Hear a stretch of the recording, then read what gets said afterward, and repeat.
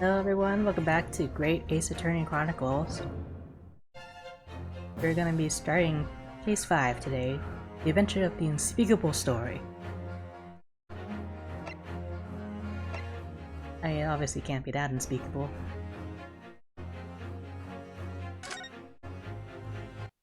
Investigating.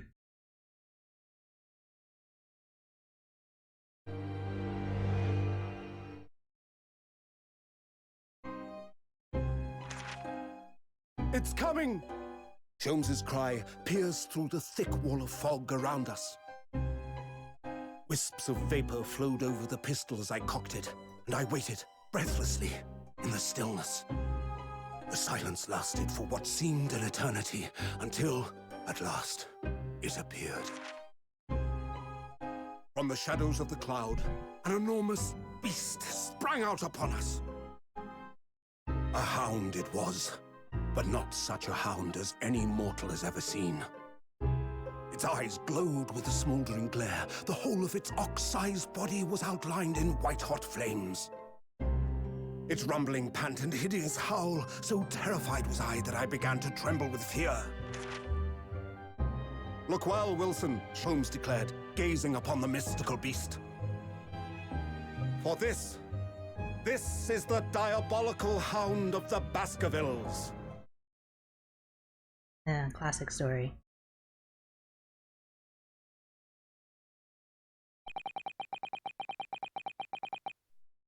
Our first 2 months in London passed by in a flash. And that disconcerting courtroom experience we were first thrown into on the day we arrived in the country. And Soseki-san's terrible ordeal that had followed closely behind, we had emerged victorious. However, there then came an abrupt end to our opportunities to appear in court. Which was hardly surprising, of course, since I was nothing more than an amateur, an unknown student of law from a faraway land. The life in our little office was very quiet. That is, until it was shattered one day, that fateful telegram.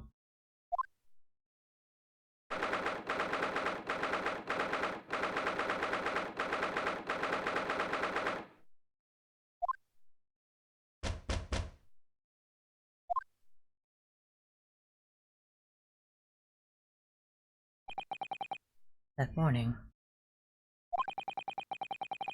I was woken by the unreserved knocking on the door by the telegram boy.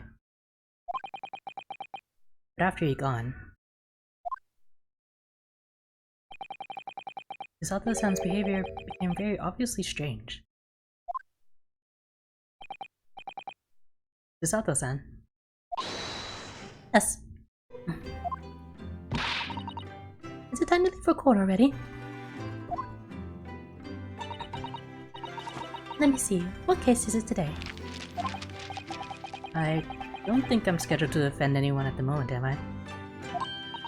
Oh, no, of course not. How silly of me. But I think Gyra said she would make us breakfast this morning. So, shall we go down to Mr. Sholmes this week? Yes. Iris makes the most delicious breakfast food. She does, doesn't she? And once our bellies are full, we can leave the court in fighting fit form. Let me see. What case is it today?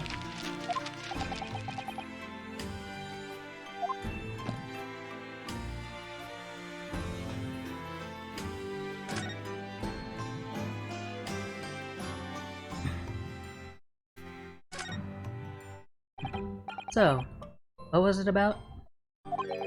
The telegram that was delivered this morning, I mean. Oh, a telegram? I don't know what you're talking about.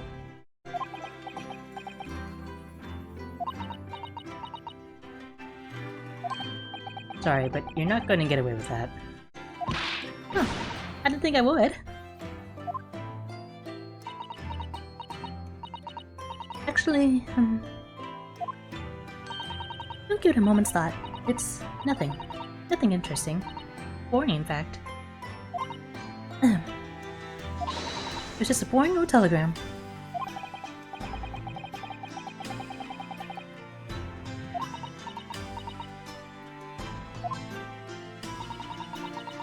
I promise that I'll tell you about it at some point. Alright, I understand.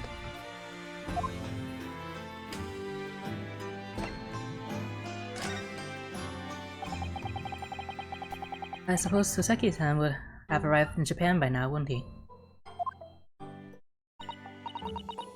Yes, I should think so. He left immediately after that terrible ordeal.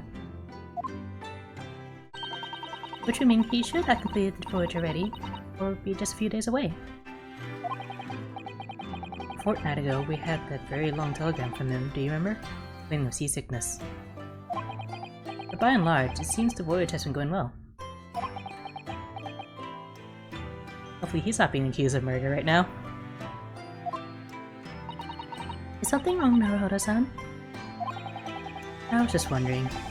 What might have become of Soseki-san if he had stayed in London now? You mean, as regards Lord Van Zieks, the Reaper? Yes, I can't help but wondering if seasickness would have paled to significance in that case.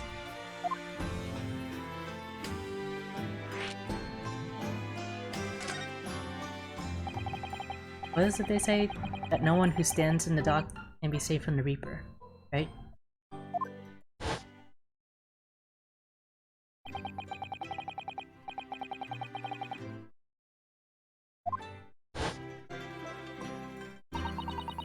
Even 2 months on, the cause of that dreadful fire is still a mystery. Yes, but at least Soseki-san is safely out of the country now. Presumably, that means that the curse of the Reaper can only take effect within the confines of the city of London, perhaps? Even if that's the case, it's a little uncomfort. I have a terrible sense of foreboding. If the legend of the Reaper is to be believed, it would mean he wields the swords of justice himself. Come to think of it, I wonder what he's been up to these past 2 months. Really not wielding that sword against more acquitted defendants. No, I don't think so. Apparently Lord Van Zieks hasn't appeared in court once since our last encounter. Oh? Yes, since Soseki-san's trial. He's withdrawn from judicial service again, it seems. Really?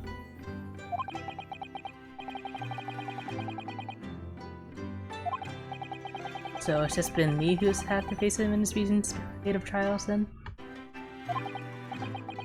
Just my luck. I wonder if luck doesn't come into... Sorry? What was that? Oh, nothing. Never mind.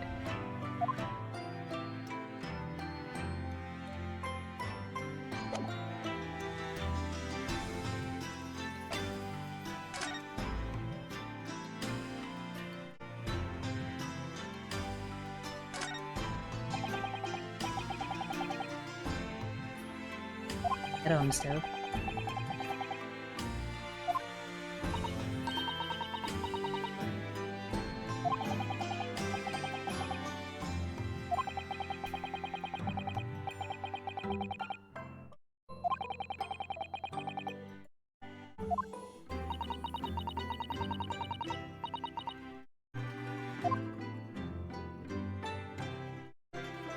Got a little tea set here too.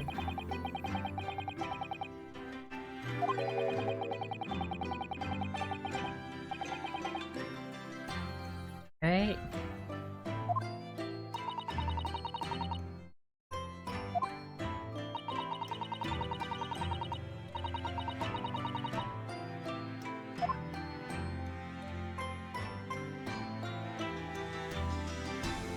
That zombie.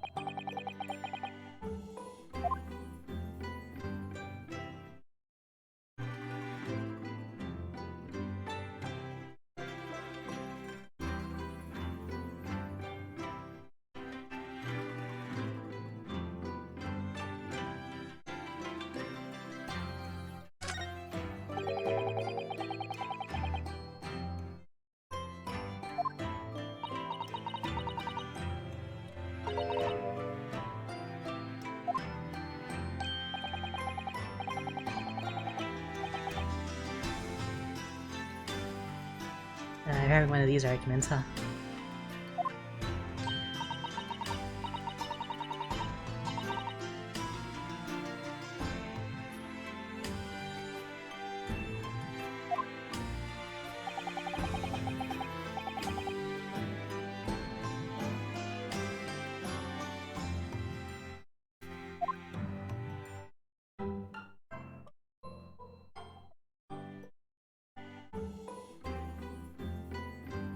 Nothing about this ladder back here.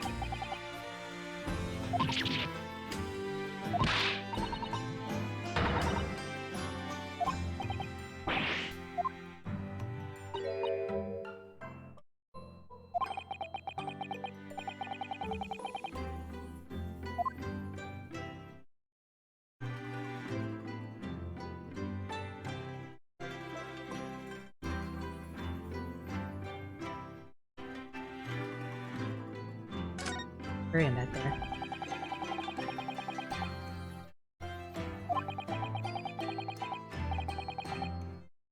You have prawns and anemones in there?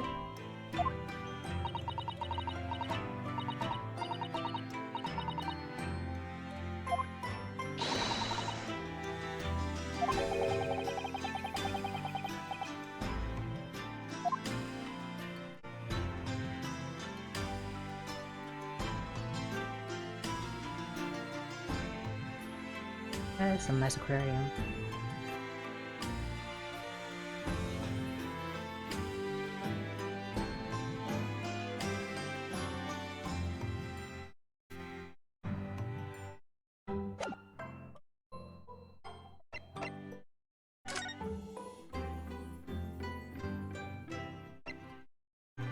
I think I'm ready.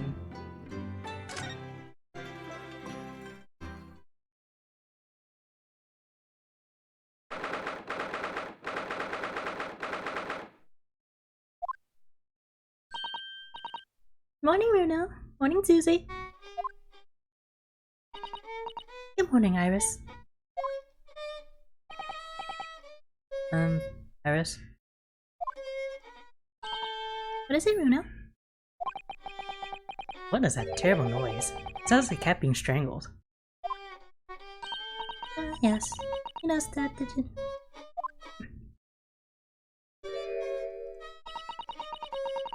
Really isn't the best form this morning, it seems.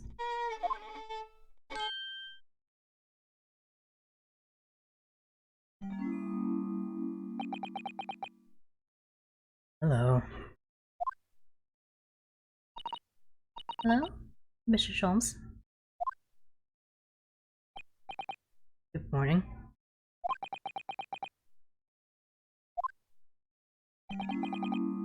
A good morning to die, perhaps.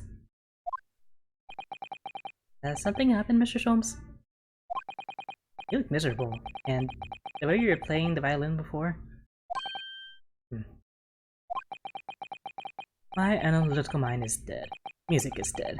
The world is dead. Damn this blanched existence. That's all it is, my dear fellow. Nothing of consequence. I'm afraid I don't understand. Well, Iris, isn't it time we ate? Some dry toast and insipid coffee for me. If it's not too much.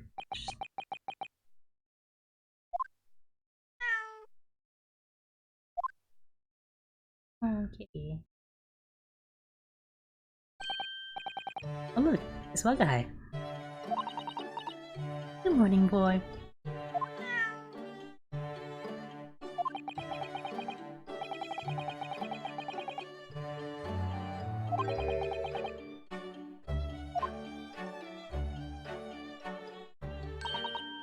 And everyone, time for breakfast.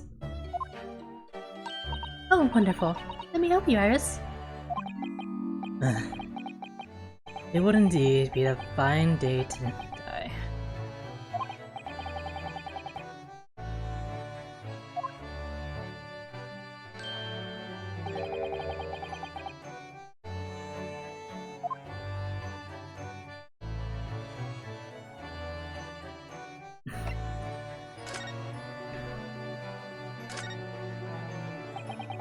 You seem to be very unhappy this morning, Mr. Sholmes. What's happened? It used to be the case that in my hands, this violin sung like a dumb chorus. Its pearlescent tones would make flowers bloom. It would? But now, the muses are unamused with me. Goddesses of music have thrown me over. Whatever do you mean, Mr. Sholmes? For hours I have bowed, for days even. Through the night I have endeavored to no avail. The sound, my tone, is lost. That brilliant, clear, unwavering tone, gone forever, no more recitals of unbridled emotion. Well, you haven't been practicing much lately, have you, Hurley? Don't worry, I'm sure it will come back to you in time. Heed my words, Mr. Naruto. The goddesses of the arts are fickle. One day they bestow genius on a man, the next they unmercifully withdraw it. Oh dear. Why is this happening to me? If they take the turn I have for the violin from me, what is left for pity's sake? What is left?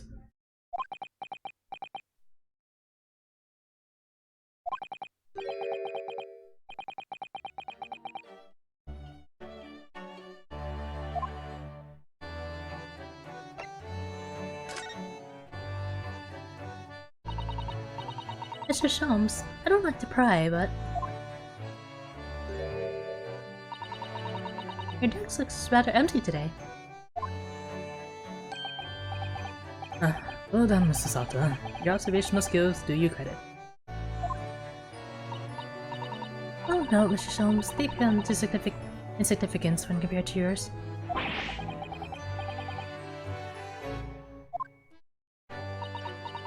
You mean Hurley's great analytoscope? That's a Winnebags now. Sorry? Is that a Windy Bank? No, Winnebags! The pawnbrokery. What?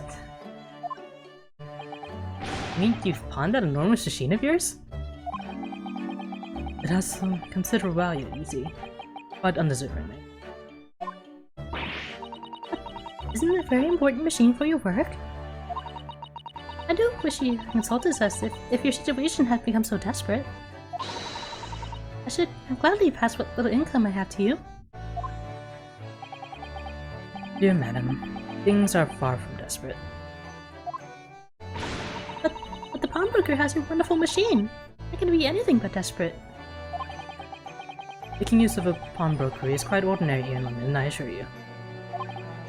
It is? It doesn't sound ordinary at all. It would seem that neither of you fully understand how pawnbroking works.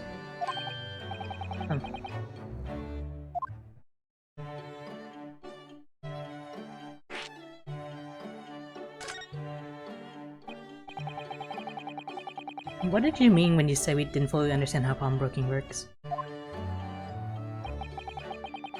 To the people of London, pawnbrokeries are akin to the banks. Thanks. On Mondays, merchants relinquish their finest jackets and trappings to their pawnbroker of choice. With the money they receive in return, they are able to trade happily through the week. And then on Saturdays, they go to recover their things using the money they've earned. I had no idea. This has been a fascinating lesson for us. Everyone does it, you see, especially people in inner London. And should they have money to spare, they would purchase another fine jacket. Not to wear, obviously, but to pawn, should the need arise. Oh, how ingenious. So whenever we have something that's getting in the way, we leave it at Winterbanks, you see? A pawnbrokery can be thought of as an extremely secure vault.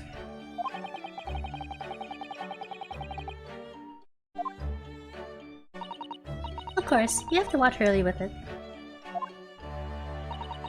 Sometimes the pawns things he really shouldn't. Don't you, Hurley?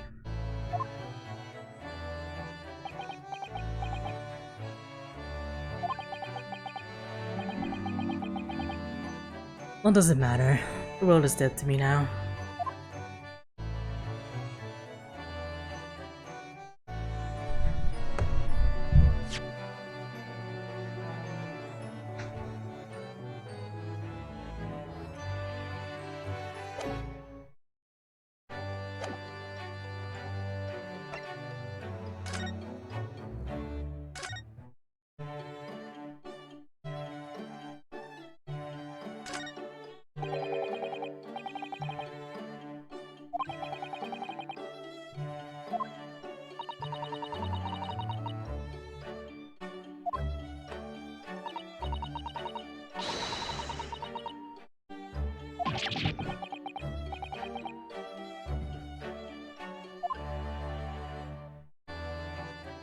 And the chemistry to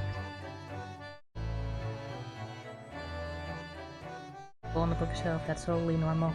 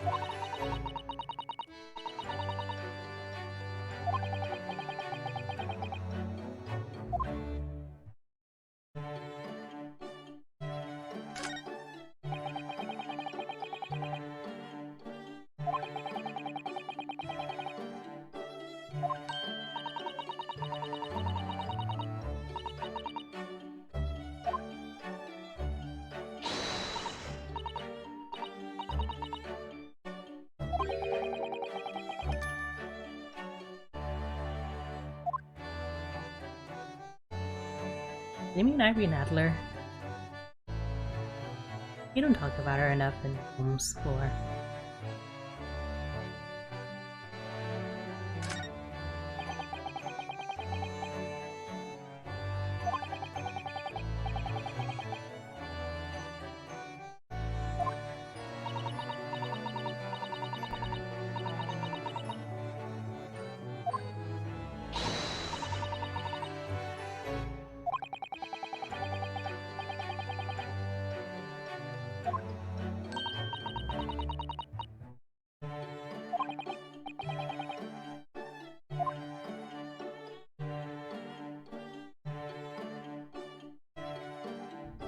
You chill out with the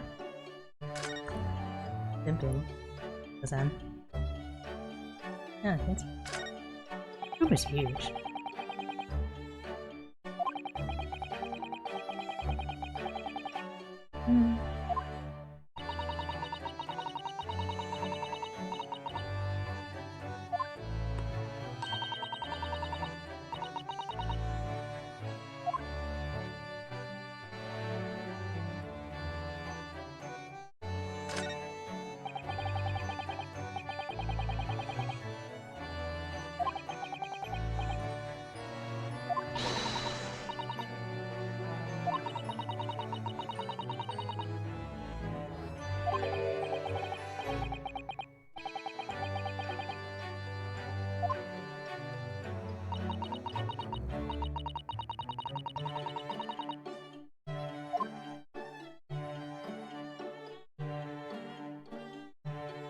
I need to take down some actual bad guys rolling to Sato.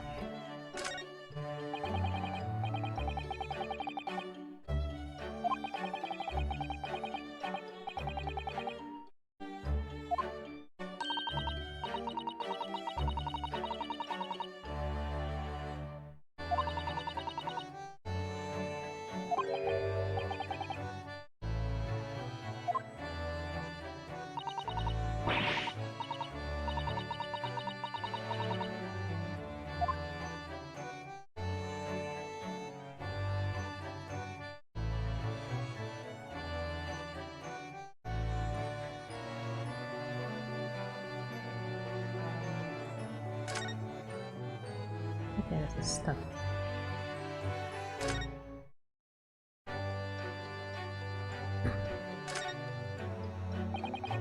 Mr. Natsume's cat seems to have settled into his new home then.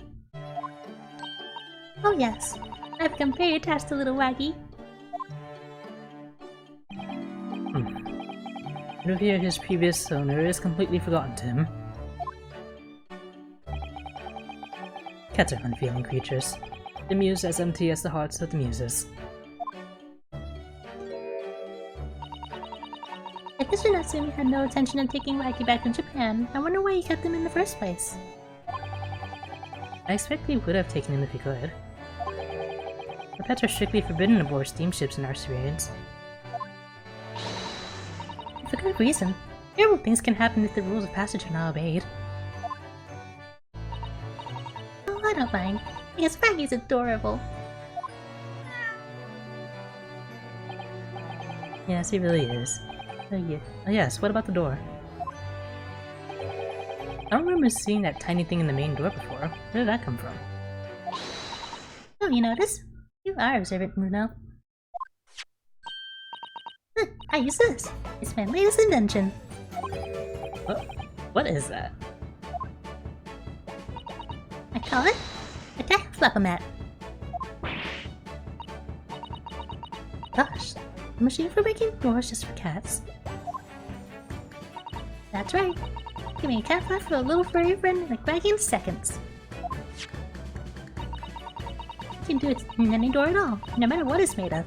It's very powerful, you see. Wouldn't it have been quicker to just make the cat flap rather than making a machine to make the cat flap? Well, yes, maybe. And I can make cat flaps anywhere I like. Oh, I think it's wonderful. You must make one for us in the door of our office upstairs, Iris.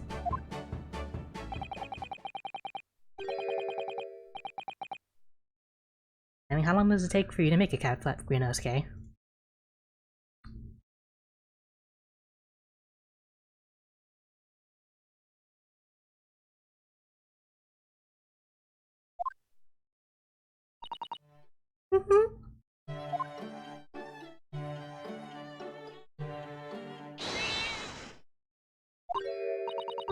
What was that? My guy? Uh-oh.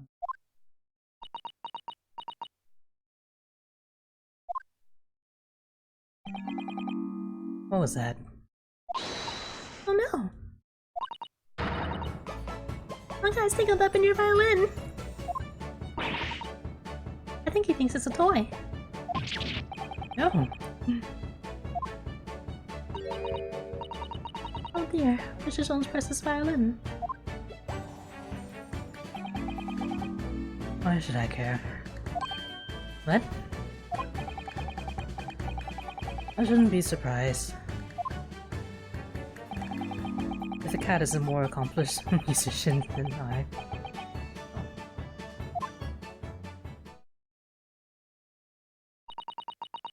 Mr. Jones really is in poor spirits, isn't he? Well, anyway, I'll put it back where it lives, shall I, Hurley? I'll catch reach if possible.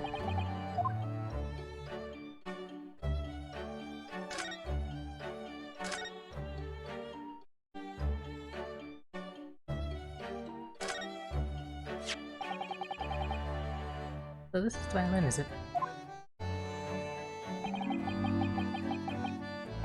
This is Stradivarius, one of the finest violins in the world, made by the renowned Italian luthier Antonio Stradivari.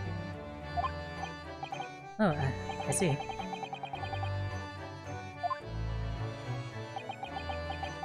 I happened upon it covered in dust, languishing in a pawn shop down the nondescript back alley. The broker had no idea of its value, so I was able to purchase it for a mere 55 shillings. Just text me.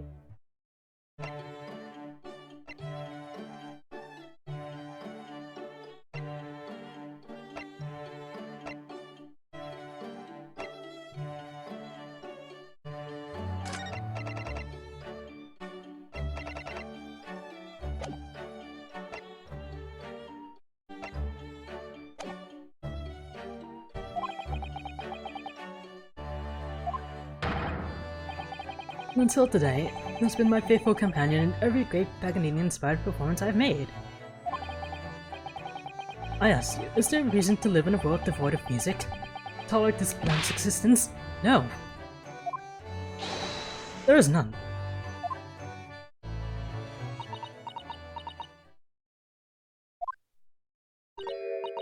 Mr. Sholmes?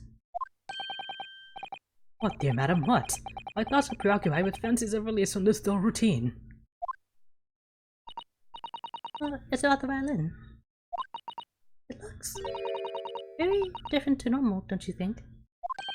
Hmm? What do you mean, Mr. Sata? Oh, this is right. Yes. The tone of the wood is completely different. That's not all. I'm sure there's no crack here before. It's not even the right size, is it? What's this?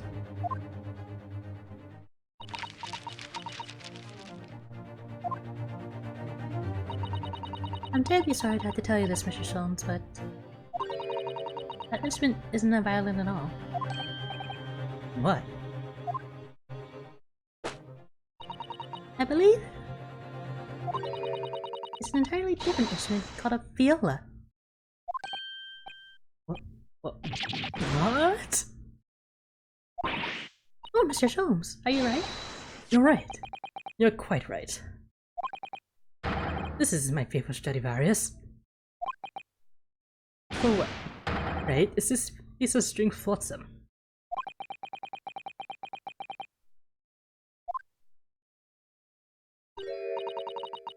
I see what must have happened. Did you, Iris? This is just a simple mix-up.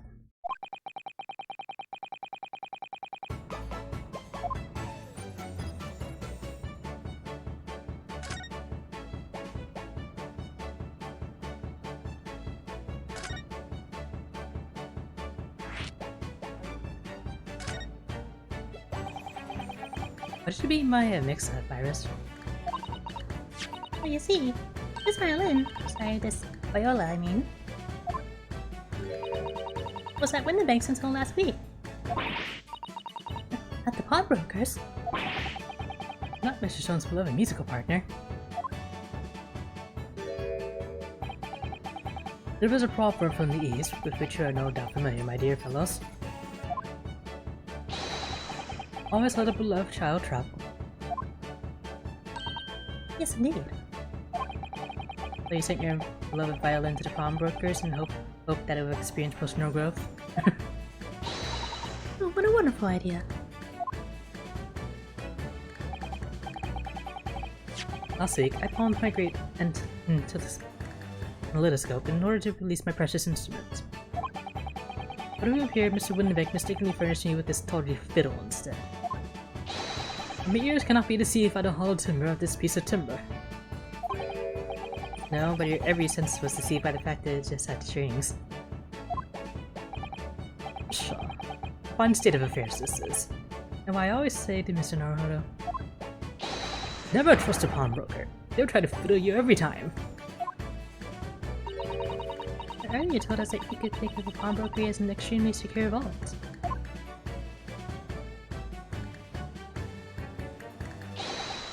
Come, Mr. Naruhodo. Dilly-dallying will get you nowhere. Sorry? Munching your toast with that vacant aspect. Pressing your coffee so obtusely. Are you not a little embarrassed by your own conduct, considering the urgency with which we are faced? You must visit Mr. Winneback's broker at once. That's right, isn't it, Mr. Sholmes? Precisely, Mrs. Otto. But a moment's delay. But I haven't finished my bacon and eggs. My dear fellow, please, that's still in to crunch your bacon with an increasingly vacant aspect, to refresh your egg ever more obtusely. Alright, say no more. Let's go then. Don't worry, Runo. I'd be happy to get it up for you again later. Oh, thank you, Iris.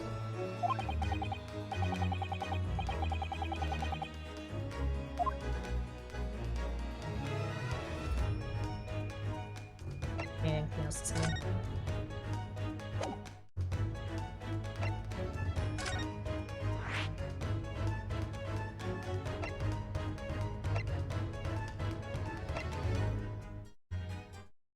You just go straight in there?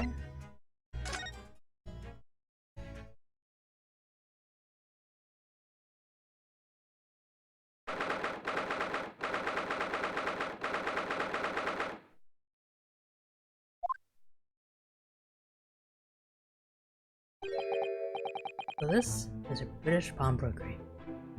Oh my. There are all sorts of tools and contraptions in here that I've never laid eyes on before.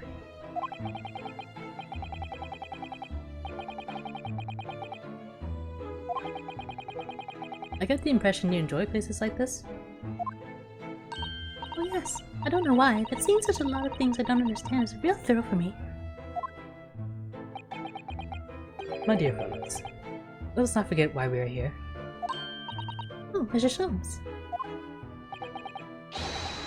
We are calling on matters of business, not pleasure.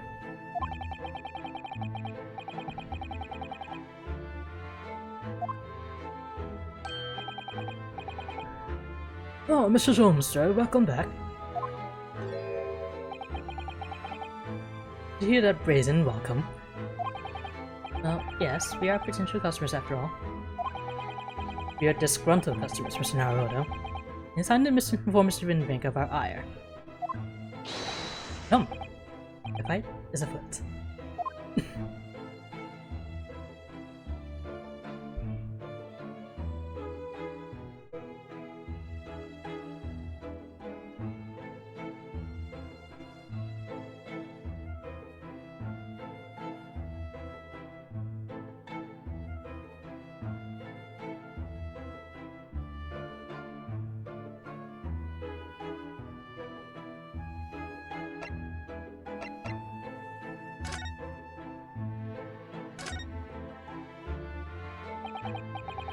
Naturally, you will recall this, which I retrieved from you some days ago.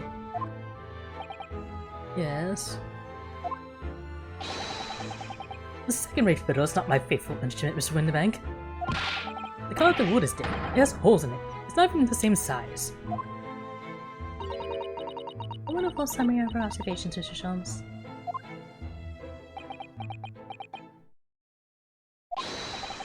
I'm so very sorry, sir. Oh, utterly unforgivable of me. An inexcusable mistake for a pawnbroker.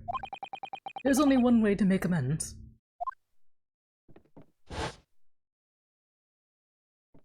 Sir? I should have to take my own life.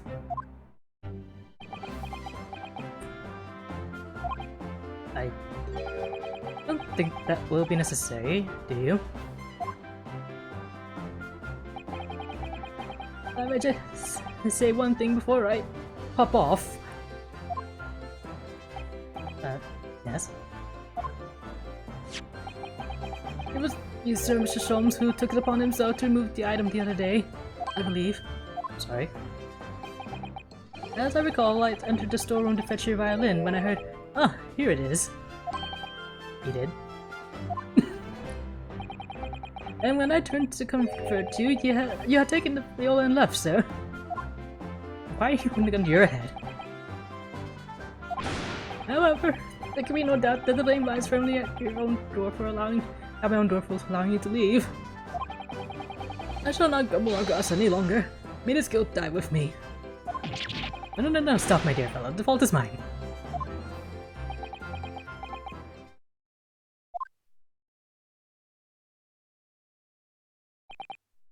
Phew. It would appear that the fight is over.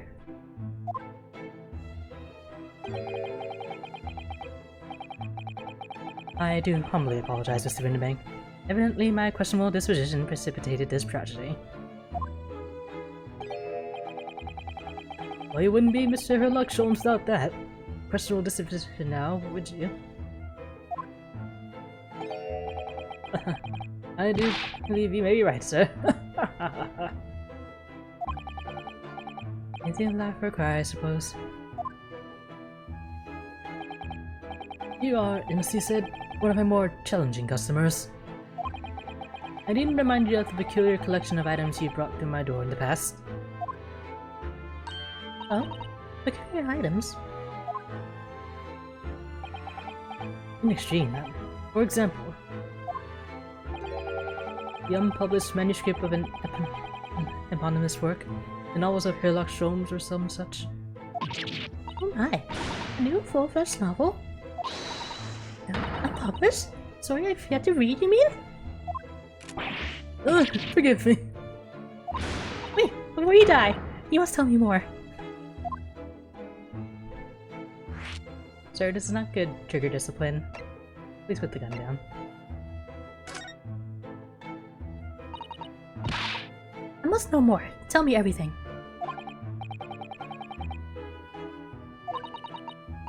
Is there really an unpublished story under this very roof? Well, one day the gentleman here brought in an old metal chest, you see. I should like to entrust this to your care for a while, Mr. Winterbank.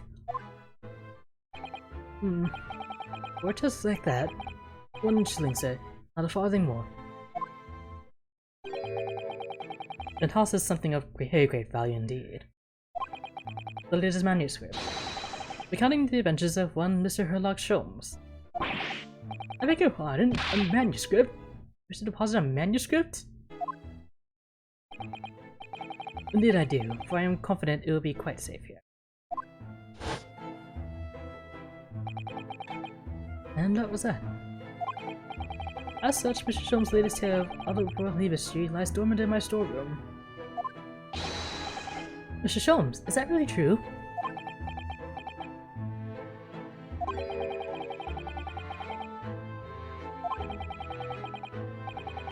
I continue to pay your fee, do I not? And kindly continue to store my belongings securely. Of course, sir, of course. You're safe and sound with me, I assure you. On my life!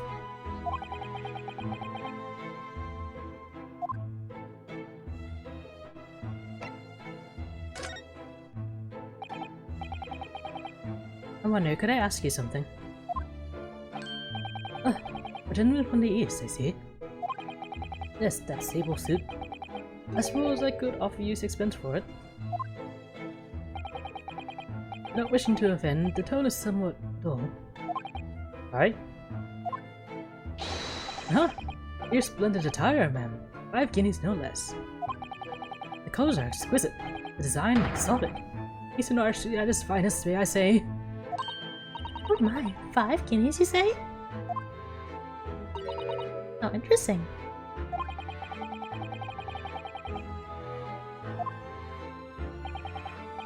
Actually, I was hoping to ask you about your business.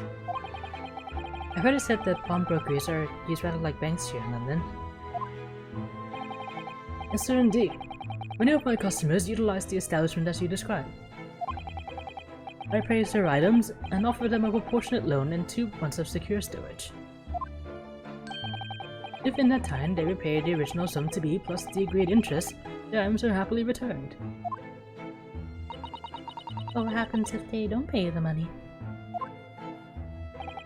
Then the items are offered for sale in my shop, as you can see on the shelves behind me. So you never sell items before the 2 months has passed then? That's right, ma'am, that's right.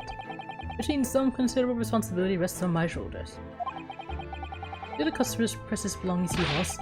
The only recompense is for me to end it all. The very idea, Mr. Bank, is an absurdity.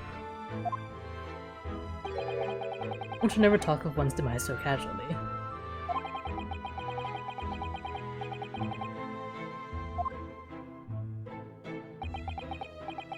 And let us not forget that I've already helped you take measures to ensure such a tragedy never occurs. Well, what sort of measures? I engineered a simple device, which Mr. Winterbank has installed here in his shop. I call it the Red-Handed Recorder. Is that not so, Mr. Winterbank?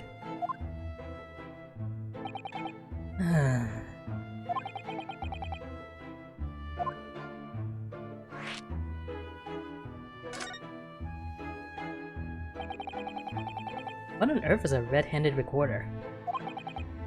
These are eyes, my dear fellow. There are 2 just below the ceiling.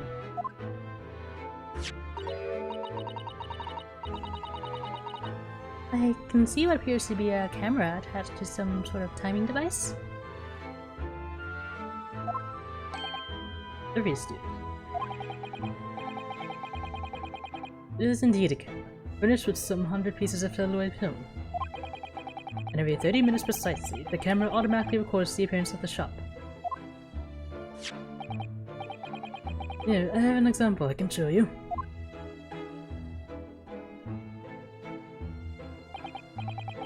Oh yes, I printed from the camera set to record the activity at the shop count. I developed a special type of film so sensitive, it produces a crystal clear image even in darkness. Really? That's extraordinary. Yes, you can clearly see the counter and the door behind it. Look.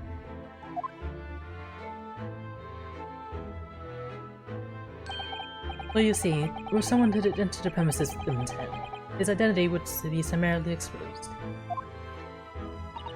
But did you not say that the photographic prints were taken at 30-minute intervals? Indeed, as you say, dear madam. Then what if the incident were to occur in between times? One can only say, that'd be a cruel twist of fate. I must confess your devices have been giving me some cause for distress of late. Beg your pardon, Mr. Winterbank. Clearly they are anything but distressing. Reassuring is the word. It's the cost of the film, sir. You most graciously placed not 1 but 2 cameras in my shop after all. Which means I must pay for nigh 100 utterly useless prints every single day. I'm afraid the cost of the film will break me before I'm very much older.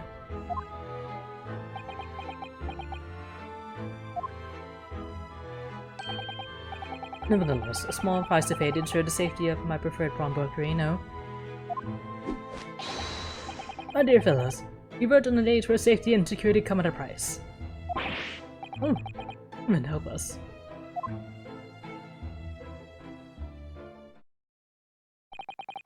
Now then, Mr. Solms, allow me to return your Praxis violin. The very thing. Thank you, Mr. Winterbank. Perhaps this might mark the end of the peculiar items you tried to pop, Because if anything were to happen to one of them, this would be the only answer. I really think you ought to stop waving that gun around. Someone could get hurt. You're not. Sorry. I've only loaded a single bullet, so no one but myself couldn't possibly be harmed. Yeah, that's still not good gun safety. Good day to you then, Mr. Windbank. It's been a pleasure as always, Mr. Sholmes.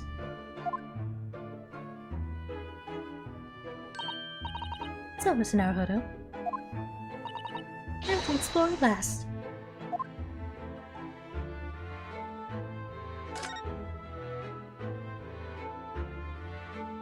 More shovels and or spades.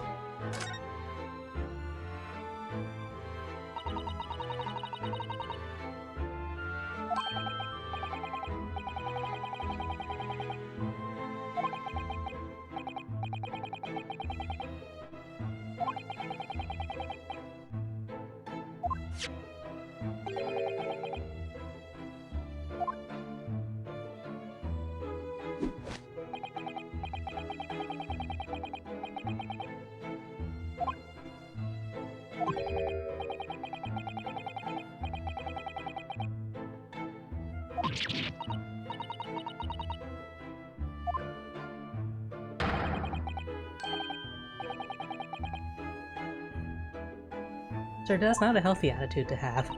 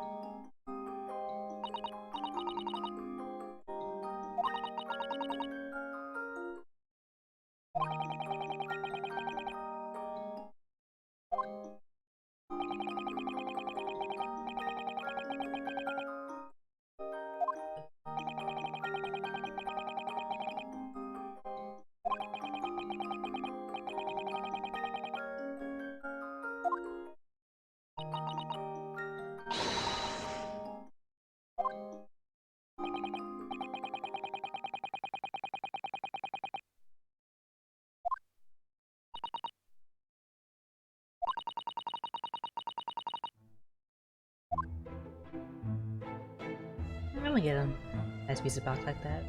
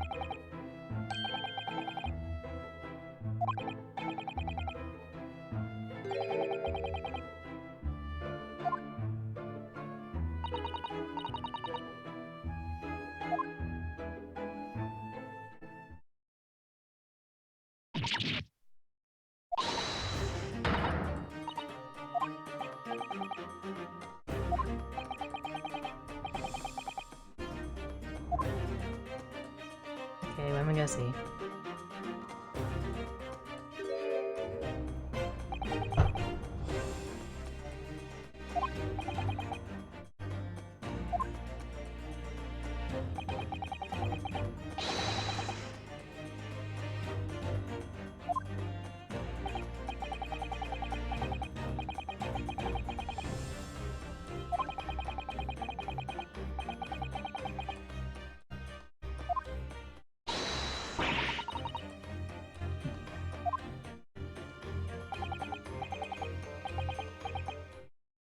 Technology.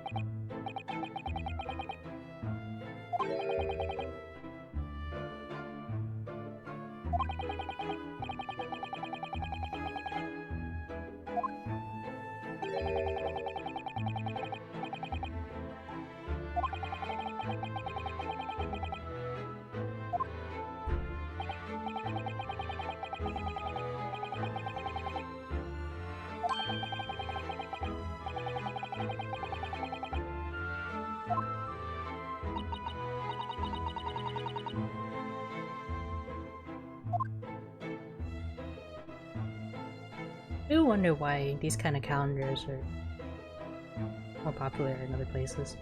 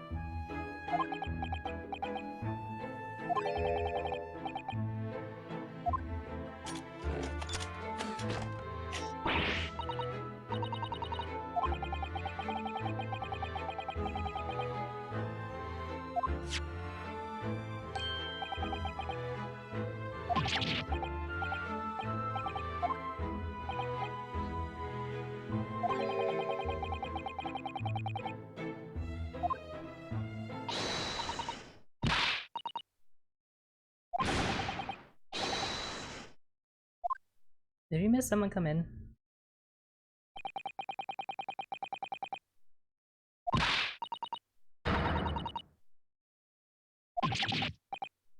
Is that Gina?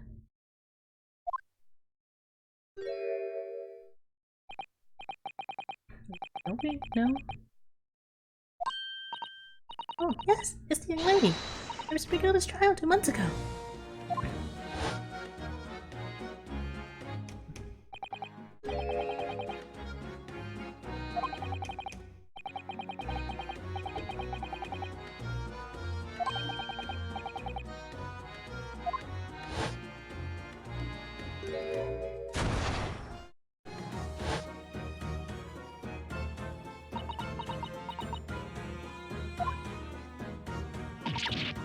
Hold a minute, you lot.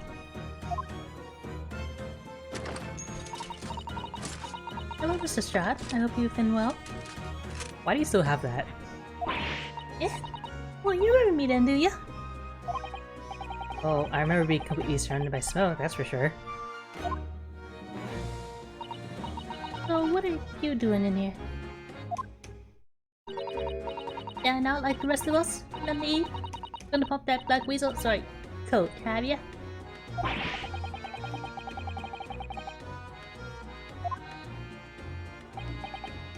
Oh, good day. Unless I'm much mistaken. You be the young pickpocket who stole our accidental smoke-related launcher. Ah, Mr. Sholmes.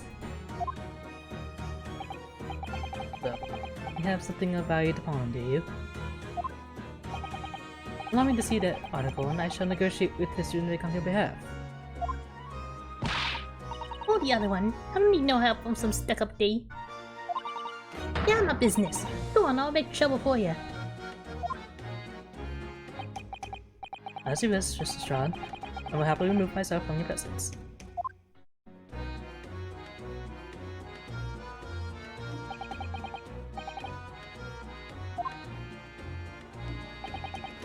I'm sorry, but as I said, there's really no room for negotiation here.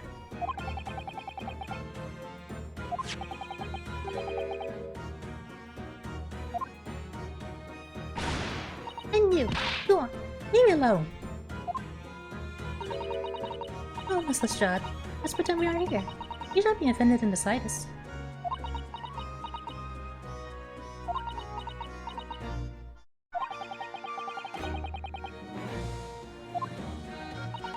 Whatever.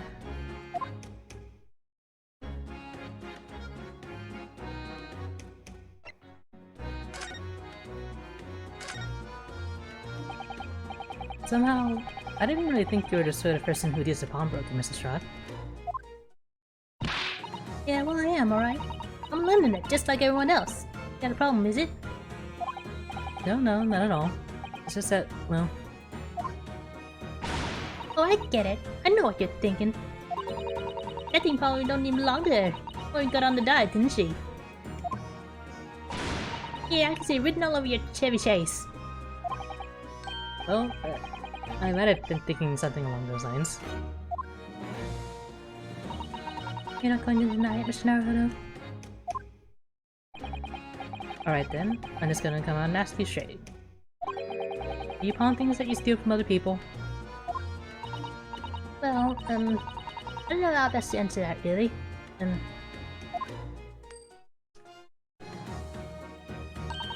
Those. Sometimes. You're not going to deny it either, Mr. Strahd? But not this time, alright? I swear. That thing belongs to me.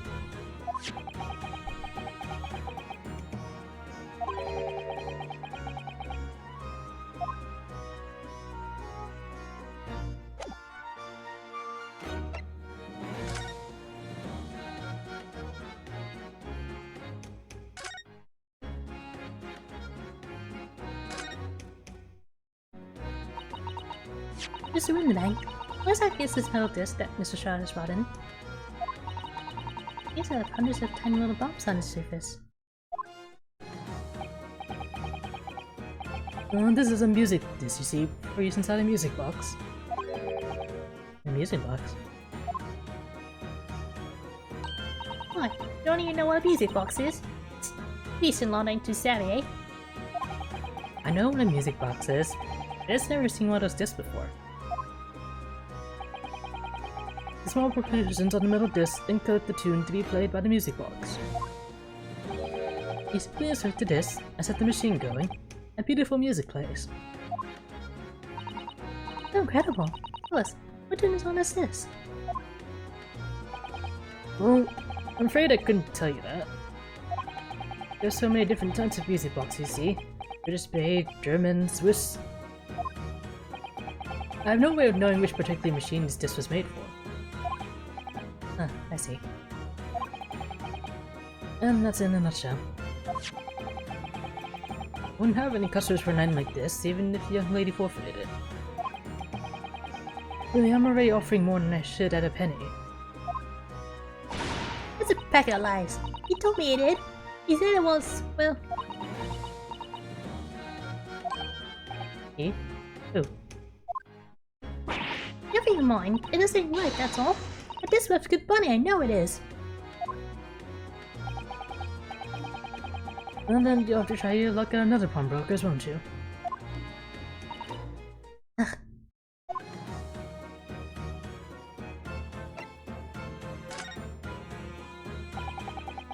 He's been in before, of course, this little tattered demolion. I see. I brought some devious article or other with her every single time, I might add. Dubious? What are you trying to say? I'm an honest customer, mate. So, is there something dubious about the disc she brought in today? Oh, if only it were that simple. Sorry? What do you mean? What she actually brought in was a storage ticket. A storage ticket, so... Mr. Shaw has actually come to redeem an article for me today, is that right? Yeah, that's right. You like me as a lost stuff what needs storing.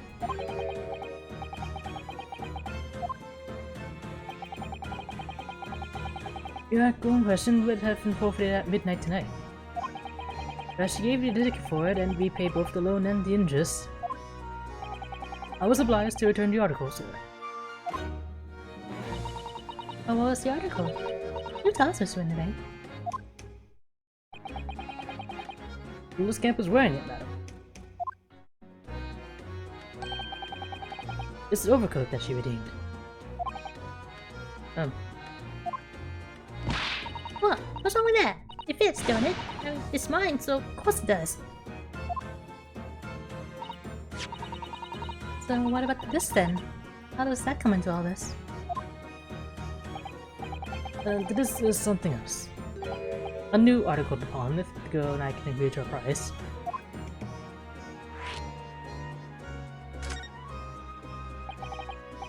I'm confused. I thought you said that Mr. Shroud brought in a storage ticket today. It's really quite simple.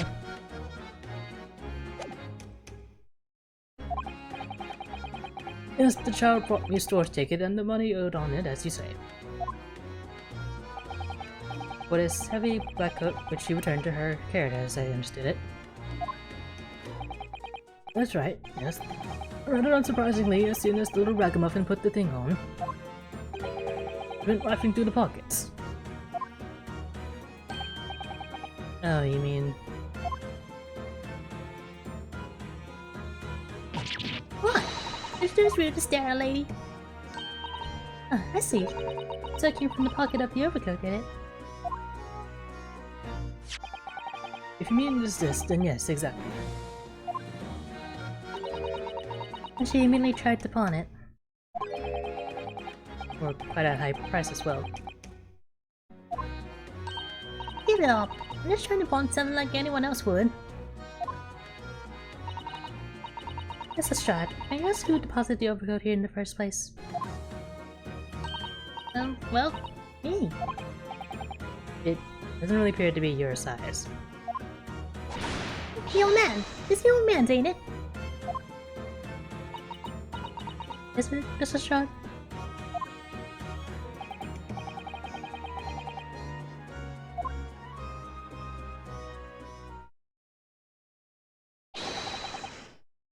What could this be? Ooh, fancy man. Who's this picture postcard English gentleman?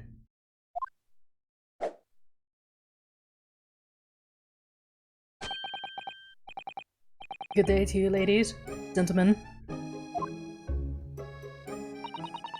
What's your problem, eh? There's no problem, as long as you remove yourself. A matter to discuss with the proprietor.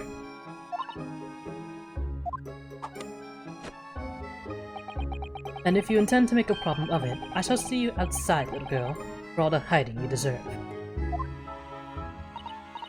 Look, ain't it obvious? I ain't done talking with him yet. You think you're such a gent, you should know how to wait in line. Oh, you are an impudent little brat, aren't you? as well as a pickpocket. Eh? Who are you? How do you know who I am? The question is, how do you not know who I am? You haven't the courtesy even to remember the faces of your victims, it seems. What? You mean from you? Broker? Yes, sir.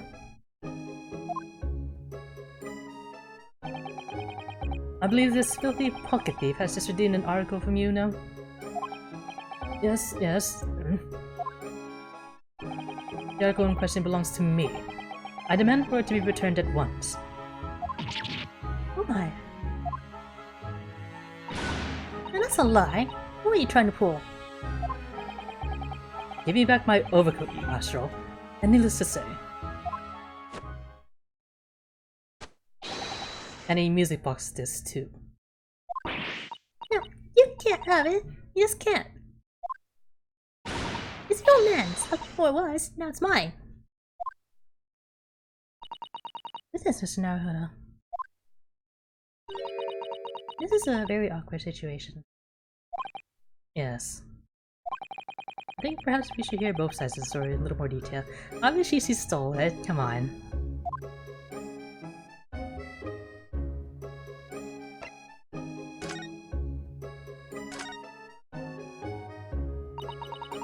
Mrs. Strahd, is what the gentleman is saying.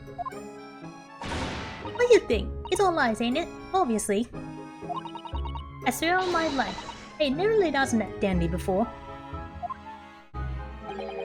Let's hear it now, you little ragamuffin. You stole it, didn't you? That ticket you brought in here just now. No, I swear it. I swear to God. It was barely an hour ago.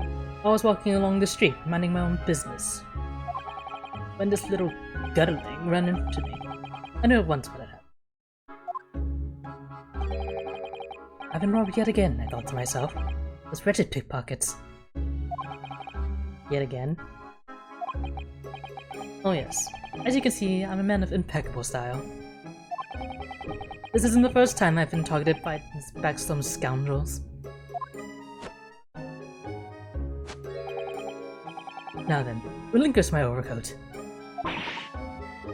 You or I'll stick your stand on you. Come along now, Mr. Shaw. Get the good gentleman his coat back. If you're going to cause trouble, I shall have no choice but to call the police. Hold on, why does everyone think it's me? Just look at this dandy coat. You think I'm the dodgy one? I'm sorry, but no one's gonna believe you. Well, what about evidence? Yeah.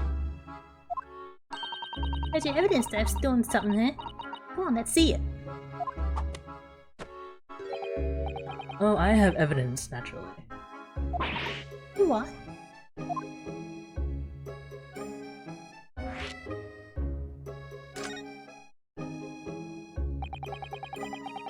Evidence that the article Mr. Shard redeemed actually belongs to this gentleman.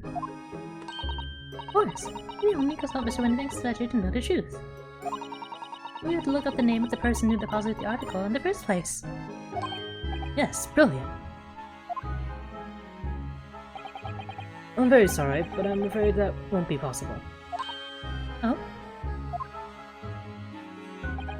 I never ask customers' names, that's a strict policy of mine. But why not? Well now, as you can imagine, some of my customers have circumstances to consider. A great many of them prefer to maintain their anonymity. Yes, I see. But then how can you know if an article belongs to the person asking to redeem it? Well, it's quite simple. Good sir. I don't trouble you for the watchword associated with the article in question. Of course, it's Professor. Yes, that's right. And all the evidence we need. This gentleman is the rightful owner of the article, without doubt. A watchword. Interesting. Then why'd you give her the coat? So about these watchbirds, Mr. Winterbank. As I just explained, I never ask customers' names when they deposit items with me. There are many reasons why. Certain customers would like to keep their activities secret.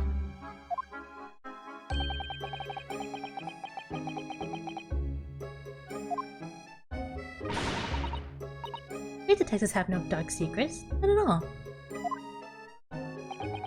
Yes, well. Anyway, that's why I always ask for a watchword whenever I set the new article. Anyways, it's like the secret combination of numbers used to unlock a vault. So you get a deposit, a description, and a watchword, uniquely identify each item. And of course, then I get store's ticket to the customer. If someone comes to redeem something, I ask for the ticket and the watchword.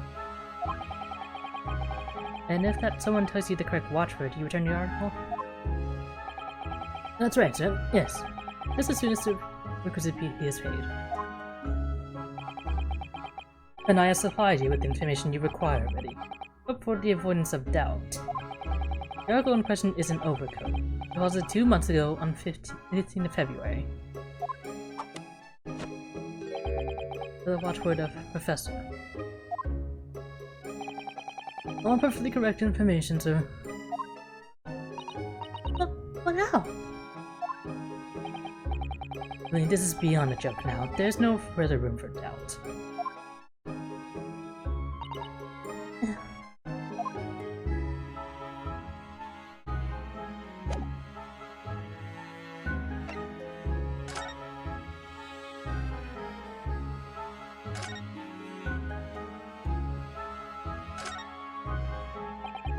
Excuse me, but who are you? One would expect the inquirer to introduce himself first. But clearly you are not British, so perhaps our ways are foreign to you. Oh, sorry, yes. You're from the Empire of Japan. You're studying here. Oh yes, Japan. I've heard talk of the place. This happens to on some fiery brown colored soup, just happens to exotic spices. You might be thinking of somewhere else.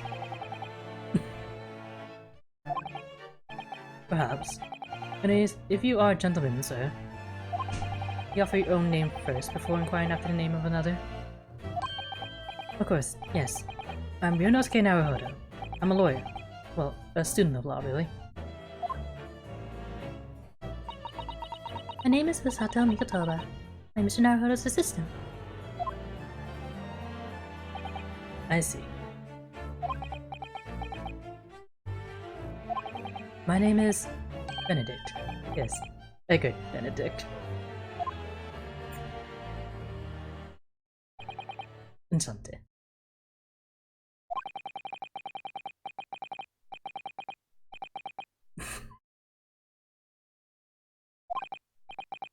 Now to the matter at hand. My overcoat. Return it at once. Someone with the style to carry it off. Every move he makes, every breath he takes. I can't stand watching him. This is a good case.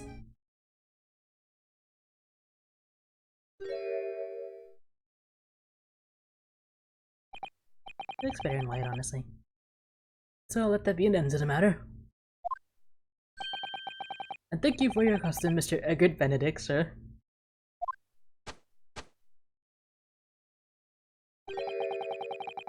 With such reasonable rates of interest, I may even decide to come back. This is why I hate grown-ups. It's because I'm a diver and thinks that makes me a liar. Oh, aren't you? And the contents of the coat pockets, if you please, broker. Well, of course, sir. Here's the disc for you.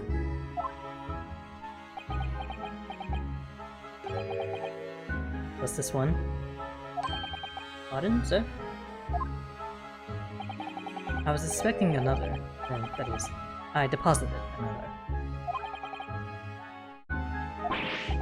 Oh dear. I regret to inform you, sir, that what was deposited with me was merely the overcoat. This happened to be in one of the pockets, but I was completely unaware of it until now. So, Gutterling, you're having more of what's rightly mine, are you? This who, eh? I don't know nothing about it.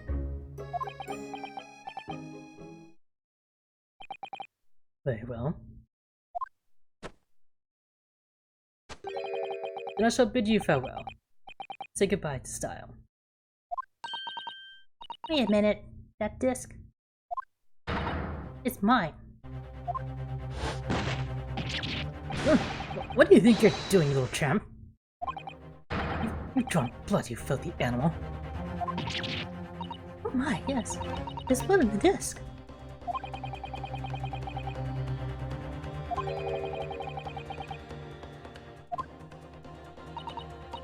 I found it first, alright? It belonged to me old man. So you're not having it. But you take it. Me? If I hang on to it, grab it off me again. You keep all of it. It's a shot, I'm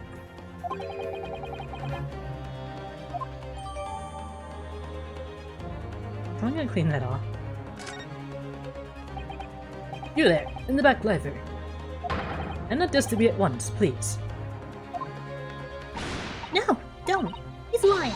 Nuns are all liars.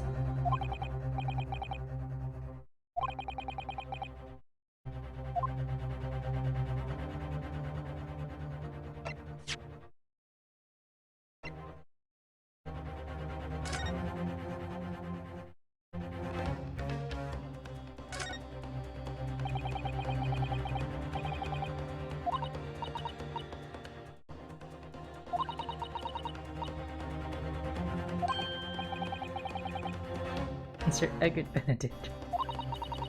Bert.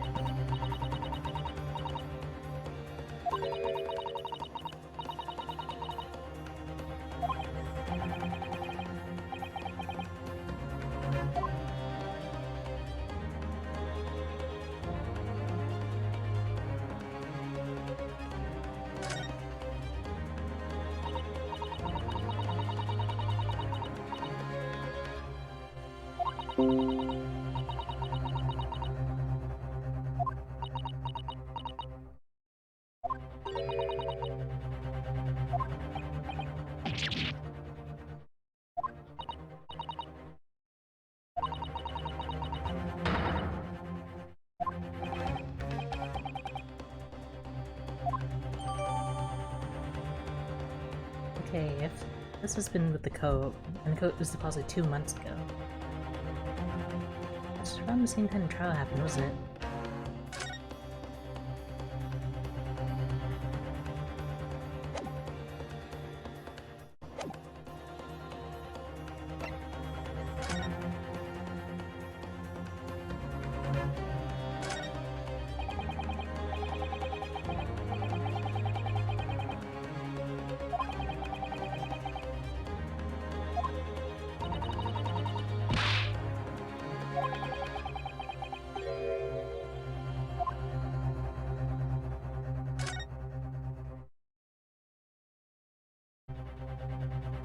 Mr. Sholmes, a little help here?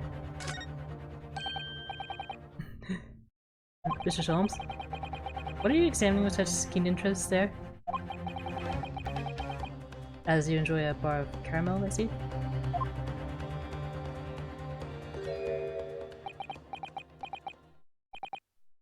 So, you found me at last, Mr. Naruto.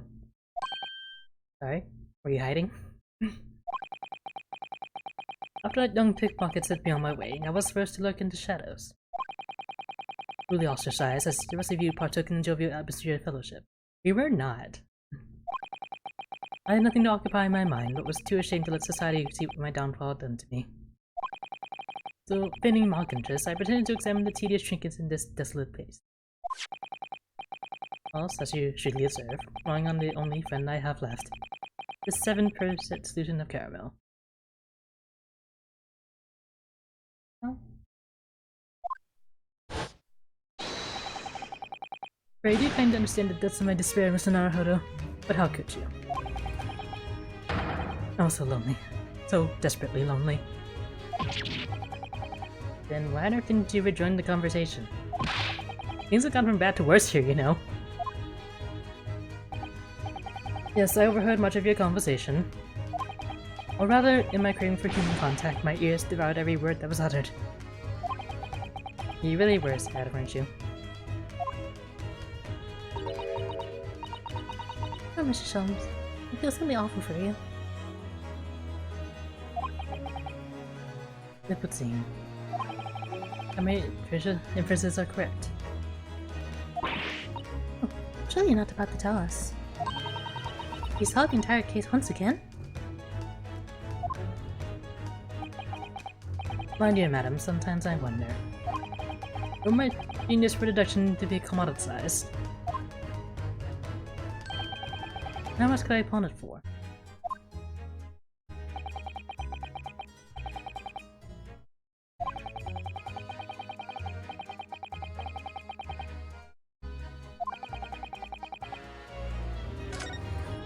Let's do it.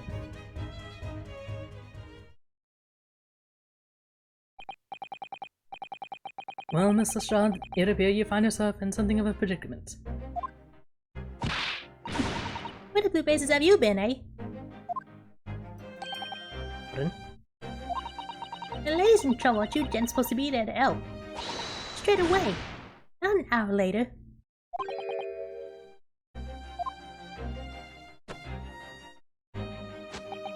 And who, pray tell, are you?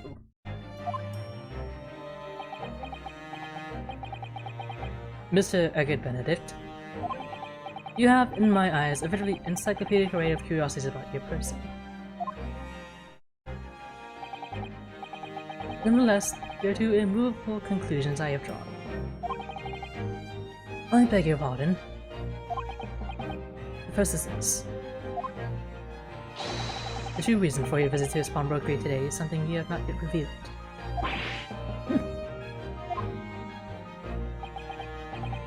One second is this.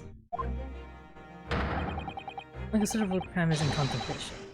One you will orchestrate with intent to steal a vast sum of money. Well, Mr. Benedict, what say you to my deductions? Now,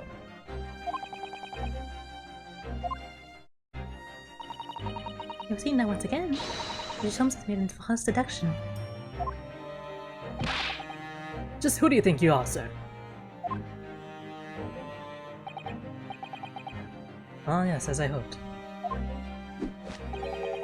That's precisely the plain expression I was looking for.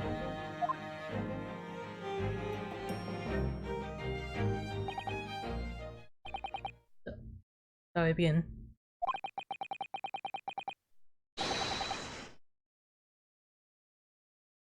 The time has come for yet another Herlock Sholmes' Logic and Reasoning Spectacular.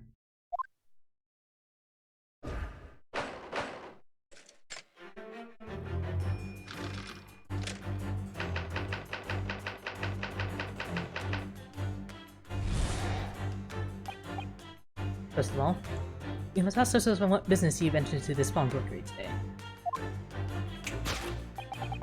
You claim to have followed this pickpocket here, having had the redemption ticket stolen from you on the street. But that is most certainly a lie. The real truth is something quite different. As revealed by that which you hold in your hand. Yes, what brought you to the shop in the first place? It's a staff recruitment flyer. The piece of paper in your hand is a staff wanted advertisement for this very shop. They say advertisement, don't they? Anyway. And even the most unobservant will soon realize that a man of your appearance is no need of such an employ. So in other words, there's some ulterior motive for your actions. Hey, no littering. The cane, which you unwittingly clutched to your person, exhibits an incontrovertible contradiction. What other one? I've had this cane for years! The contradiction of which I speak is, of course, the missing ferrule. The end of any walking cane would be Ignited with a metal ferrule to protect the wooden tip. And a detailed analysis shows the wooden tip of this stick to be utterly bare. Therefore, there's only one conclusion. The rod that would hold in your hand, which appears to be a walking cane, is in fact no cane at all.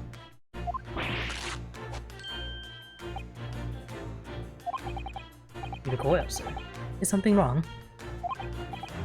Well, And then you're recoiling, you inadvertently facilitate the insert of the next conundrum that presents itself. Namely, what is the truth behind this rod you bear?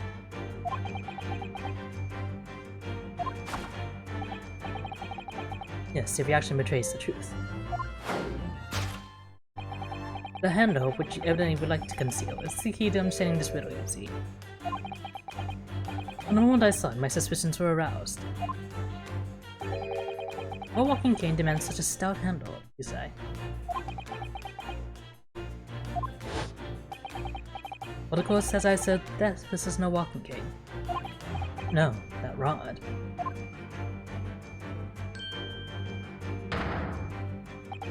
It's the broken handle of a shovel. What?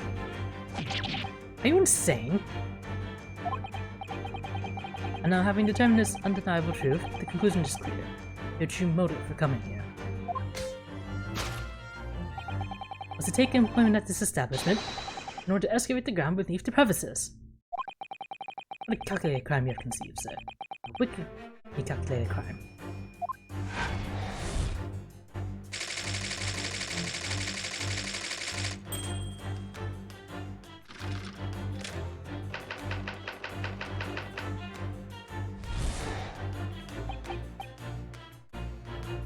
Now, Mr. Benedict, let us continue. We must expose the details of this elaborate crime you have in the planning. This is utterly absurd. You suggest that I, a gentleman, intend to excavate the ground beneath this pawnbroker with a broken shovel? What on earth do you suppose I could expect to find there? Some long-forgotten treasure, I suppose. See, for such a fanciful theory, what possible reason could I have to do as you say? Oh, but there's ample reason. As you're only well aware, Mr. Benedict. And your further glance is more telling than I could have hoped. What? Let's consider what would motivate a man to infiltrate a shop such as this and covertly dig beneath his floor.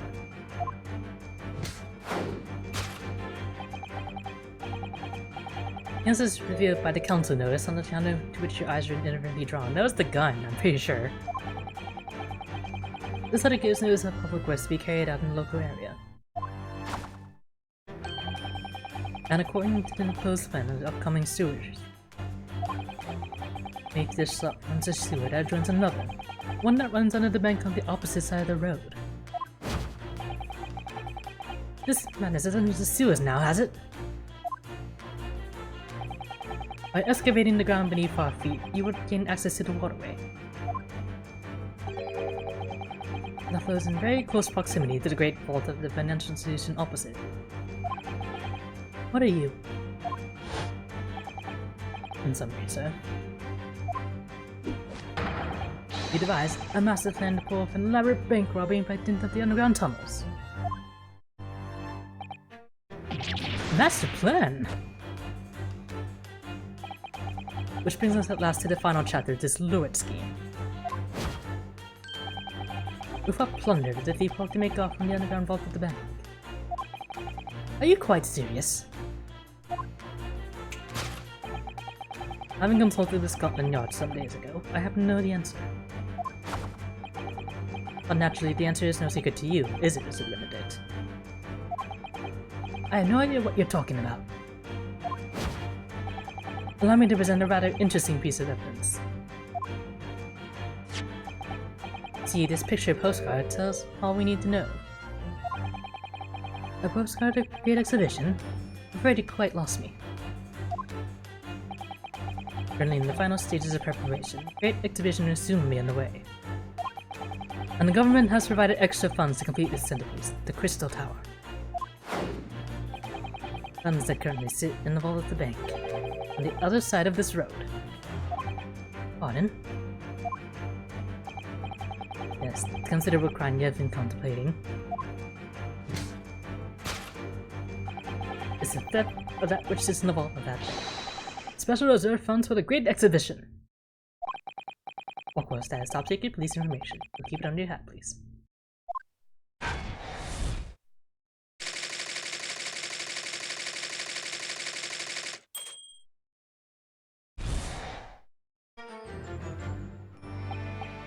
Thus concluded Herlock Sholmes' great deduction of this pawnbroking puzzle.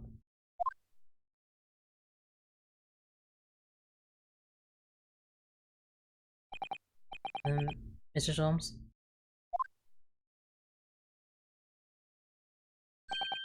Well, Mr. Naruhodo, an impressively upbeat deduction for a detective racked with loneliness, would you not agree?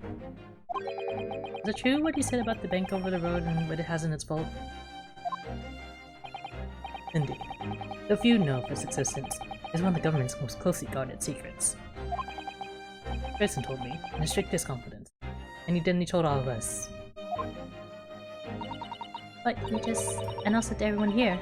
Rather loudly, in fact. Huh.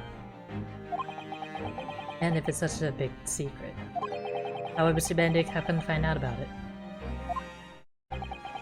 Give me one explanation for that.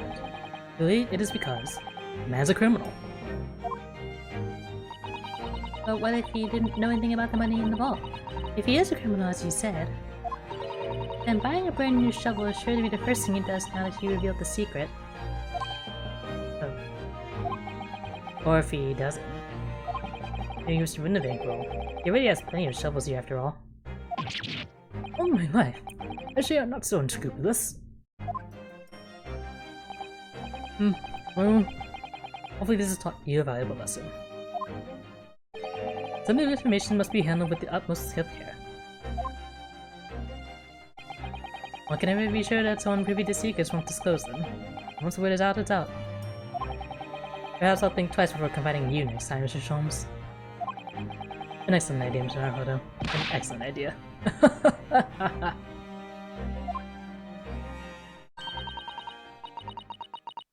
Well then, Mr. Naruhodo, you know what to do, I'm sure. Yes, let's listen to that great deduction again and see if we can massage it into shape. Very well then. Let's start once more from the beginning. Herlock on this magnificent logic and reasoning spectacular.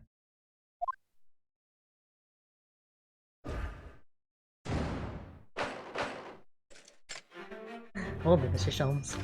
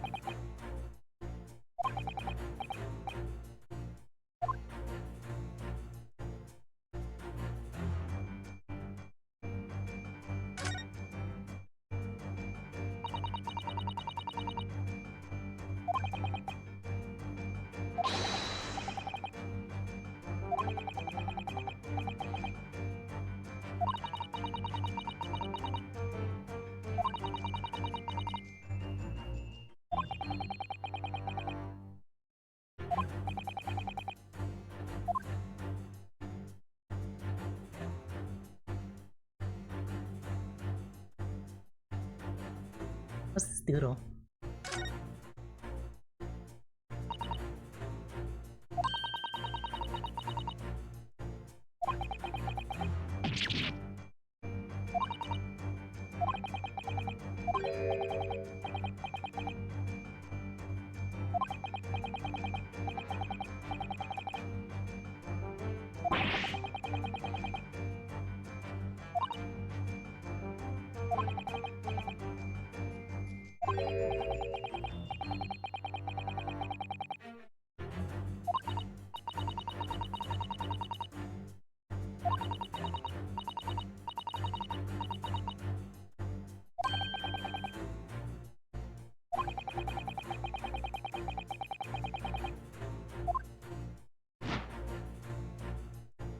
Certainly very suspicious.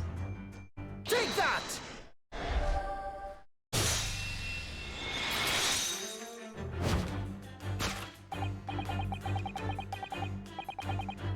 Yes, we're brought into the shop in the first place is the info about Mr. Strahd. What so, my dear fellow? It appears that the writing is get on the reverse of it. Pretending to pickpocket Mr. Strahd and did Mr. Winnivate's pawnbrokery here.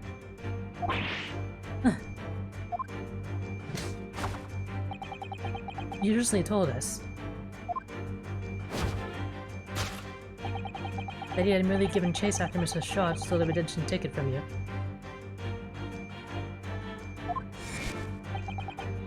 But that, sir, is a thinly veiled lie.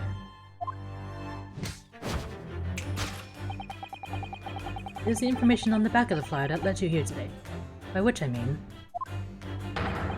Here, to Winnivate's pawnbrokery, and today, the redemption deadline of that overdraft.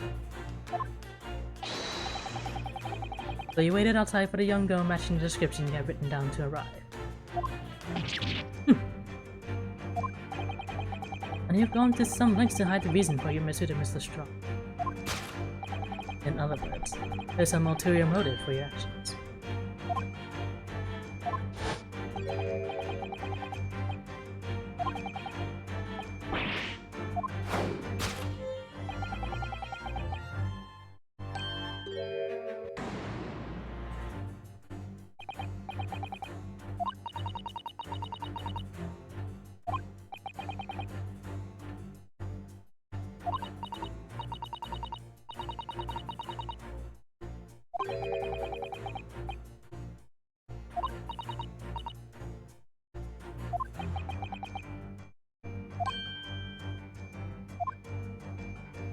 This probably is initials, but I really hope it's a sword cane.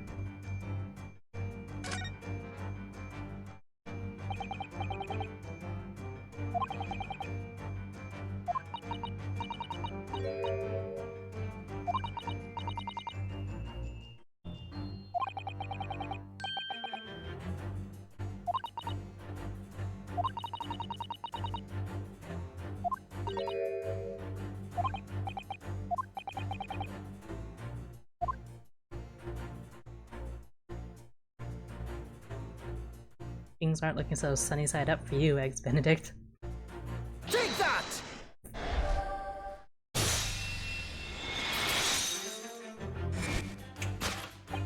The contradiction of which I speak is, of course, initially. A most astute observation, wouldn't you say, Mr. Egg Benedict? We are led to believe, sir, that your initials are EB. Yet in the most possessive manner, you have in your grasp the cane-brained initials AG. An incontrovertible contradiction indeed, would you not agree? No, you're wrong. This cane isn't... You said before that you had that cane for years. But don't try to tell us you just borrowed it from a friend or found it in the park. In short, though you hold yourself to be a gentleman, you can tell your true name.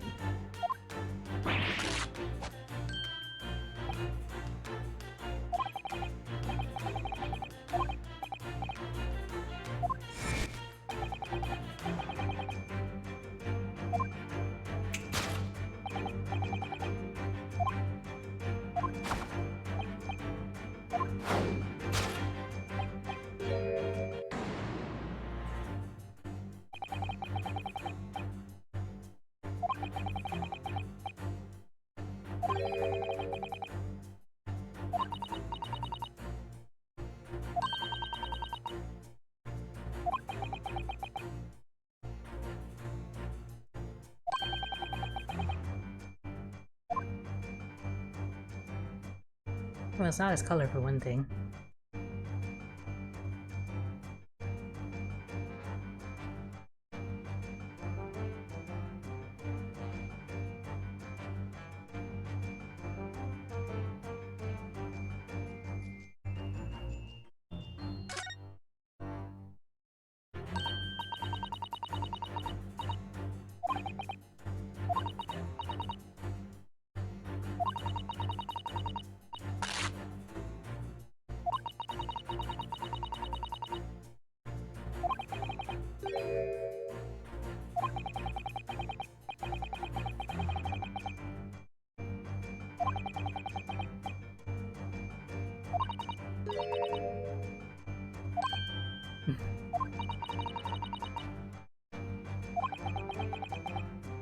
what's out there, please.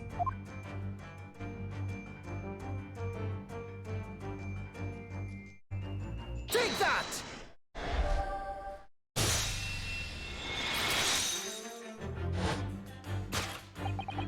The split seam, which you evidently would like to conceal, is the key to understanding this riddle, you see. Yes, because the overcoat is rather obviously a poor fit. And force it over your broad shoulders, the seam is already breaking apart. My suspicions were aroused from the outset.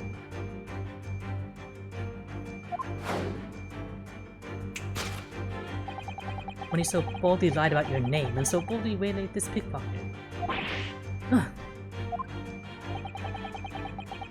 This catalog of untruths has often been for one very specific purpose.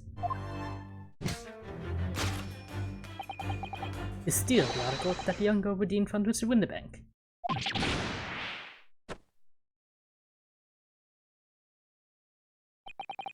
What really irks me is this. The considerable crime I initially imagined has been considerably curtailed. Don't be irked about that.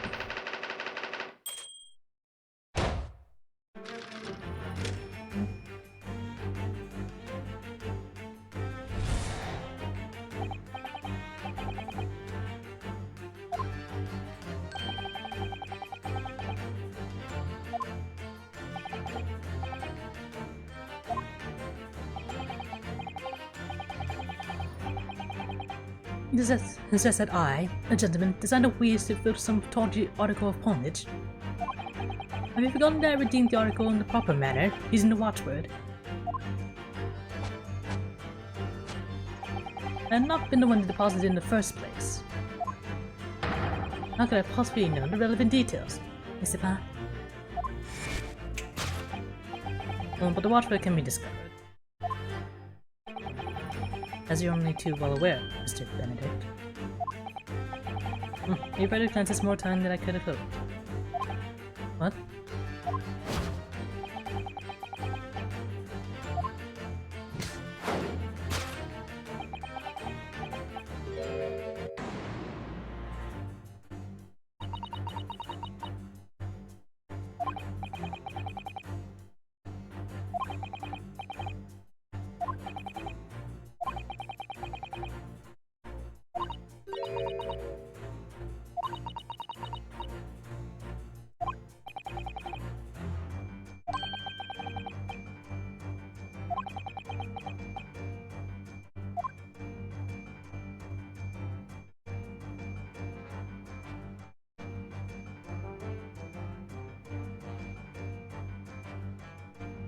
I want to look at this picture of a cat.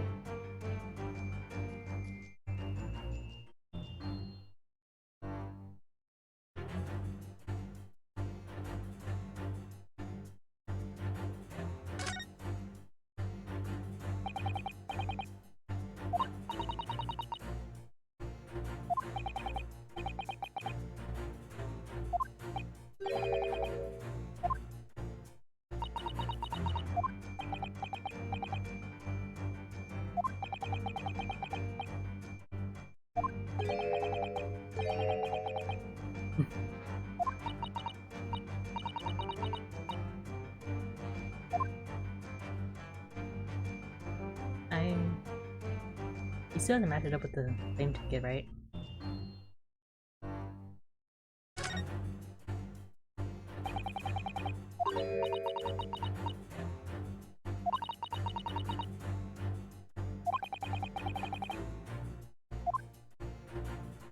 Okay, I guess the gun wasn't as relevant. Take that!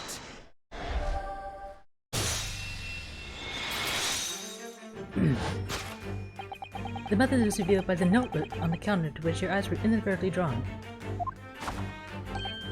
Yes, the broker here follows the same procedure whenever a customer comes to redeem an article. Yes, the customer put a watch for it and notes down the response uttered on a notebook against his hand. Then he consults his ledger and confirms whether or not the watchword matches that of the article in question. I was expecting nothing less of a diligent pawnbroker. But as diligent clearly has its disadvantages. What are you talking about? It is increasingly apparent that you were present in this shop before your accusation against Mr. Strahd.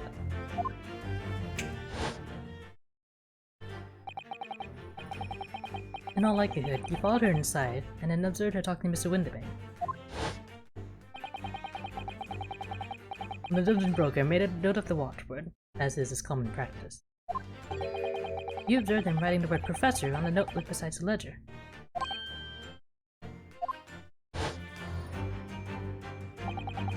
And that, sir, was the master plan you devised to steal the pawned article from the young Mr. Strahd. Master plan? Which brings us at last to the final chapter of this lurid scheme. Why would you go to such lengths to redeem that particular article from this pawnbroker? Are you quite serious?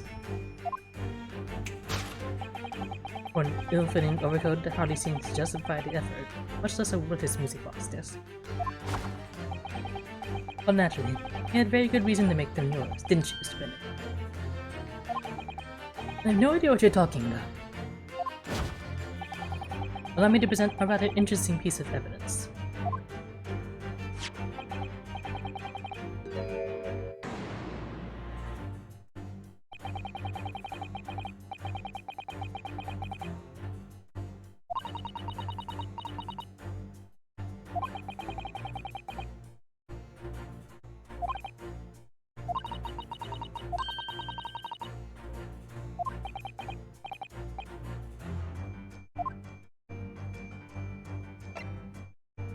Take that!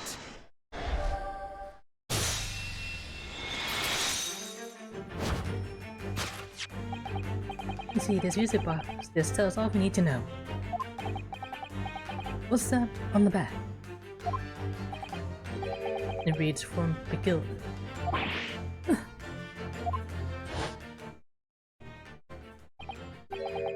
Huh, Mr. Magnus Begilded.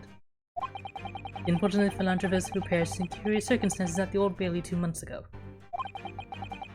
A prominent man in London, though his loan mongering demonstrated a distinct lack of scruple.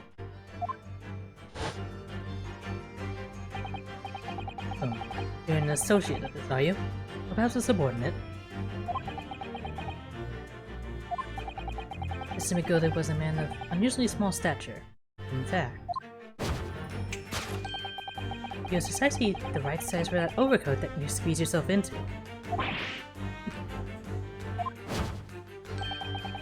Your true identity remains shrouded in mystery, Mr. Edward Benedict. But the final conclusion here is crystal clear. The reason you came to this pawnbroker today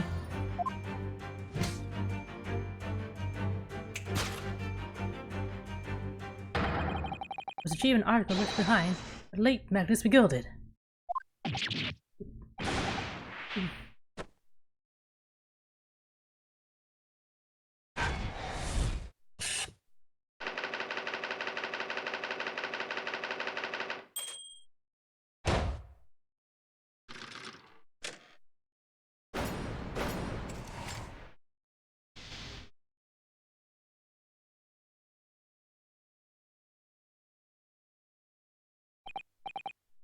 Oh well, Mr. Magnus McGilded. Not a name I expected to hear in these circumstances.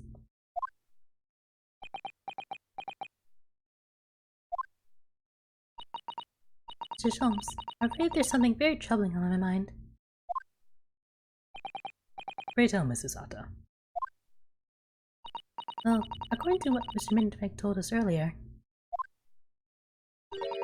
today was the final day on which the coat could have been redeemed, was it not? Yes, ma'am, that was correct. Today will be precisely 2 months since it was first deposited. Well, today is the 15th of April, so 2 months ago today would have been the 15th of February, sir, that's right. It's all carefully recorded in my ledger. Was it at 10:30 p.m., I see. What? But that suggests... Yes, 15th of February. It's precisely the day on which the omnibus murder took place. And 10:30 in the evening. It's precisely the time that which the terrible events were unfolding. Suggestive is not the word. It seems that the matter is entirely beyond coincidence.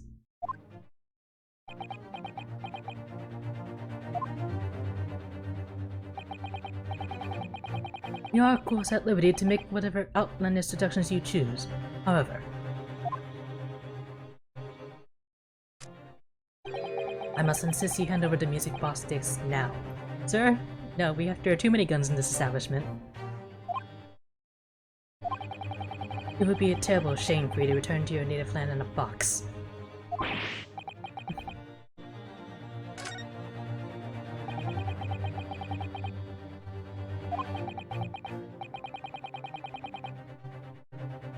Hold it!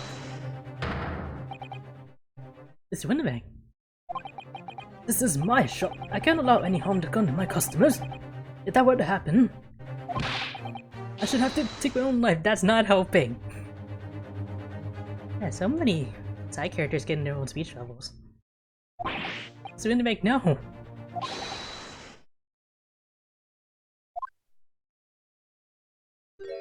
Ah, Inspector. Inspector Gregson. Inspector. That's right, Sunshine. The alarm was raised from one of our dedicated emergency lines. So we got here as fast as we could. Now what's all this about, eh? Oh, praise be, you're here at last. I was moments away from forfeiting my own life in my very own establishment. You can put the gun down now. You think you have the upper hand.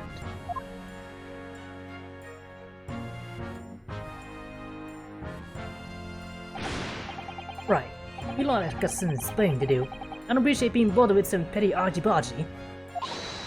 Thingy? Mr. Winterbank nearly met with his end. Yeah, by his own gun, as far as I can tell. Oh dear. An old Britain could beat with his end. I don't get to the bottom of the case I'm supposed to be working on. What? What on earth is the case, Inspector? No detail, Gregson. I might have said a little too much. No matter. It's nothing to do with you lot. Anyway, sir, you're gonna have to come with me down to the station. But of course, Inspector. He's getting away! Damn lads! Was the beat officer too? Sir.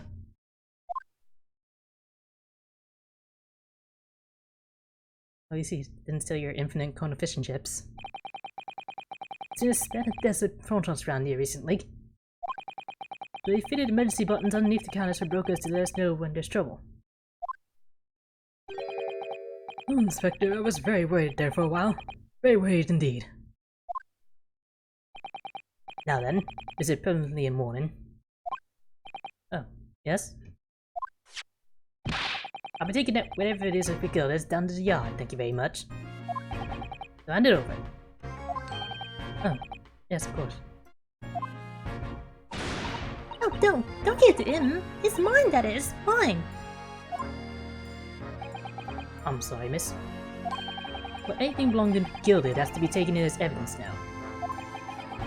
As evidence? If the police demand something as evidence, my dear fellow, we have no choice but to capitulate.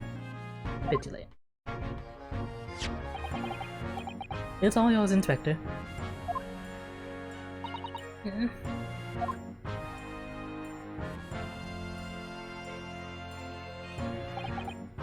And so we handed Mr. McGillis this over to Inspector Gregson. And we're summarily turfed out of the shop and onto the street.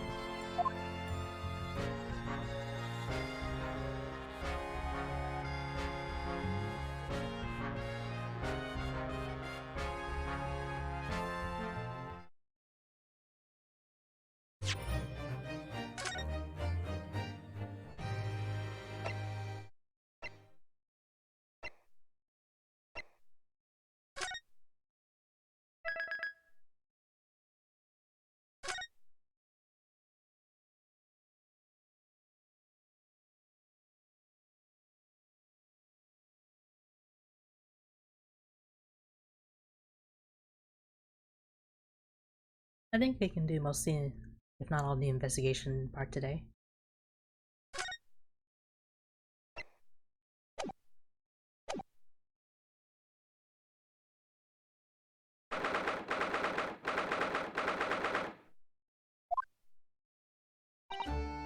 Hey, that's why I hate grown-ups.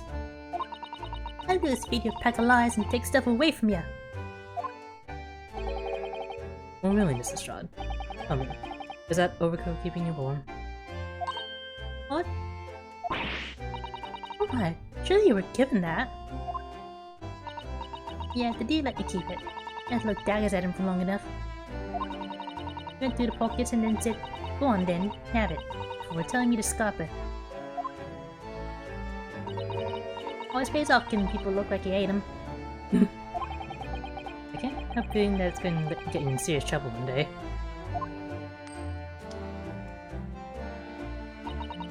What I really wanted was that nice shiny disc, mine. The music box disc? I wish your Winterbank said it was practically worthless. I think I'm gonna go and have another bash. Give a long hard stare. I think not, Mr. Strahd. You shouldn't under Winterbank's skin today. Why not? That's not fair. It can't be helped, I'm afraid. The police are investigating the scene now and taking a statement from Mr. Winterbank. Well, that's mine. I had the ticket for this coat and it was in the coat's pocket. There should be something else in all. That's what the rotten coat said, ain't it?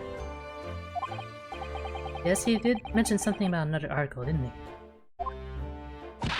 Well then, that's mine too. Whatever it is.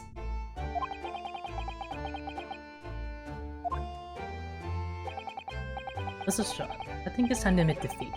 You had your haul for today. Yeah, it's all your fault, Sholmes. So what are your plans now? Will you dine with us this evening? Yeah? I would be delighted to cook, I'm sure. And I might entertain you with a modest violin recital.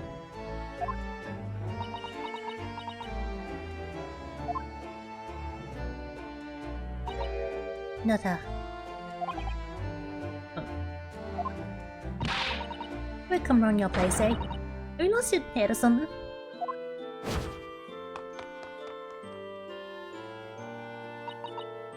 Yeah, he's gone. Having rebelled on me quite unnecessarily, I might add. I can't help wondering if perhaps she might turn up anyway. Interesting. This is one of those tsunderes I've heard so much about. When she's had a chance to calm down, I think there's a good chance she'll decide to come. Very well then. Inform Iris to set a place for our potential guests at the dinner table this evening. And one more thing. I should be glad of your company later, too. Sorry? I believe I've had a splendid surprise to show you. Oh, how exciting. What is it? You shall have to wait and see, Mrs. Sato. Until later, then. What a surprise means.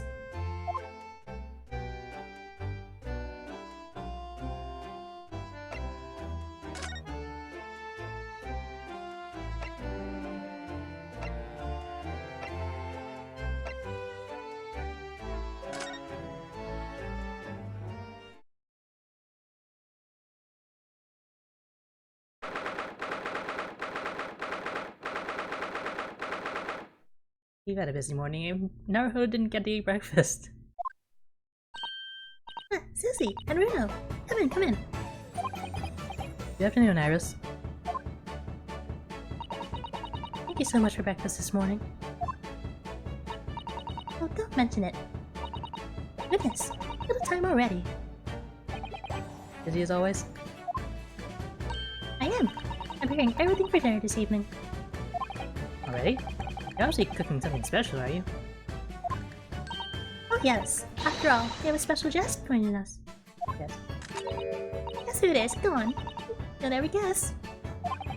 There.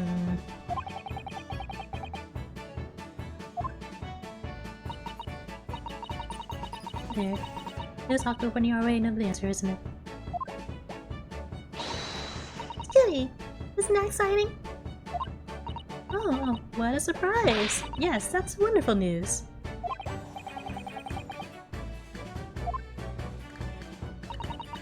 You'd like to learn some pickpocketing tips from a real professional. Oh yes, that does sound like fun. I'm not sure that's entirely appropriate. Are you Mr. Naruto? By the way, Iris, what's Mr. Holmes up to? Really? At least been like that ever since he got back. Hello, Mr. Holmes? I beg that you won't speak to me. Sorry? I don't know who you are, but kindly take your leave. As you can see, I'm not here.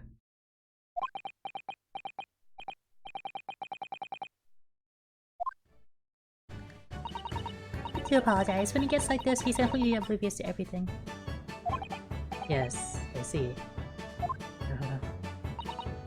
Really, he behaves just like a child sometimes, really does. Mr. Schultz and Iris have something of a parent-and-child relationship, don't they? Yes, except that Iris is clearly the parent here.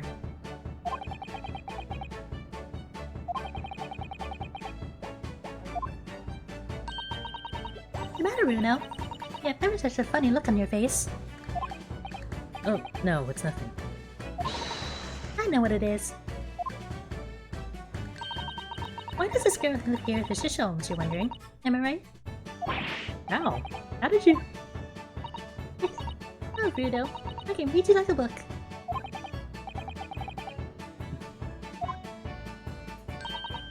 Don't worry. You can ask me anything. I won't mind.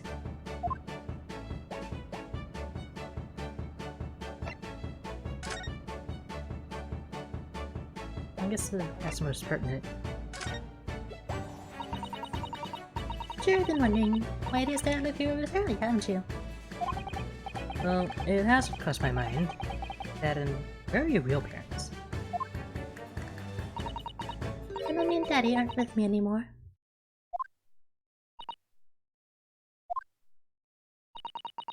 Passed away when I was born. And around the same time, my father... Well, I had to go to a faraway land because of one of the cases he and Early were working on. Wait a minute. You say he and Hurley? Yes. Daddy and Hurley were always solving mysterious cases together.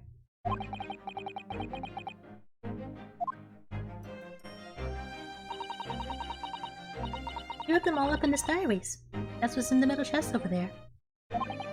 Really? You hoard them all? So, I mean, it's true. Mr. Sholmes. Well, he did have a partner with whom he tackled most of his taxing cases. Oh yes. I mean, it's always nice to have one, isn't it? And Mr. Sholmes' partner was your father? Exactly. He told me I wasn't allowed to look in the chest. That only made me want to look even more. I opened it up. I found your father's memoirs.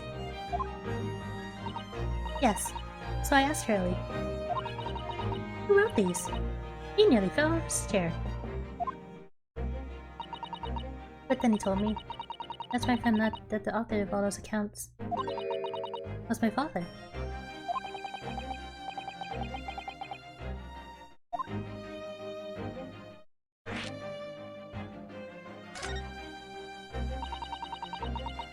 I practically lived with Hurley all my life. I was tiny when he took me in. So it came as quite a shock. And Hurley told me he wasn't really my daddy. I mean... You must have done. I wonder why Mr. Sholmes told us to tell you. At such a young age. All he said is because he wouldn't have been able to hide it from me. Oh? Well, having lived with Hurley all these years, he might say that his ways have rubbed off on me. There are some things that just Gee. Especially lies. I want to know when people are lying before they open their mouths sometimes. Right. Anyway, I was so fascinated when I read Daddy's diaries. That's what inspired me to write The Adventures of Sherlock Holmes, actually. I always assumed Mr. Schultz would be told you all those spilling stories. Oh no, I was hopeless like that. He forgets everything. As soon as he saw the case, it all but vanishes from his mind. Oh, I see. The other day, it was so embarrassing. As usual, he totally forgot about the case he just solved. But the very next day, he gathered together all the people involved and proceeded to solve the case again. It was quite a shock for everyone.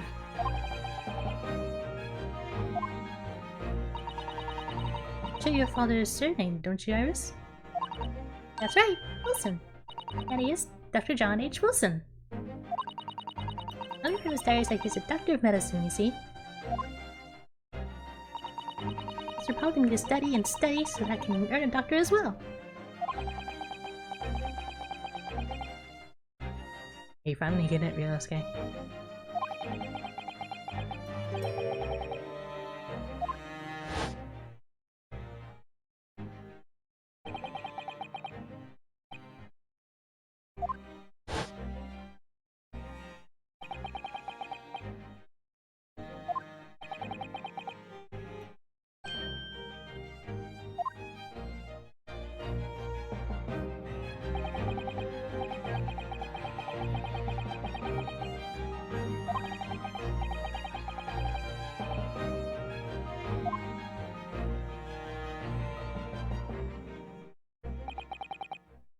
This is Ata. Yes. Perhaps we shouldn't pursue this conversation any further at this time. I think that would be for the best.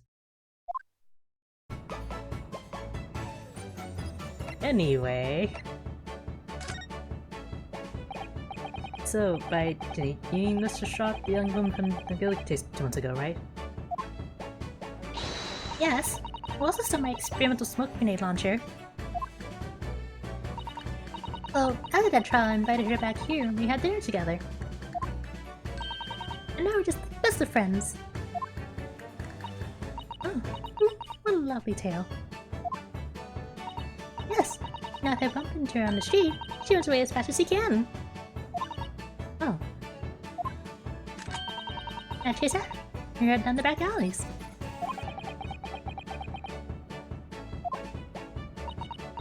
And then I let her have the latest color of smoke grenade I developed. Oh. There's so many beautiful colors in the world. She wants me to make a whole rainbow. As your girlfriend. I suppose this means you let Mr. Shaw keep the smoke grenade launcher, have you? Yes, that's right. I bored it anyway. He always reacts the same way when I shoot him with it now. Oh, I can't wait for Ginny to arrive. It's been too long since he last came over. I'm so excited!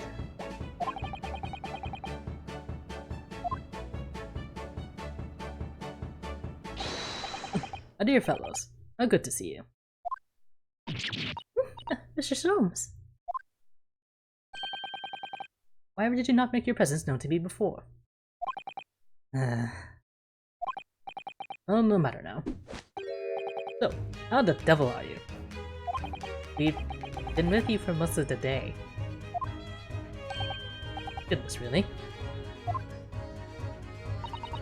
You tell me, Mr. Soames, is your violin escaped? A violin? Whatever you talk about there, madam. Oh, Never mind that. I have something far more interesting to show you. Mr. Soames, usually... Well, it's 1800s, you can't really get help with this problem you have. Behold, my dear fellows. Oh, another music box disc.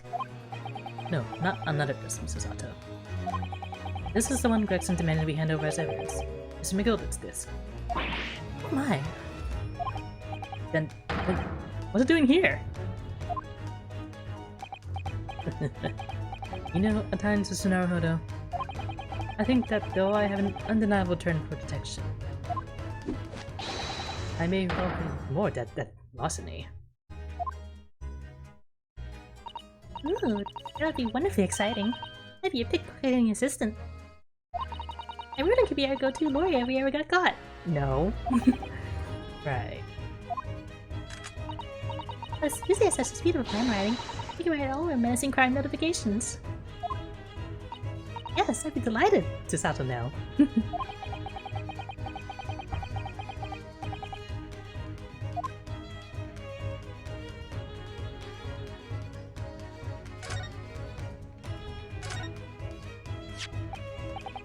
I don't understand. How did that disc come to be in your possession? I thought Inspector Gregson took it back to Scotland Yard. Quite correct. And that sort of uncompromising attitude is reason why I always carry some of this. That's a bar of caramel, Mr. Sholmes. Your one and only friend in times of loneliness, if I'm not mistaken. If you will humor me, my dear fellows. Cast your minds back to when the good detective confiscated the disc. Flashback. I would take that, whatever it is, and Mr. Kill this down to the yard, thank you very much. Send it over.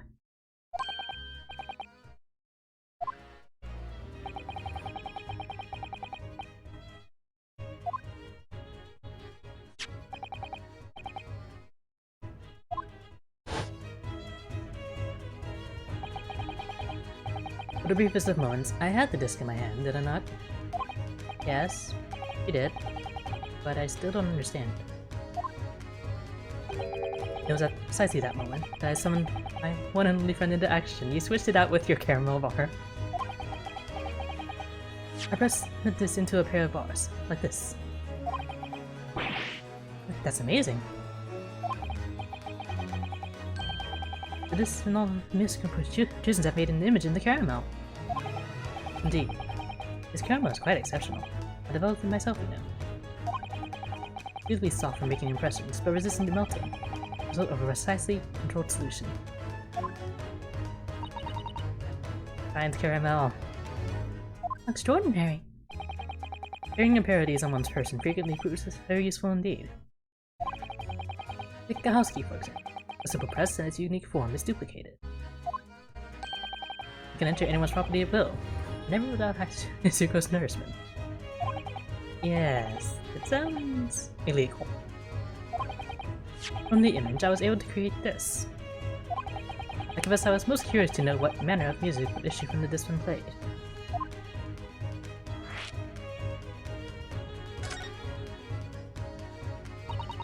You tell us then, Mr. Sholmes. What music does this play? Well, unfortunately, I have no idea. No idea? None whatsoever. Are you familiar with the workings of music blocks, my dear fellows? No, I'm afraid not. Goodness, you don't know, Runo?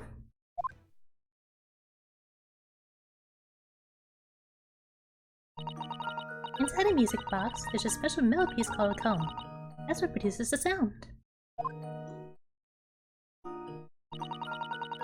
Small protuberances pluck the different teeth of the comb as they rotate past it, making the different notes.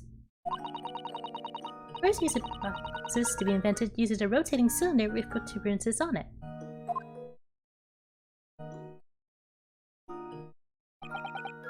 But over time, a new type of player was produced, which uses discs such as these. With that development, the popularity of music boxes spread far and wide, all around the globe.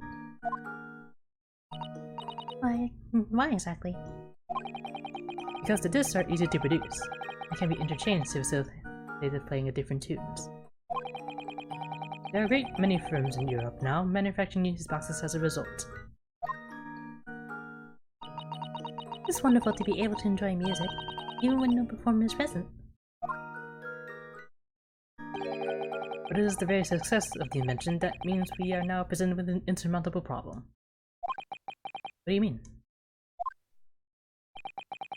As you may imagine, the construction of one firm's music box does not match that of another. I have no way of knowing in which music box this particular bit was designed to be played. There's no resolution to this problem, however. It's quite intractable. How many variations could there be? Just get music box and try it. I see. So that's why. Naturally, I tested this in those few music boxes I have at my disposal.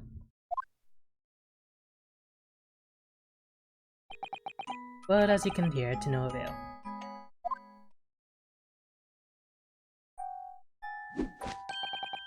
The results were equally unsatisfactory in this one. So, I am presently engaged in acquiring an example of all the music boxes ever made in Europe.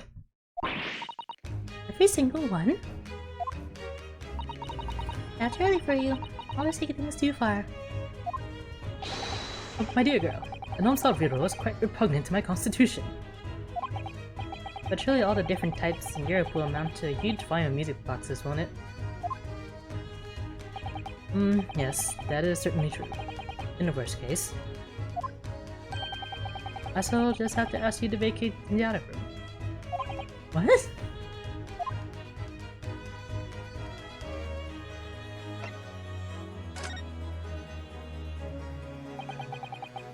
Magnus Victor. Not a name I expected to hear again so soon.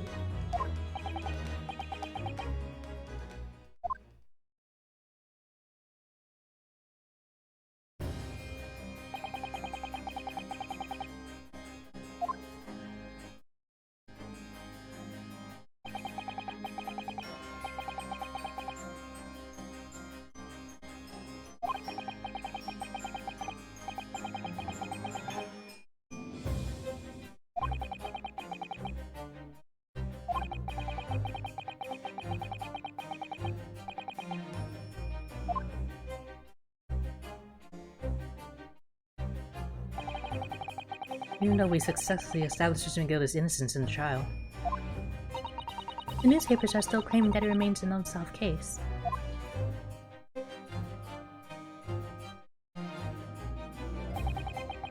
the murder of the brickmaker, Mr. Thrice-Fired Mason,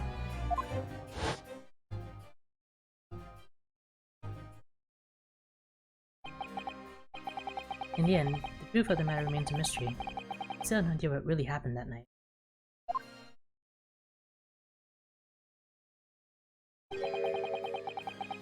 And although Mr. McGooded was found not guilty through my defense, I still don't know if that was the right judgment or not.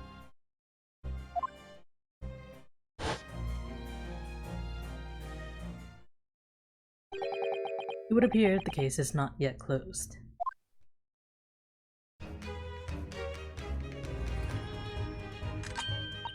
Well, it's time I started getting things ready for dinner, I think. You won't be here before long. Thank you, Iris. You must let me help you then. Of course, Susie. What do you do? I think I shall investigate the condition of my faithful performing partner. Now then, where did I leave it? Let this be a lesson to you, Mr. Solmes. Never leave anything too precious with the pawnbroker. Yes, you may be right.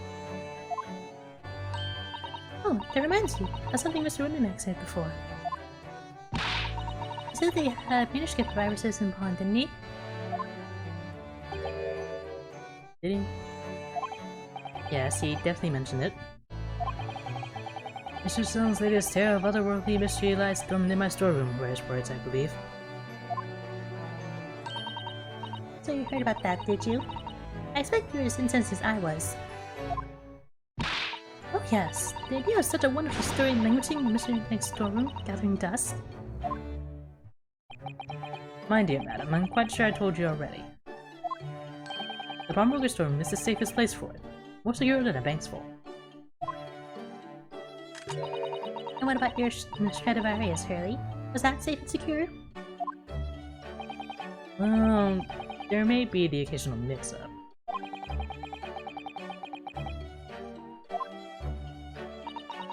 Do you have any idea how long it took me to write that Baskerville story, Hurley? Oh, sounds so exciting. Down at the Baskervilles. I should love to read it.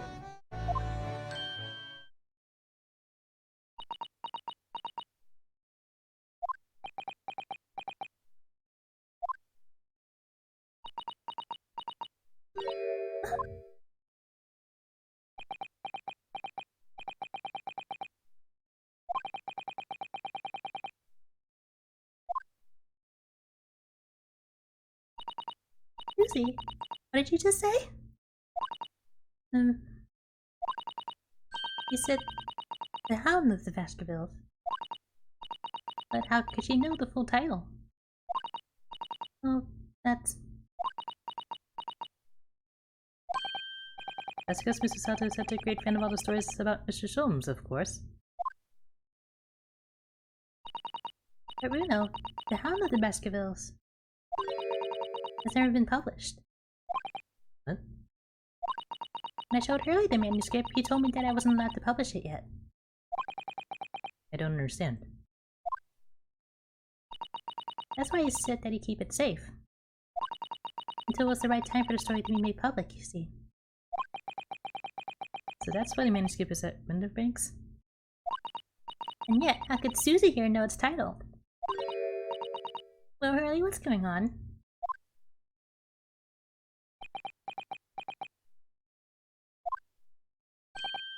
Huh.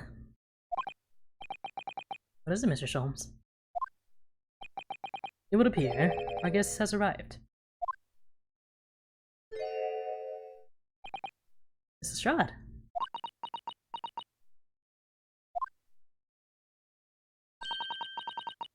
This was a bad idea. I knew I weren't welcome. I'm going. No, wait. Mrs. Strahd. You're eagerly awaiting your arrival. Haven't we, Iris?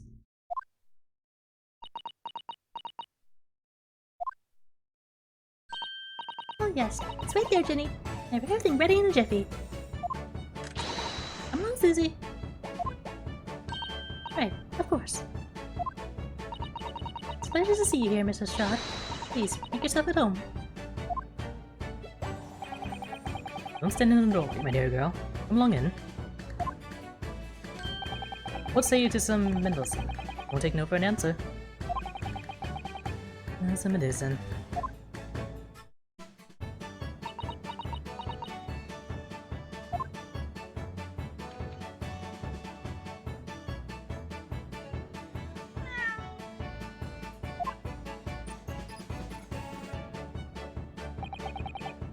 That evening, Ash prepared us all a meal that was even more delicious than usual. Mr. Sholmes' violin performance was in no way meddlesome. And Gina, as we came to call her, taught us all how to steal things from one another without being noticed. Everyone thoroughly enjoyed themselves, well into the night.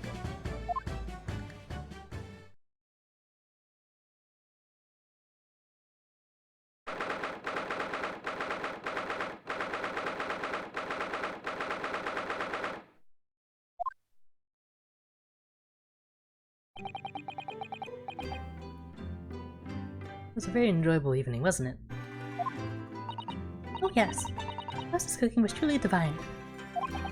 And I feel as though I can still hear the enchanting strains of Mr. Sholmes' violin even now.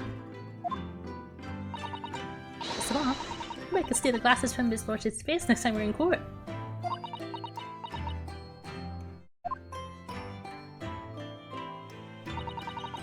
Naruto-san, could I consult with you about something, I wonder? What's the matter, Chisato-san?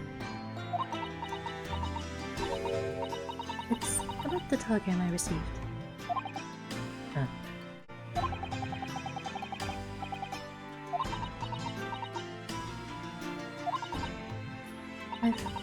I've been summoned. What? Summoned? What do you mean? The telegram was from the Lord Chief Justice's office. Lord Strongheart has asked to see me. Lord Chief Justice? When? Tomorrow morning. What? Then we have to start preparing at once. Oh, no, that won't be necessary, Naruto-san. I've been summoned alone. Alone? What on earth for?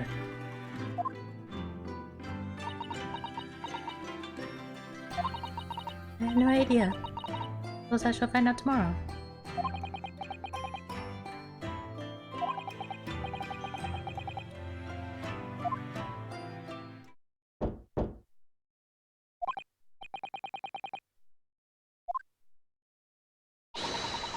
Good evening, friends!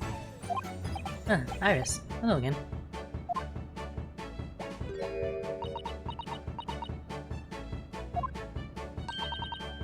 Tina too. Yes, Tina's going to stay with us tonight. And sleeping with me. Is that right, Jenny? Well, yeah. How lovely. We make a lot of tea.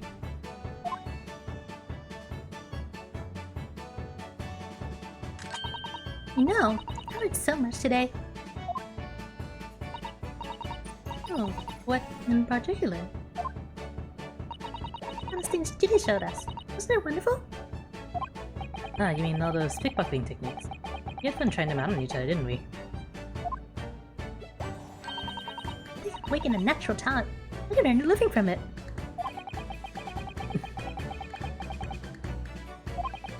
So, what brings you up to our humble quarters at this late hour? Oh, you see. I can return this. Wait, what? That's mine! Why? Where did you... I told you, didn't I?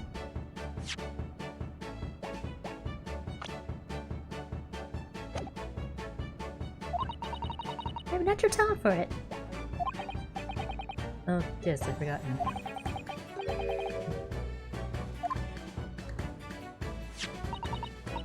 So anyway, here. You can have it back.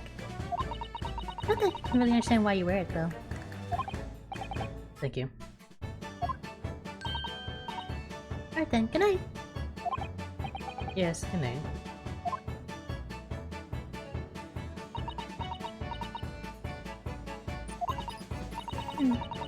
So this is your office, is it?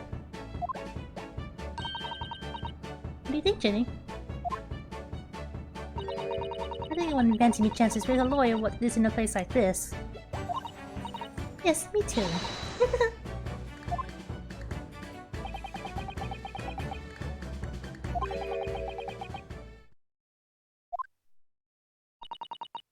I suppose. He probably wants to talk about the manuscript.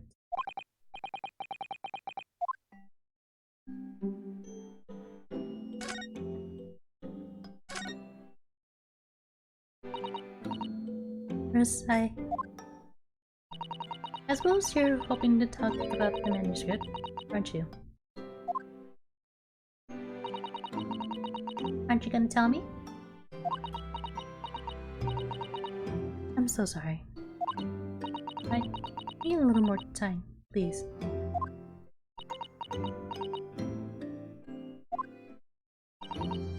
Alright, I understand. Maybe that made you feel awkward. Oh no, not at all, Iris. Not at all. I don't know what all this is about really, but... It's a story you made up, is it, Iris? This mental script or whatever you call it?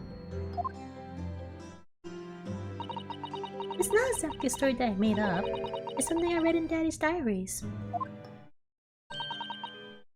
Diaries? That's right. I suppose I mentioned it to you before, Ginny, but... My daddy was Shirley's assistant once. His partner. Eh? They solve all sorts of strange and mysterious cases together. Is that right, mister? Apparently so. I was as surprised as you are, though.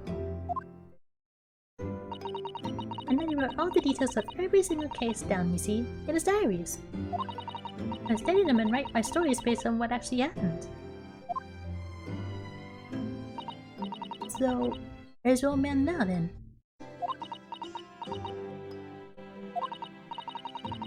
He had to go away on urgent business to a faraway land, and he'll be gone a very long time.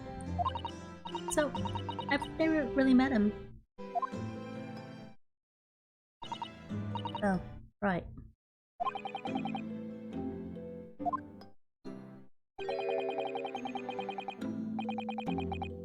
He's probably an orphan, don't.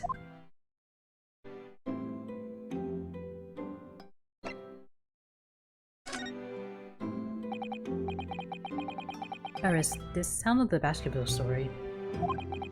I take it that it's another tale inspired by your father's accounts? That's right. I thought it was fascinating. But it's different somehow. From the other cases, I mean. Oh? Oh. I don't really know, but it must be special in some way. Because after I written it, and I showed the manuscript to Hurley, he turned as white as a sheet. It was the first time I've ever seen him like that.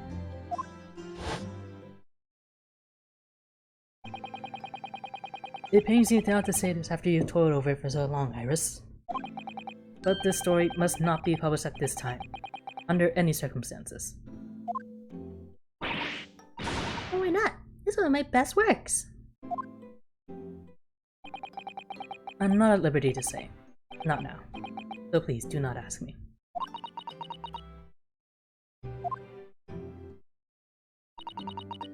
Alright then, I won't.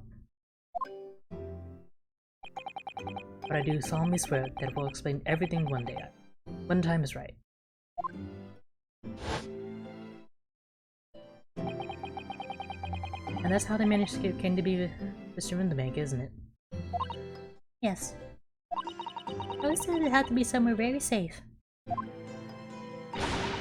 really guess my goat that does. He's treating you like a child. It's mean, that's what it is. When secrets like that. I'm sure Mr. Sholmes isn't trying to be mean. Eh? If he said he wasn't at liberty to talk about it, I'm sure there must have been a very good reason. I think so too. A lot of true trusting for your own good. They can't pull the wool over my eyes. Sholmes is lying to Iris. I bet my life on it. What? Hurley's lying to me?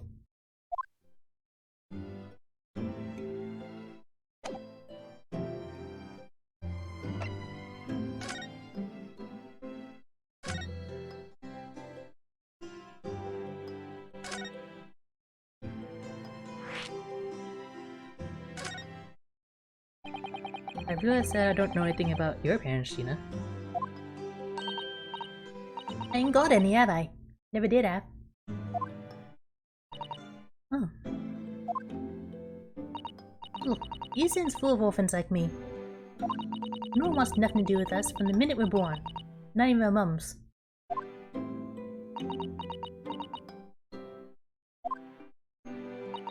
But we all stick together.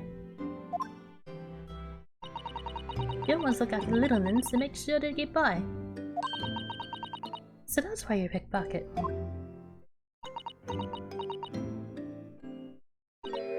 Nah, that was my life. I love it. I get a kick out of it every time I lift some pompous idiot's purse. And that's how we all afford to eat. I'm like Robin Hood, ain't I? That's how I see it. Oh, Gina. I don't think about it sometimes. What it'd be like to have parents, I mean. Always thought it'd make everything right. I haven't listened to what Iris just said. It sounds like having parents ain't always easy either.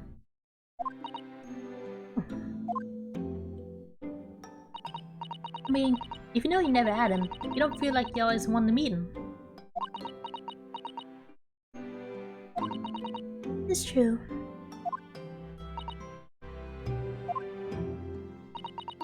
I do want to see Daddy so much. Oh, Iris.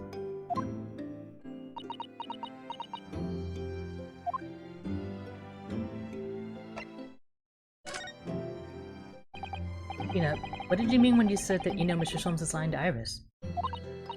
So, you reckon he popped the mental script or whatever, right? But come on, that's obviously a load of rubbish. Oh my, why would you think that, Gina? It's simple. That story was really an old Winterbank storeroom. Just noticed someone from halfway around the world, in other words, you, could know about it.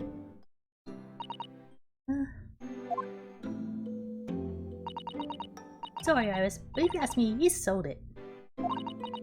Without telling you. would never do something like that. I'm sure of it.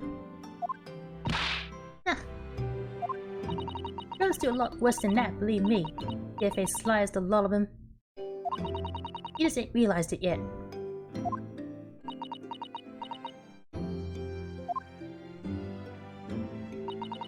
I'm telling ya, that mental trip ain't at Winterbanks. You two would see if you had a look. Even if you think you can trust them, I don't. That Jones is a liar like the rest of them. If I'm honest, I have wondered if Riley's telling me the truth sometimes. Oh, I don't mean that I think he sold it. I mean that I sometimes wonder if he might have hidden my manuscript somewhere, and where I don't know. Even though it's wrong for me to doubt him. Don't be too hard on yourself, Iris.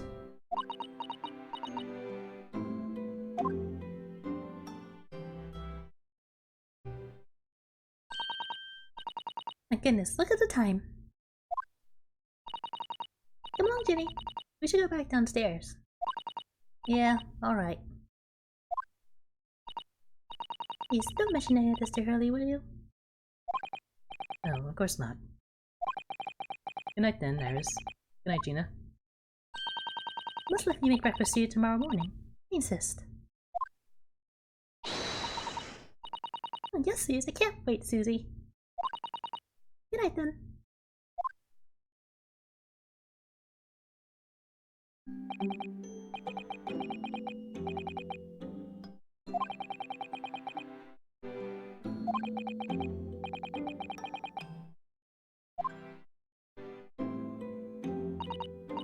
Oh, I think it's time that I turned in for the night too, Naruhodo-san.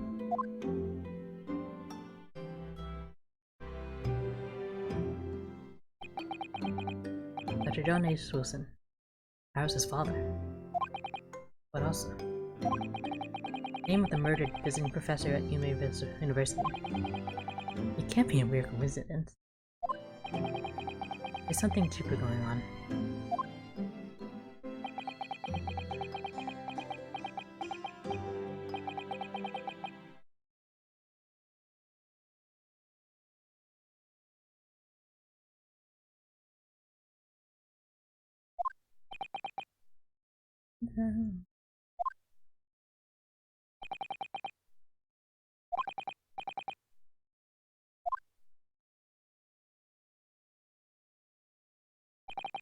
But what's going on? Middle of the night. This was distraught. She's gone. Tina? You're supposed to be sleeping in Iris' room. Her bed is empty. Well, she's an independent young woman. She probably decided to go home, no? I think not. When speaking to her before she retired, I received the distinct impression that she was looking forward to breakfasting with Mrs. Sato. No, I don't believe the girl has come home. I've been waiting for her an hour now. Over an hour? Oh. If you'll indulge me. Look out of the window, dear fellow.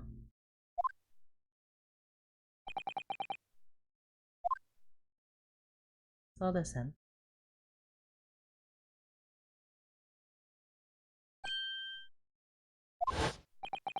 Wait a minute.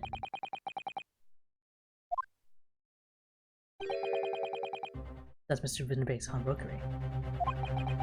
Mr. Winterbake?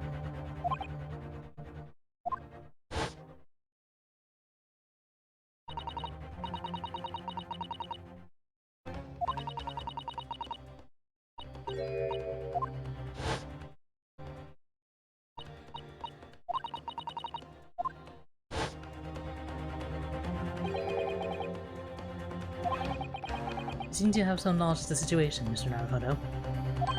Sorry? Oh, no. No, not really. Well, anyway, we must investigate. What? Mrs. Sato.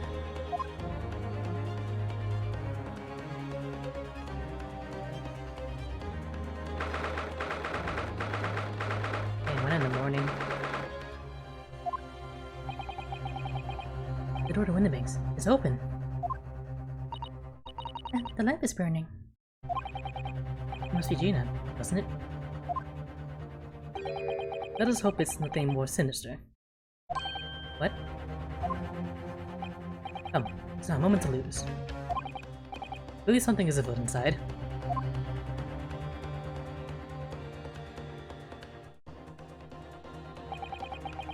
There's no one here. Oh shit, that calendar. Oh yes. There is.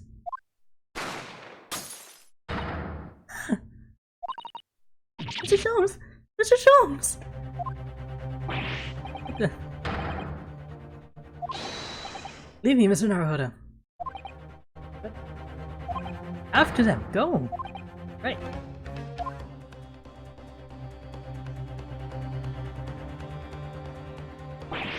Yes. Hello, hello. What do we have here? The alarm was just raised from this pawnbroker, sir. Would you know something about that? Officer, come with me. It's my friend, Mr. Sholmes. He's been shot. Shot? The policeman close behind me. I ran back to win the banks.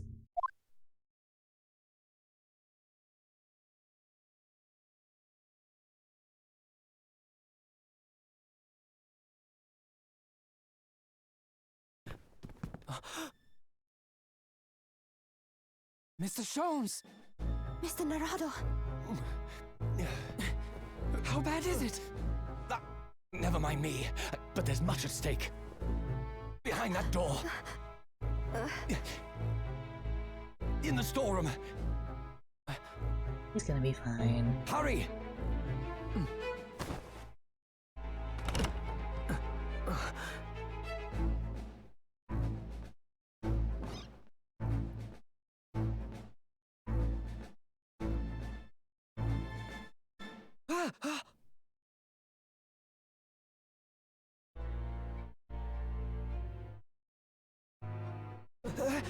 It's Gina!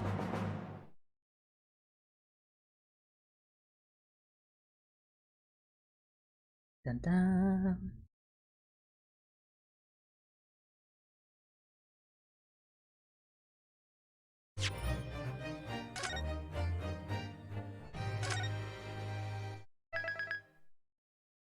You definitely can't stop here.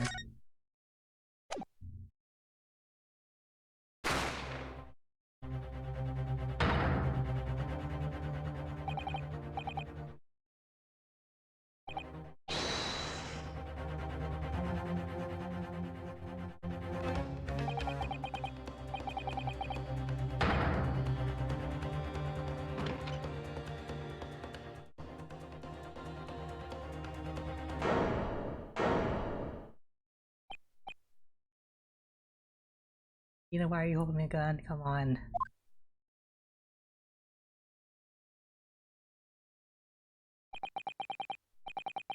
From that moment, when the base pawnbrokery became a crime scene. Everything that followed happened in a whirlwind of activity. The arrival of the police, the preliminary investigation of the scene, and the questioning. It was just before dawn before I was allowed back to my lodgings at 21B.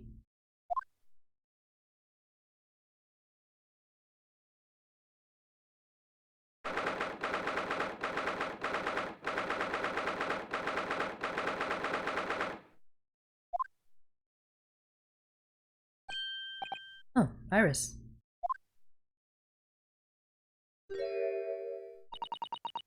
A telegram came. All of us said was, wait at home. Oh, yes. We asked one of those policemen to have it sent. It was simply impossible to come back. When I woke up, I was all alone. Early and Ginny were gone. Everyone was gone. What happened, Bruno?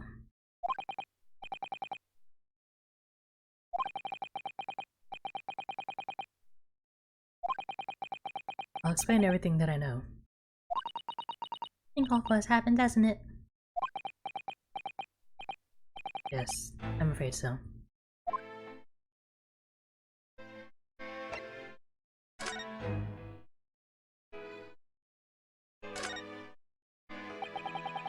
I'm sorry to have to tell you this, Iris, but Mr. Windibank is dead. He was shot. He discovered in the early hours of the morning. Oh, yes, I had a feeling. You did? Well, I saw all those police carriages pulling up outside his shop. I knew something must have happened there. When we entered Windibank in the small hours, we disturbed a gang of 2 thugs. They ran out onto the street, and I chased after them, but they got away. So, it was one of them who shot old Mr. Windibank, I suppose. I don't know, but that's not what the police believe at the moment. Oh, why not? They've arrested someone else as their prime suspect, you see. Ginny! But why? Well, the thing is, No, Ginny wouldn't do something like that. I know. None of us think she did it. Why haven't they arrested her? I'm sorry. There was nothing I could do.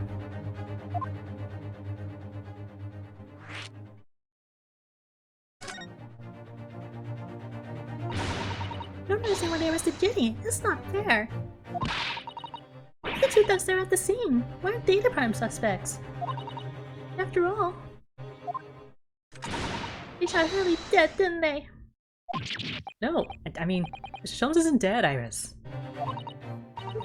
This is all so horrible.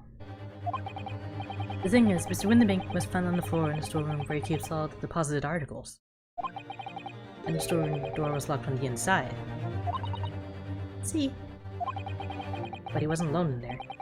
Ina was found next to him on the floor as well. oh no! And according to the detectives who investigated afterwards, Don't tell me. There was no one else in the room. yes, exactly. How'd you know? It's the only explanation. Yes, your explanation indeed. What do you think about that, Reno? Well,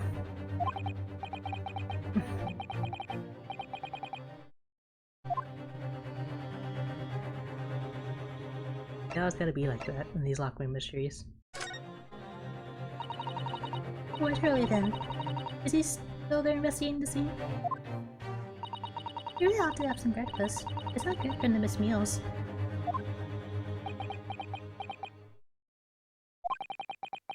I don't want you to worry, Iris, but I have some news about Mr. Sholmes. He was taken to the hospital this morning. What? Well, when we entered Windibanks, a gun was fired, and he took a bullet. Hurley? Was shot? No. No. It's alright. His life isn't in danger. Really? Are you sure? Where is he? Which hospital? He's at St. Cyrs. You're tending to him there. Not good name. I must see him at once. I'm sorry, Iris, but you can't. Why not? It's not fair. I'm a family member. I should be allowed. No, I mean, nobody can see him at the moment. He's not allowed any visitors. You're preparing to operate, you see. To operate. Poor Hurley.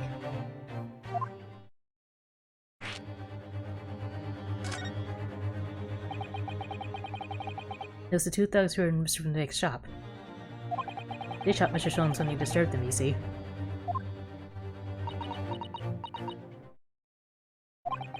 It was pitch black inside the shop at the time. My mind went totally blank, I'm afraid. I just froze.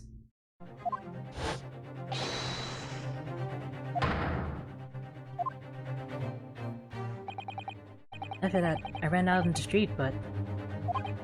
well, they were long gone. I shouldn't have hesitated. I'm so sorry. It's my fault. I let them get away. I think that's a very good thing. Sorry? Oh, if you had seen which way they went and chased after them, you might have been shot as well, you know?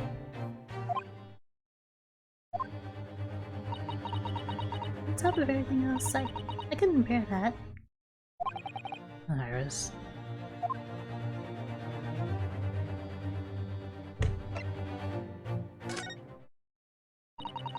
Where's Susie, Bruno? She's still at the police station. Oh, why? I expect she's still being questioned. The police said they wouldn't be finished for a while. Aren't you there then? Well, I didn't get a good look at the criminals anyway, so they weren't questioning me for long. And Mr. Sato stayed behind at the scene to attend to Mr. Solms, so they didn't get started until later. I see.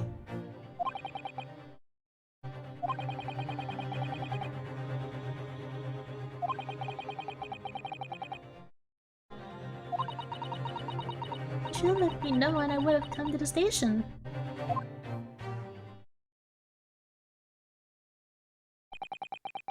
I'm afraid I'll need to go out again now, Iris. There's not much I can do at the moment. But I can at least try to find out how Mr. Solms and Gina are getting on. I want to go too. Take me with you, Bruno. I can't stand just sitting around here waiting.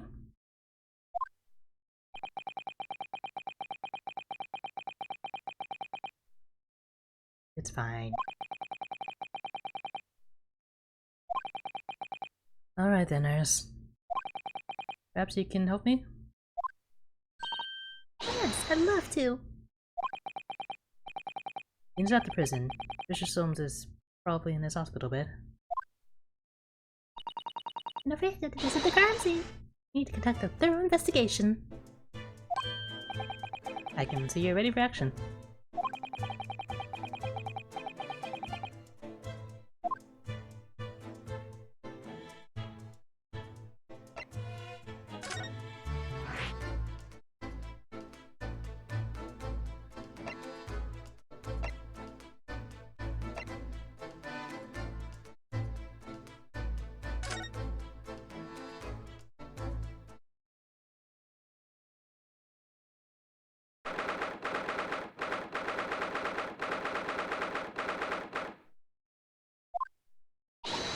Really?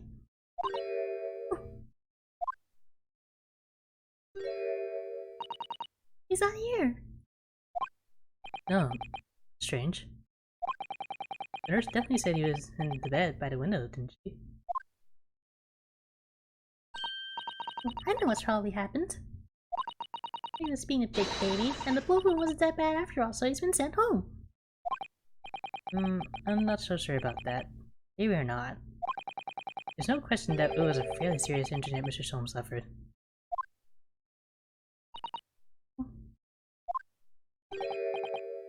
What do we have here? This war's off limits, no visiting. So what are you doing in here, eh? Well, I'll have you know, we're Hurley's next of kin. Eh? Well, begging your pardon then, ma'am. A little lady and a curious Eastern gentleman. Great mystery solver has a mysterious family, eh?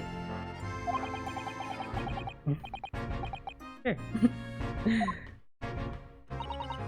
Where is he, Constable? Where's Hurley? I mean, he's currently in the operating theater, ma'am.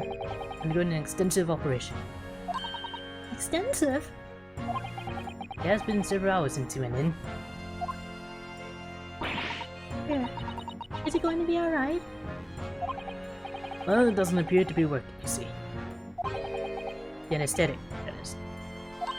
Oh, I have had a report that the gentleman claims he may have had a little too much to drink last night. Coffee. Anyway, I think it would be fair to assume that he won't be back here for several hours yet. I see. Thank you, Constable. Perhaps we should leave and come back later. oh, poor Hurley. Fine.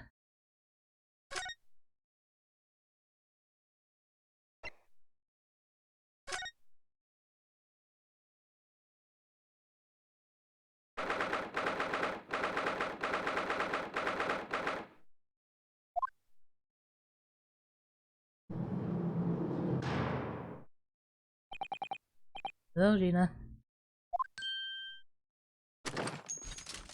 They let you keep that in there.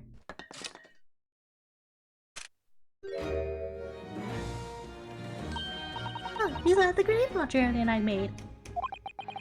I wish you wouldn't point at me all the time, though. What are you here for? Hey, I have a feeling it's because of us that you've ended up in trouble. So we were thinking that we might be able to help you. well you can't. Sorry. You heard. Get lost. Don't be like that, Jenny. I know you didn't do it. You'd never shoot someone. I just know you wouldn't.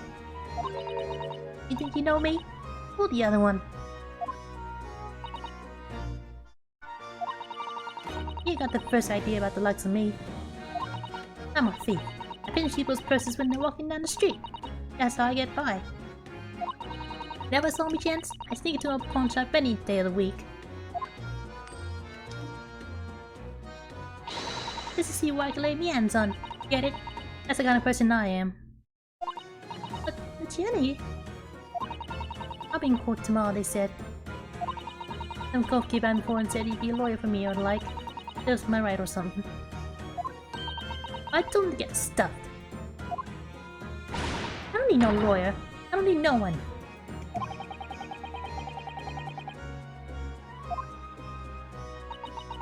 Why are you being like this, Jenny?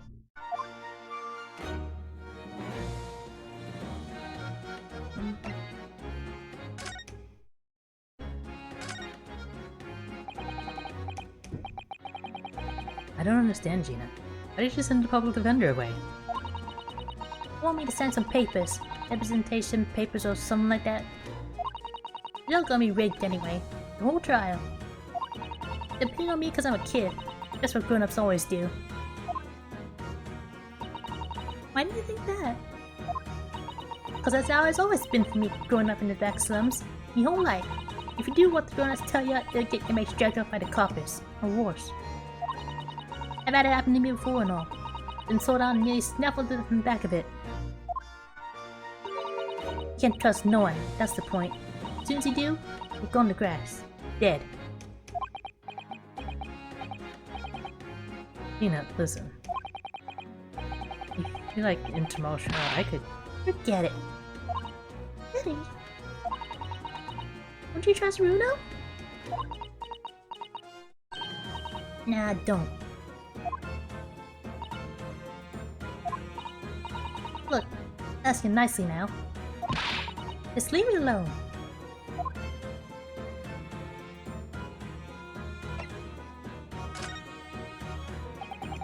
Will you tell us what happened, Gina? Last night, at the pawnbrokers. There's nothing to tell. I figured it'd pay me, so I broke into the place and started going through the storeroom.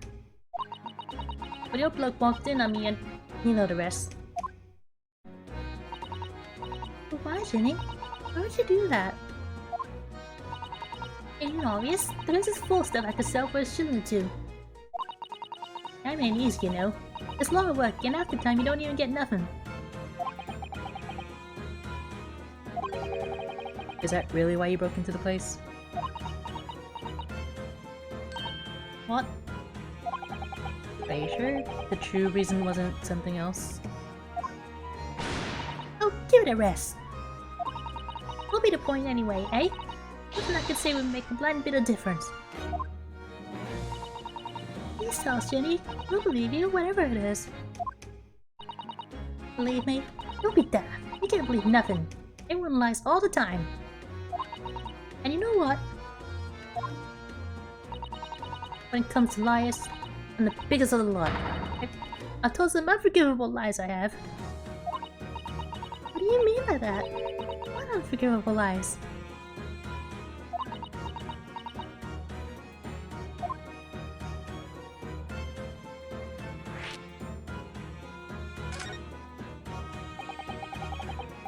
What did you mean before, Gina? When you said you were the biggest liar of the lot?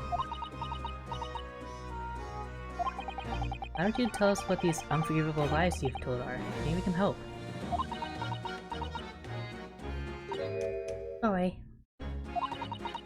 We're out of time. They're gonna want to question me now. Penny, please. Oh, yeah.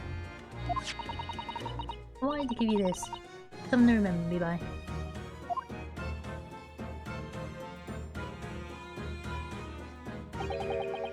A photographic print? Adorable cat. Easy. I found it in one of the pockets of this coat. Ain't no point in me having it. I wonder why a little photograph looked like that was stuck in the pocket of that overcoat.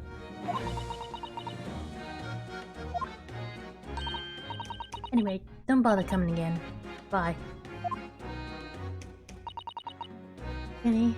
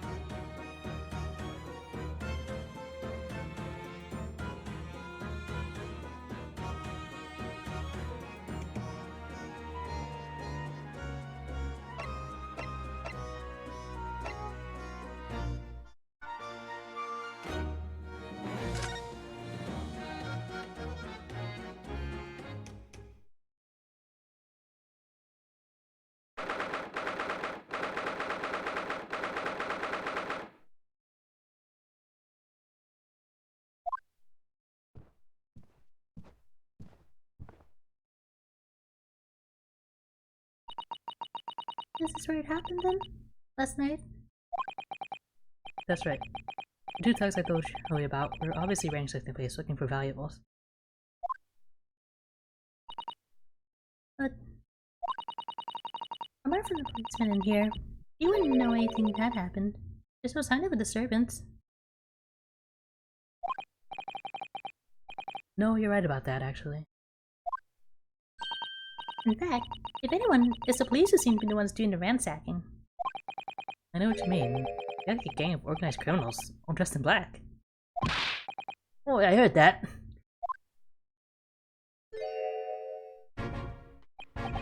Oh, Inspector. Good morning. I suppose I'll thank you for your vigilance last night. We got to the scene before it was disturbed, at least.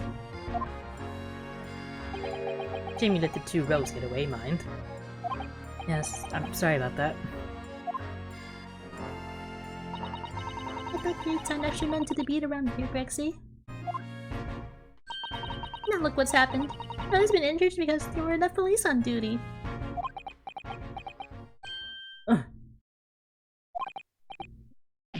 The ladyship! No one told me you were coming. Expect you to take full responsibility for what happened to Hurley and see he has the very best medical care. Of course you like it. The very best doctors in the capital are attending to them as we speak. And I don't think it's Runo's fault that the rogues managed to get away, is it? Chasing criminals is the police's job. Absolutely, your ladyship. As you say, ma'am. As you say. The Gen Black is totally blameless. Everyone is in agreement about that.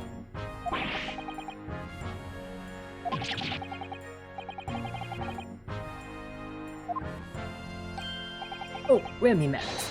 Are you thirsty, your ladyship? Perhaps you'd like some juice? It's a nice refreshing fruit juice. Oh, why? Are you thirsty, Brexy? I still have my special herbal tea with me, if you like some.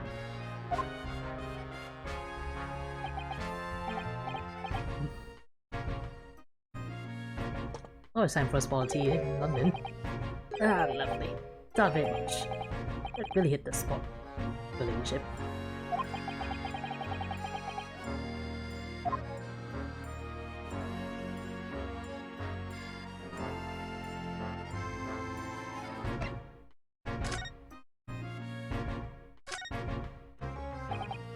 So, how's the investigation going, Inspector? Nothing to it, really. Very simple cases. There's some very definitive evidence. We're just about to charge that diver we arrested last night, in fact. You know, You're going to charge her? That's right. You'll be able to bring her before the judge at Bailey tomorrow. Definitive evidence, you say? What is it? Come on, show me. Your ladyship, as much as I wish I could oblige you, I'm afraid.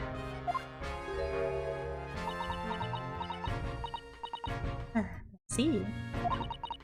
You've already captured the pair of thugs you broke in here last night, have you? What the? And you're going to put them on the stand as witnesses, are you? How could you? Oh, how could you possibly know that? I had a feeling, that's all.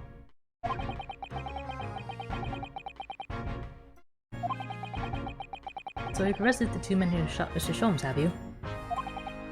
Oh, yes. They were rounded up pretty quickly by the lads that had been on the beat. And Mr. Stroud is being held at the prison? She should be. That's assuming she hasn't lifted the key from the jail, of course.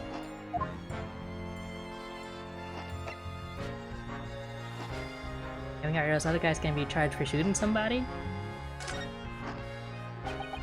Can you tell us anything about Mr. Sholmes? What's his condition? Sorry, I'm not at liberty to divulge that information. Scotland Yard matters are strictly confidential.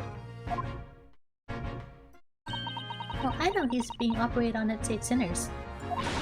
Why can't I see him? Family, you know. I'm terribly sorry, your ladyship. It's the hospital's policy. No visiting at all. Oh, The bullet must have hit an artery in his midriff. There's also a fair bit of blood. no. It didn't seem too bad in the first hour or so. But a hemorrhage like that is enough to make even one and only Sholmes bite down. Mr. Sholmes is a human like the rest of us, you know. Well, anyway, he's having emergency surgery right now. They gotta stop that bleeding. But he will be alright, won't he? They'll be able to make him better? Of course, your ladyship. He'll be as right as rain before you know it. Really? How do you know? How do I know? Because of course. Yes. Because Mr. Sholmes is such a great detective, that's why.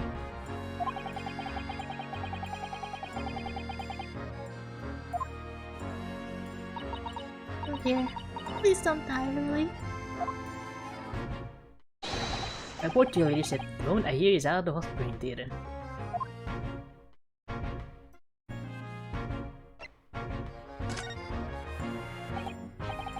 I can't help noticing, Inspector. What? Out with it, Sunshine. Well, there seems to be a marked difference between the way you talk to me and Iris. What's the sauce, Sonny? I'm a cop and we don't go in for favoritism. Well, he's right. You two can treat us differently. It's because it was the Ninjas of Sherlock Sholmes story. That's why. Oh. I grew up in him, don't I? Inspector Tobias Gregson. Oh, well yes. That's your acquaintance of Hurley's. What did you write about the Inspector, Iris? I don't remember really. He was one of those Sholmes lines. Gregson's is the smartest of Scotland Yarders, is how he put it. Oh, did I write that? And you'll know what line did for me, eh? The very next month my pay doubled! Doubled, I tell you! Ooh, that's amazing. All because everyone at the yard reads them. They read all the Sherlock Sholmes stories. They've even set up a fan club for me. Of course. That explains everything. It was around that time that you became such a toady to me. Can you blame me? All it takes is one bad word from you and Sholmes could change his tune about me. Gregson, detective would say, he's getting quite overrated these days. Think what would happen to my salary if that came out in print, eh?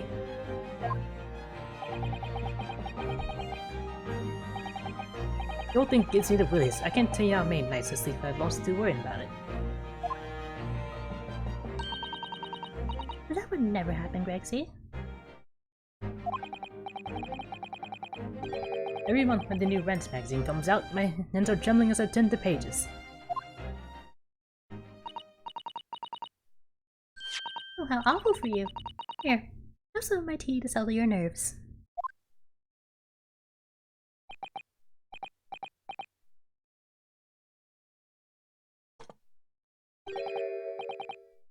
Ah, lovely. Thank you very much. That really hit the spot, the ladyship.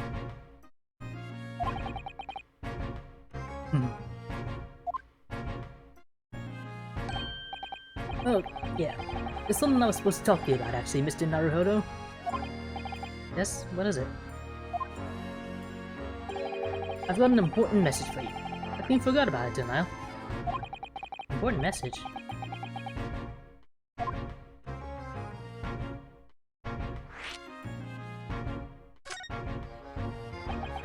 Are you gonna tell me what this important message is, then, Inspector?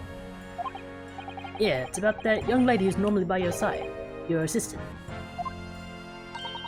Yes, Susie. Is she alright? He's at the station, isn't he? Being questioned, I believe?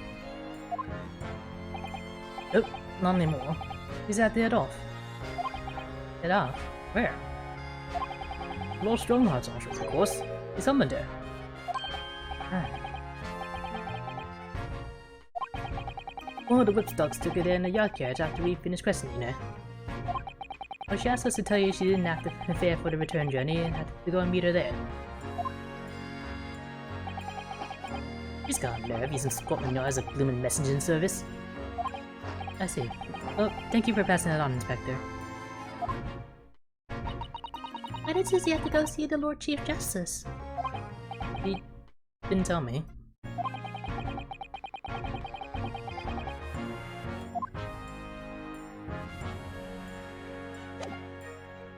Thanks for the chat.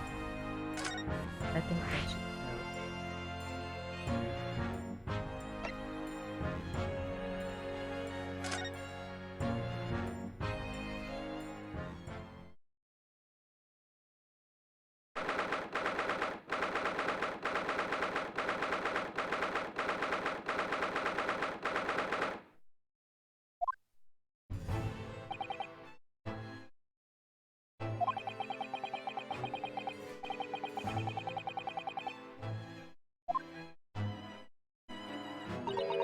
You think the place is oppressive? I think it's normal. How so? I mean, look at that suit of armor over there. You can't take that seriously, can you? Maybe things the same about you.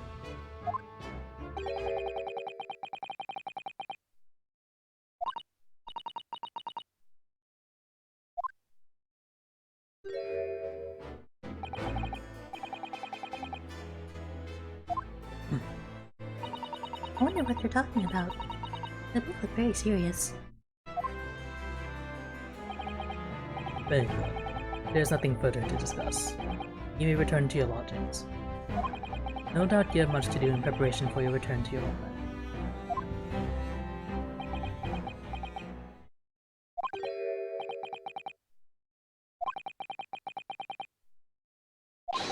Is that the San?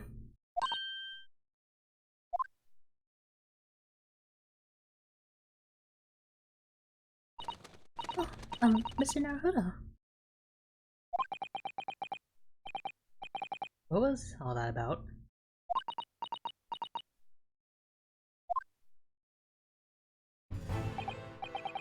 Mr. Naruhodo, thank you for coming to collect your colleague. What's all this about? Are we talking about Mrs. Sato's return to her homeland? And... tomorrow?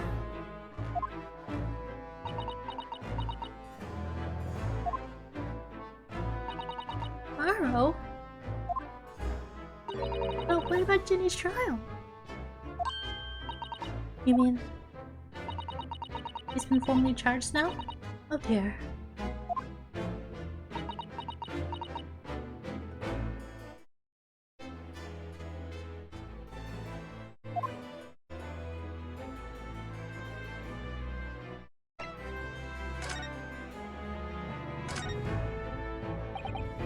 Mrs. Sato, what's all this about? Oh, please don't concern yourself, Mr. Naruhodo. It's only me going back to Japan. Your life here can continue just as after. That's not what I asked. What happened? Why are you leaving?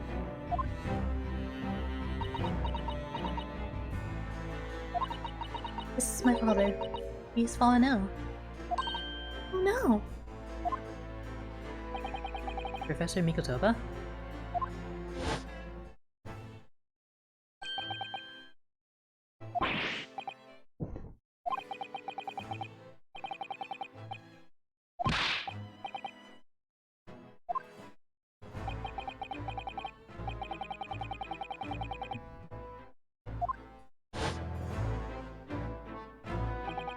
You received an international telegram from the Empire of Japan informing us of the news.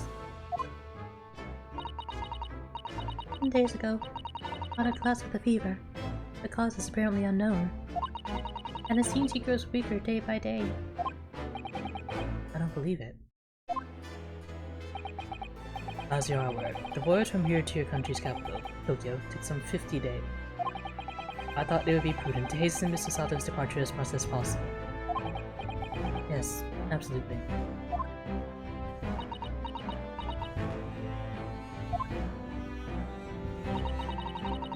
I will leave London first thing tomorrow morning.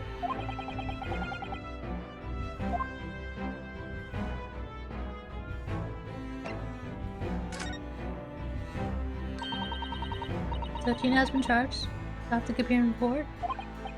Yes, she was only charged a few hours ago. And the date of the trial has already been set for tomorrow. No, not even 24 hours later? You know. The Lestrade girl and the murder of the Baker Street pawnbroker. Yes. An all too transitious case. The pickpocket was clearly disturbed mid-robbery and shot the man in a panic. The art is overstretched as it is, without wasting time on these open and shut cases. It's not wasting time. Jenny would never do something like that.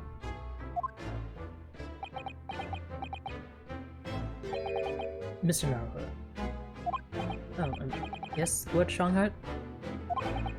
In deference of your fine services to the day, I shall overlook this young girl's insolence.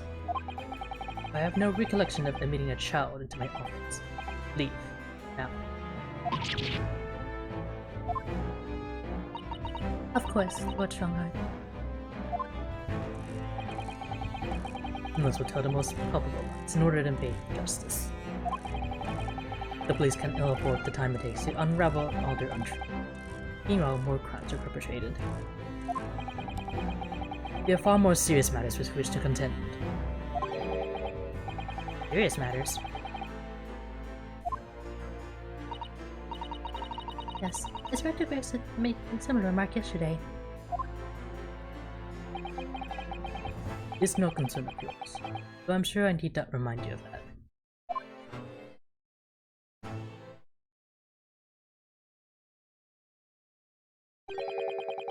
Few minutes precisely until my next. You must excuse me. There's just one more thing, Lord. Which is Miss Lestrade's trial. I wonder if you might permit me to defend her. A timely suggestion. Alright? The girl currently has no representation. But it's not fair. Yes, she may get pickpocket, but she still deserves a fair trial. Do not misunderstand me. The government provides for those too poor to avoid representation with the public defender. The accused indeed only signed the relevant paperwork, and the defense barrister will be assigned to the case. However, the young girl in question has refused that right. Why would she do that? A question you would do well to direct at Mr. Lestrade. You'll find her at the local prison. Yes, thank you. No. This time I was leaving. Good day to you.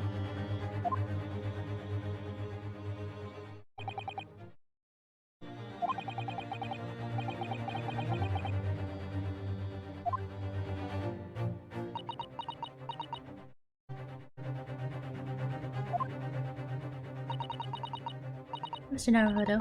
Iris, you must make haste. But Susie? You're leaving for Japan tomorrow morning, aren't you? Don't you have packing and things to do?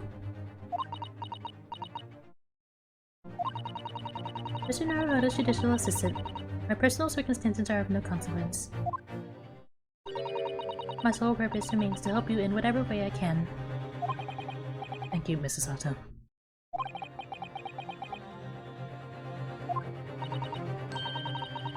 I think I'll have to visit Gina first. In any case, I shall like to wish her well before I leave.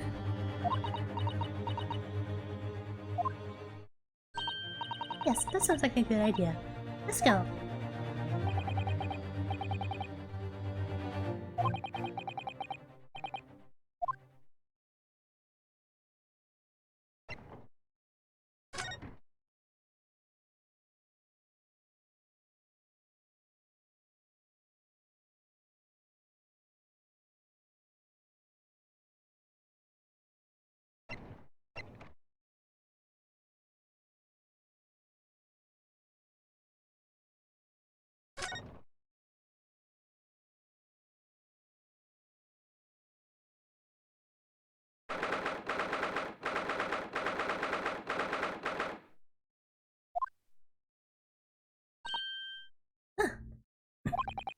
Hello again, Gina.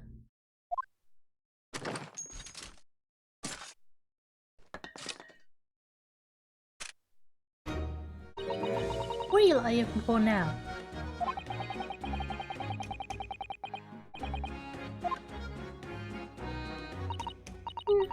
I think I need to improve the way you load ammunition in that thing, don't I?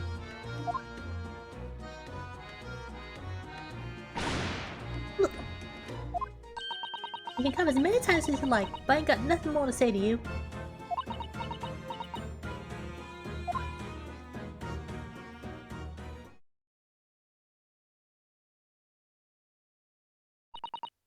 Ina, I wonder if you might hear me out. There's something I'd like to say. What?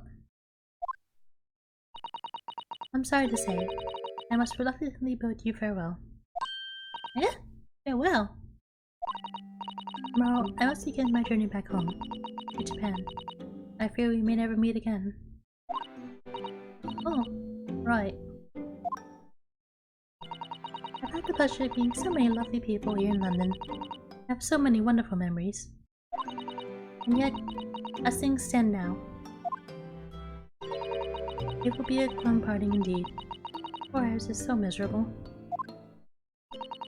Susie? Oh, that ain't my business. Both Iris and Mr. Naruhodo believe you to be innocent, Gina. We put your faith in you. But somehow, you can't find it in your heart to put your faith in them. Yeah, that's right, I can't. What of it? It grieves me to greatly have to say goodbye to my friends when they're so clearly unhappy. Because of you. What? It's my fault! Yes, I have one final request, Gina, before our paths never cross again. Right here and now. I want you to show both of them that you don't deserve the faith they've invested in you. Eh? Only by doing that will you truly be as alone as you claim to be. What are you talking about? What do you expect me to do, eh? You told us that everyone lies. So prove it by admitting one of your own untruths.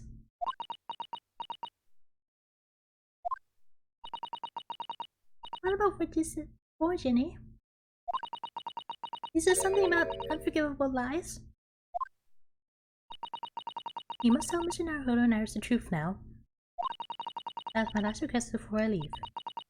Last request as a judicial assistant. No, I can't.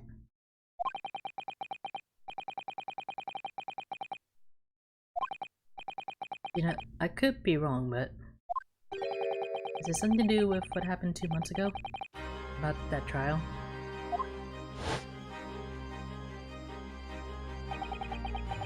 One is Magnus Vigilda was acquitted. The case of that mysterious murder that took place inside the omnibus. You were called as a witness by the prosecution. Is that what this is about? Yeah, you're right. Plus, in the trial,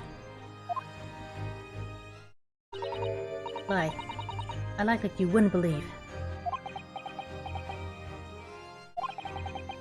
Will you tell us about it now?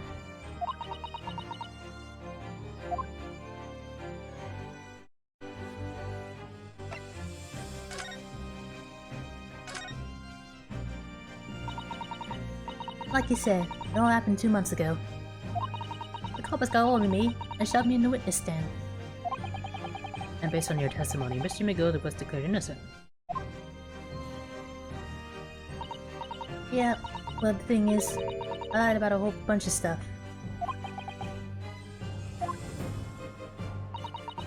What sort of thing did you lie about? I was hiding under the seat that night. That was the truth.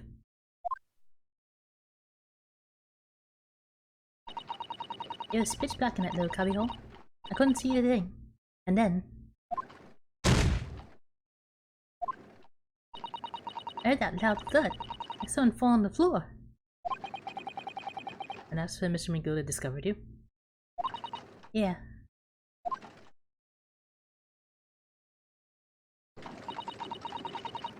Pulled me out from under the seat and sat me next to the dead man. He wasn't much like to see by when he looked at me hands and like the ghost blood all over him. I was so scared I couldn't even speak. That is blood in your hands?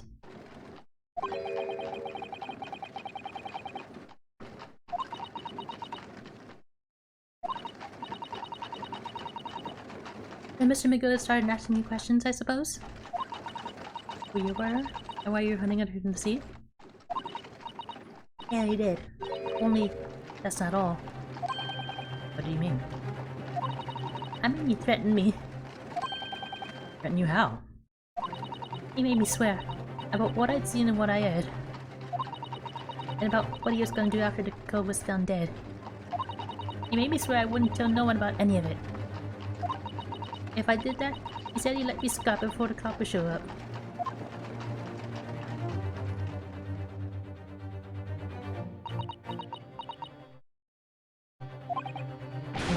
You must tell me what he swore you to secrecy about. What you saw, what you heard, everything.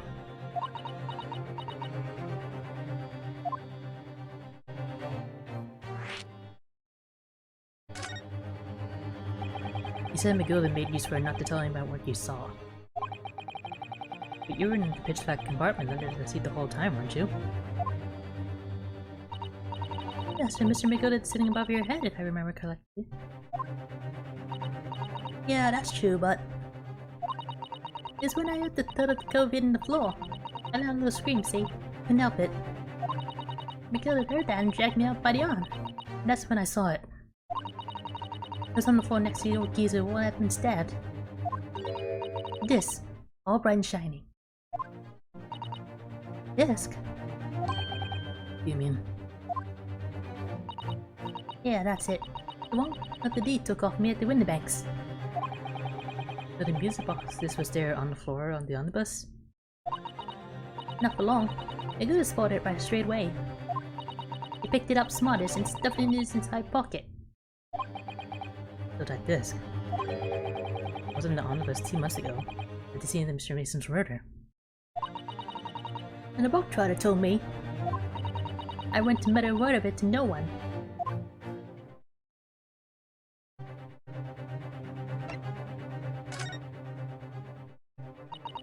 It was so dark under the seat in the cab.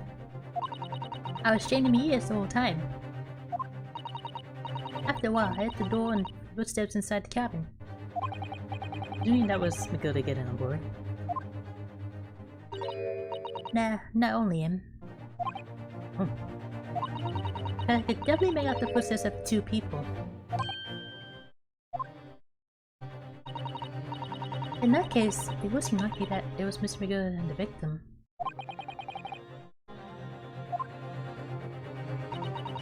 In his testimony during the trial, Mr. McGill claimed he slept during the carriage ride.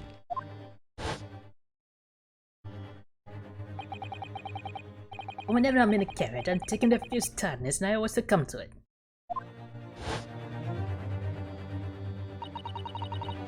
And your own testimony, Gina, supported his. What idiot was the Irishman snoring?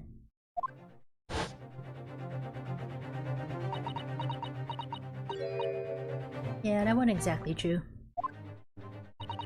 Neither of them was asleep. I could hear him talking the whole time, in low voices. What? What are you talking about? Sorry, I don't know. The sound of the horses and the wheels was too loud. But that still tells us something. Mr. McGill and the victim knew each other.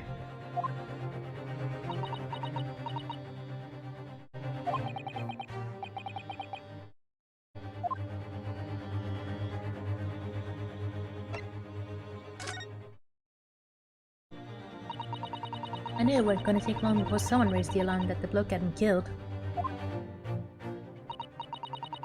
Yes, you're quite right. The other passengers on the roof deck noticed very quickly. When the captain to us off, Miss Gilly told me that I hadn't back on the seat again.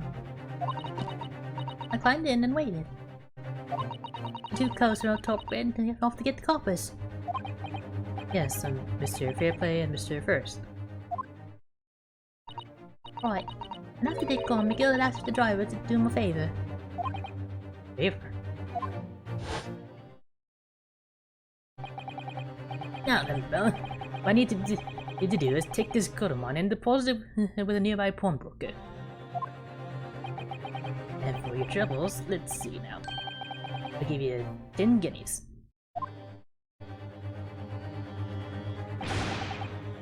Nearby pawnbroker? You mean on Baker Street? Yep, you got it. It was Winterbanks. Archie snapped up the money and ran off to pop this coat as fast as he could. So then there was no one left in the carriage. Gilda opened the box under the seat and let me get out of there. Not without conditions. I see.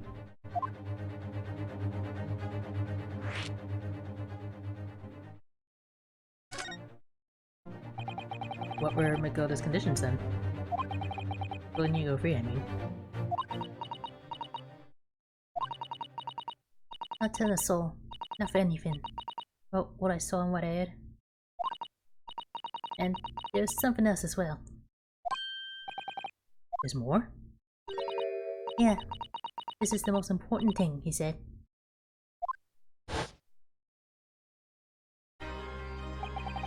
I'm at the sending the coachman on a little errand. It's some small change in this end. Now then, did you hear what I asked of him? Did you see anything at all? You asked him to go pop your ways, alright? Aye. Means taking the overcoat to deposit with the pawnbroker whereabouts. And I want you, lass, to take the redemption ticket. You understand? What? You want me to have the ticket? That's right. And I'll come fetch you from you later. Sometime within the next 2 months. But hang on to it until then. Is that clear? And whatever you do, don't lose it. Alright then.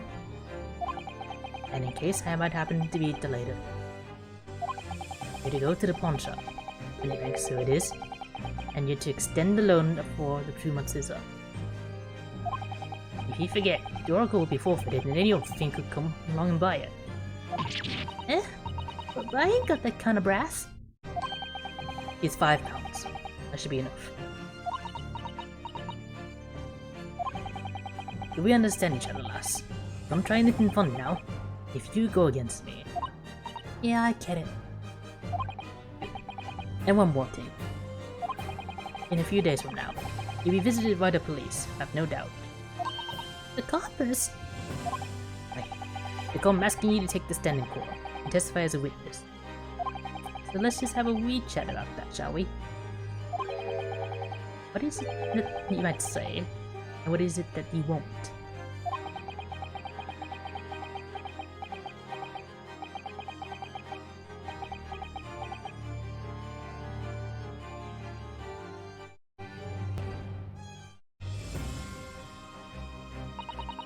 They gone over it all. I piked it. Got as far away from there as I could. He hid the pawnbroker sticking in some bushes near the scene. I went to fetch it the next day once it got dark.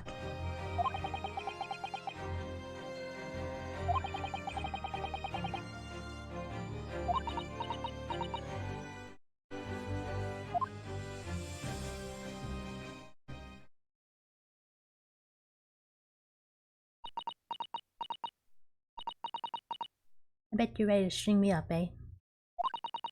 I lie. In that big old courtroom. I told some corkers.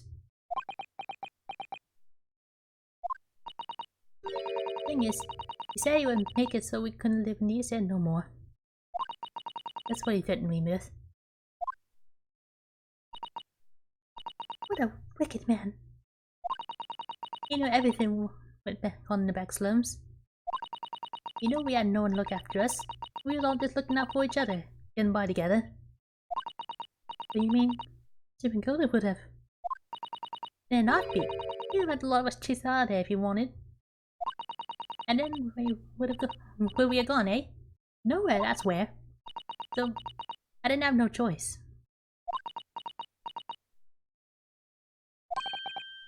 Thank you, Gina, for telling us everything. But, I'm for it now, eh? Go on, admit it. Just you live it. Well, you can make amends by doing me a simple favor. Favor? What? Find representation papers for tomorrow's trial. Eh? If you don't actually want me to represent you in court, you can rip it up later. But we need that paperwork or we can't investigate. The police won't let us. Investigate what? It's you with the incident last night. Mr. Sholmes was shot, you see. You what? He's having a big operation right now, Ginny. Is it bad? Is he gonna be alright? He's gonna be alright, right?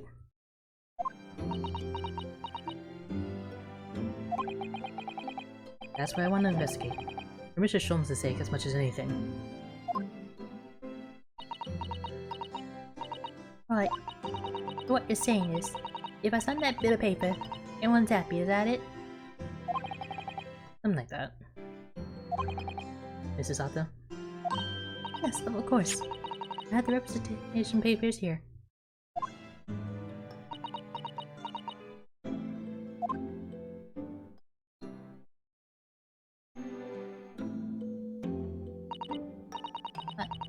I don't need no one to stick up for me, though. No lawyer or nothing.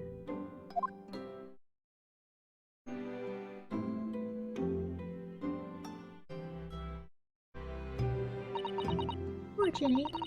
Seems so lonely.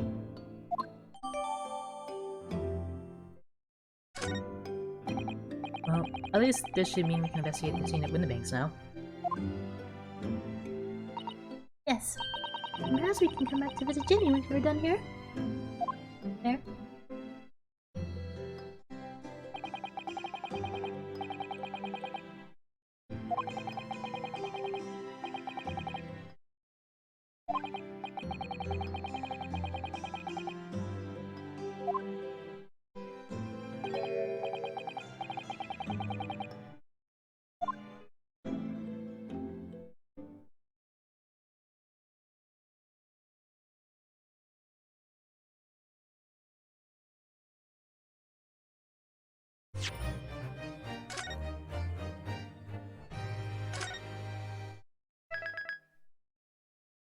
Oh, still going.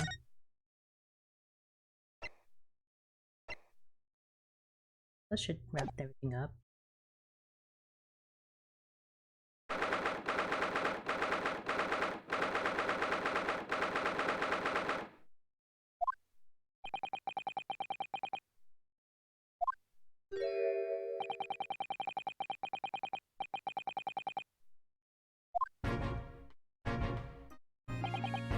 Hello again, Inspector. You have a minute, please? What is it now? You should go home and get some rest. You are, Gixie. Here are the representation papers. Your ladyship! Oh! I don't believe it. How the devil did you get that stubborn little ragabash to sign that? I salute you. That is good work, that is. I can see you've been very busy here as well. How about some tea? It's a special blend designed to relieve fatigue.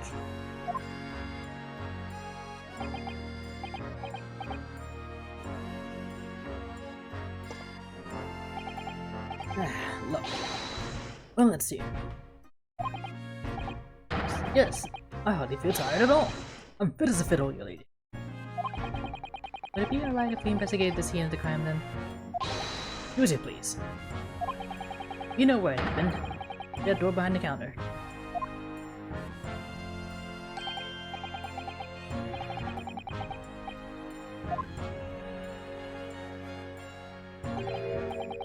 Right, well, I'll be getting back to business then. Will you be investigating this room as well, Inspector? If I'm perfectly honest, we need to wrap this up before long. Can't afford to spend too much time on it. But there are so many articles to go through, it's taking forever, even with the lads working around the clock. Which is a problem, because there's another case in the yacht needs to investigate urgently.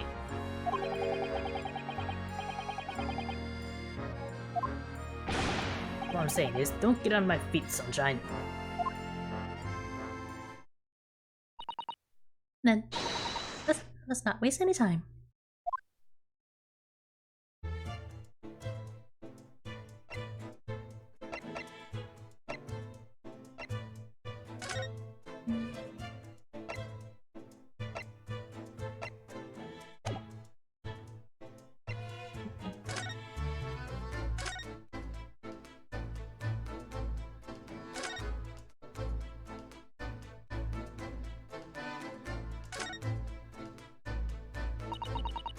Behind that door. It's the storeroom, isn't it? That's what Grexy said.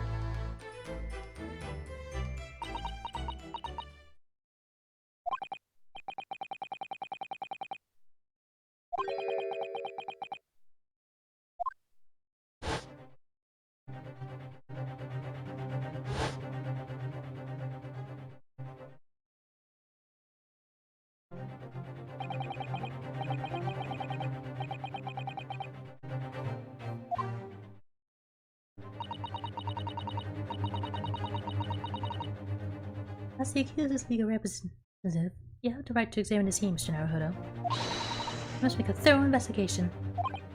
Yes, of course. And we will.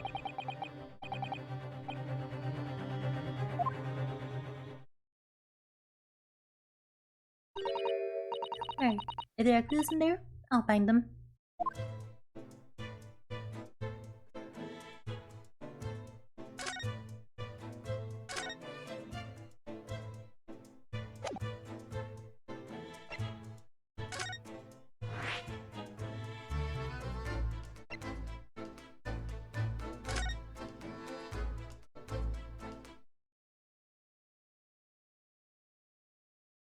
Hello, Total Lion. Glad you could join us.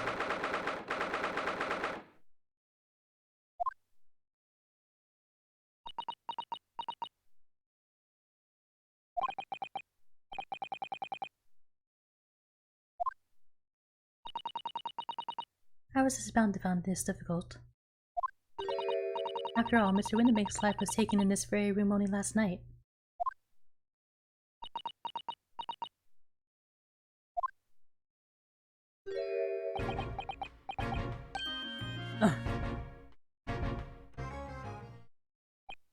Wait, Inspector? Was it down, Sunshine? You took one look at me and tried to run away. You think a Scotland Yard inspector would run away from some jumped-up little defense lawyer, do you?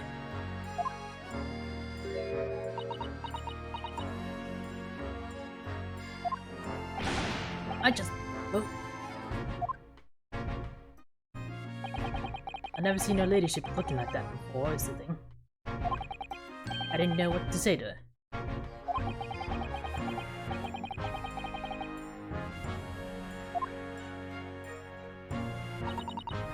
I'm afraid this is all a little much for young Iris. Some gentle reassurance might go a long way, perhaps, Inspector. Eh?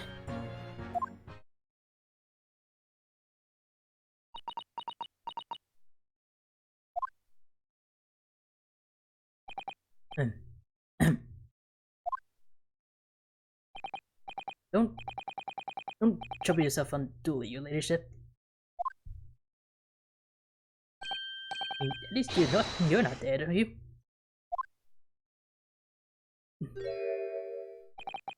I don't think that went very well. Hi. Look, I'm in the middle of an investigation here, Sunshine. I told you not to get under my feet.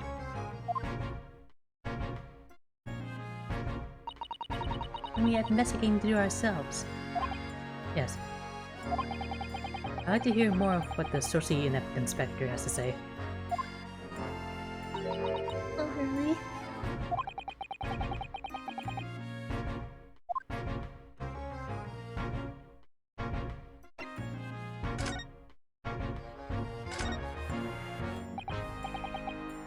So, Inspector, what do you make of the crime scene here? You got eyes, haven't you? Use them. It is what it looked like. Nothing more, nothing less. Iris, could you lend me a hand? So, Grexy, what do you make of the crime scene here? Oh yes, your ladyship. Do allow me to humbly explain. Last night, shortly after the hour of 1 o'clock in the morning, Scotland Yard police attended the scene. The one and only door to the storeroom was found locked on the inside.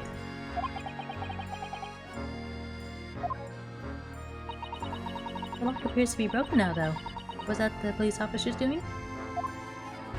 Quite right, ma'am. Quite right. We took the liberty of smashing the door in, as humbly as possible.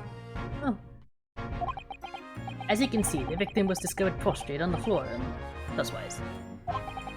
And next to the aforementioned body, we discovered the vile gutter child. Are you talking about Ginny? He's my friend, you know, Inspector.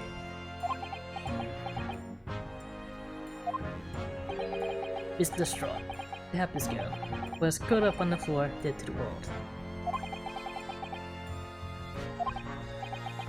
Yes, when I saw her, she appeared to be unconscious. And I'm afraid to say, she had the gun that was used in her hand. No.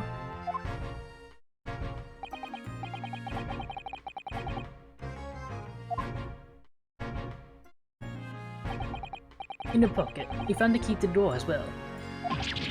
What? The key to the storeroom?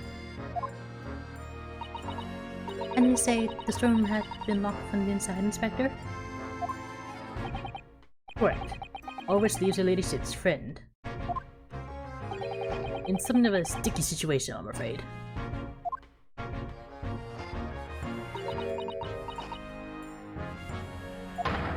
Obviously, my personal opinion is that it's all some sort of misunderstanding.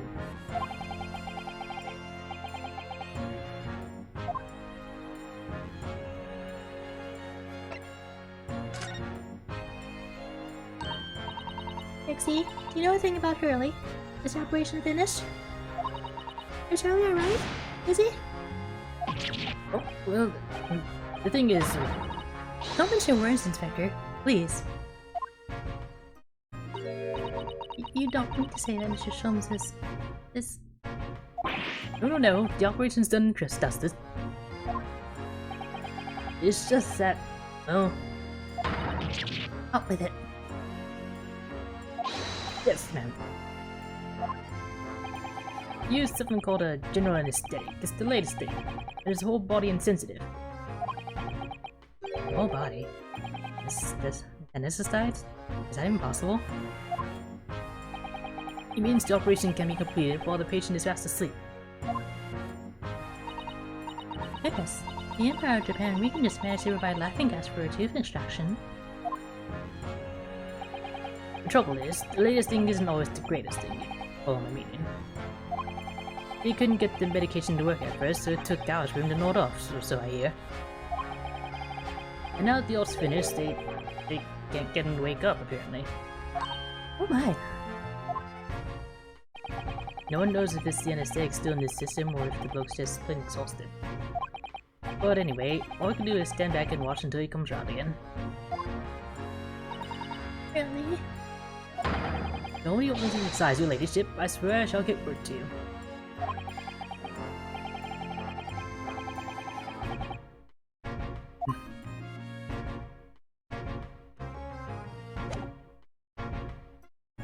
Well, I guess not.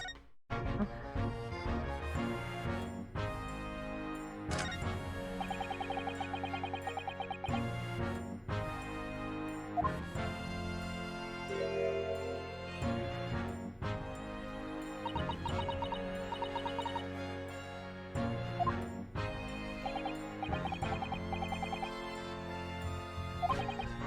Sure, that's all it takes.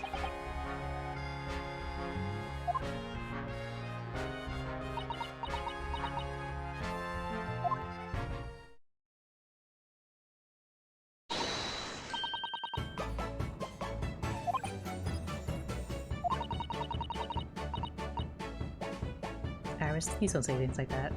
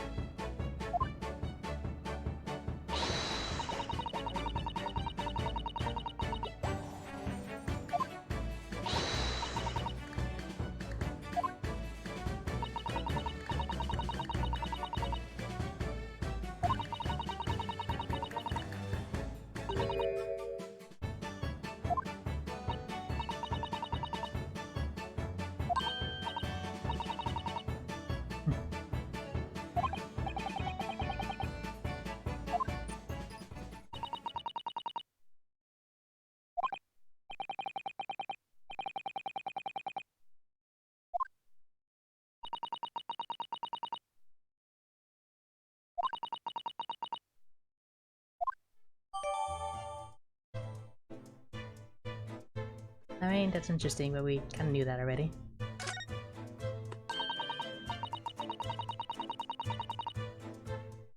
How much blood could there be?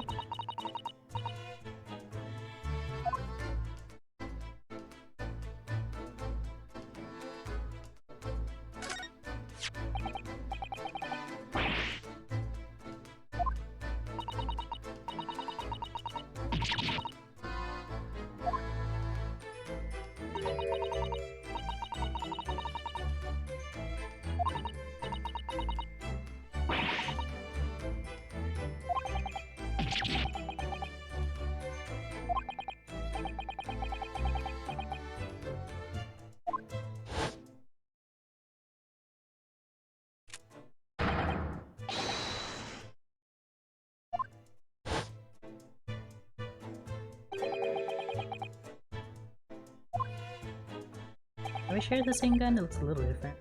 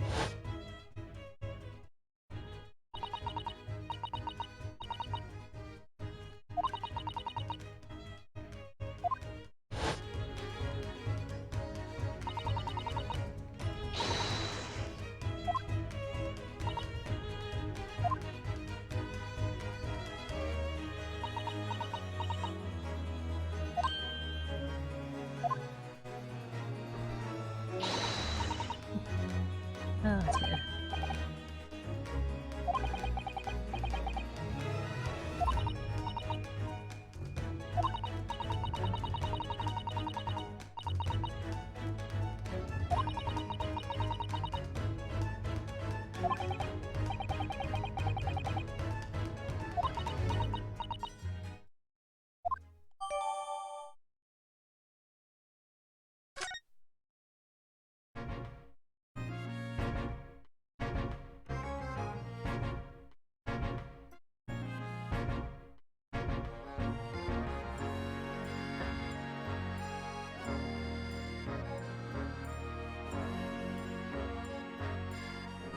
I'll look at this one.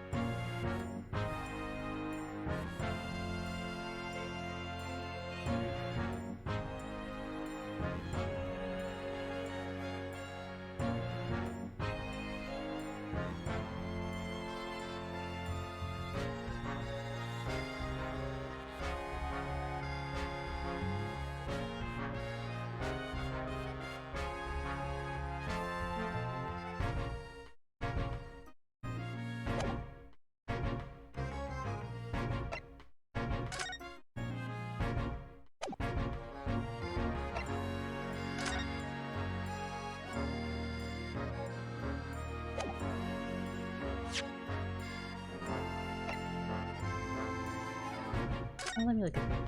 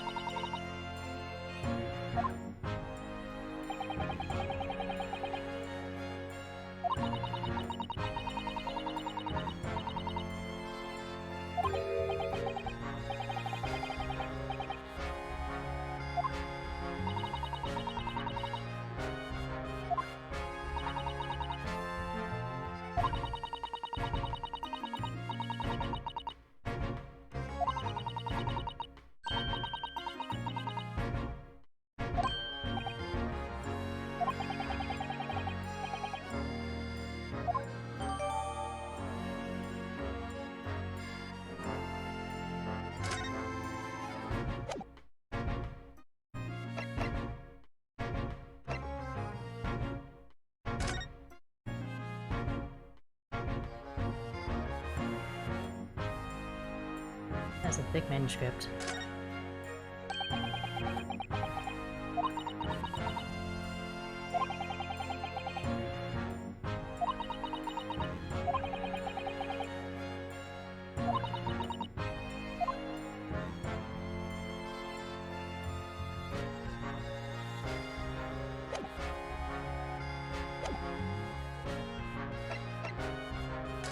So, look for a box.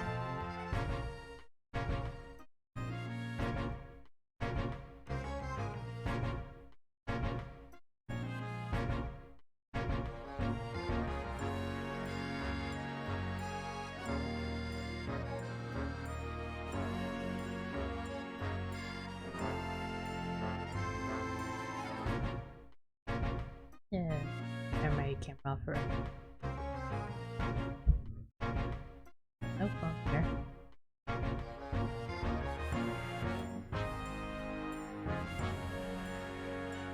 It's back on the main shop.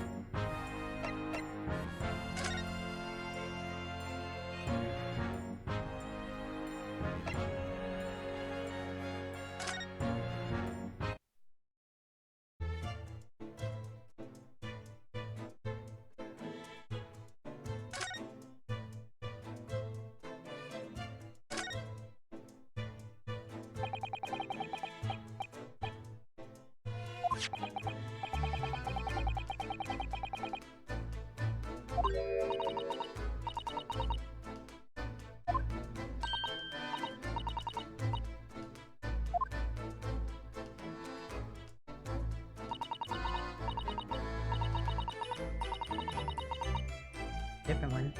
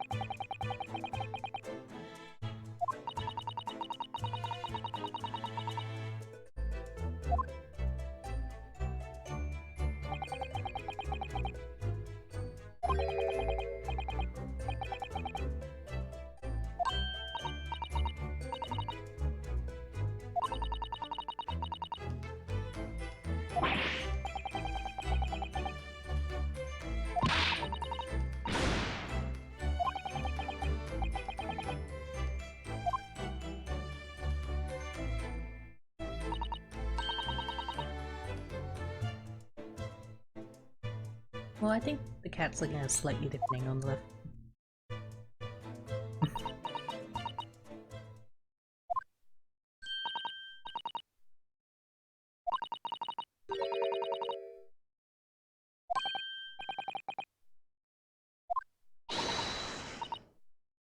Protection for Osiris.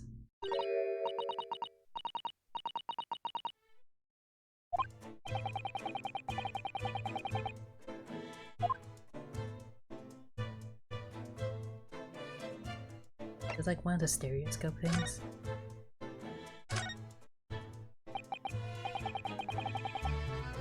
So Iris, about these two photographic prints. The one you found here on Mr. Winbank's counter, and the one Gina gave us before. What is this amazing secret you mentioned that's hidden between these two identical prints? Actually, that's not quite right. Sorry? If you look carefully, the two prints aren't the same. Not exactly. They're not? I'm gonna look at them now.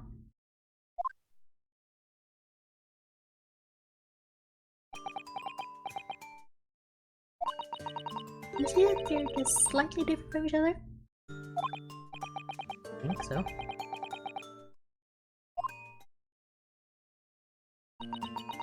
Well, what's the reason for this subtle difference between the two prints? Well, it's because they're set, you see? No, I don't. This pair of photographs is meant to be used in a stereoscope. Ah, I knew it. Everyone in London is raving about them at the moment.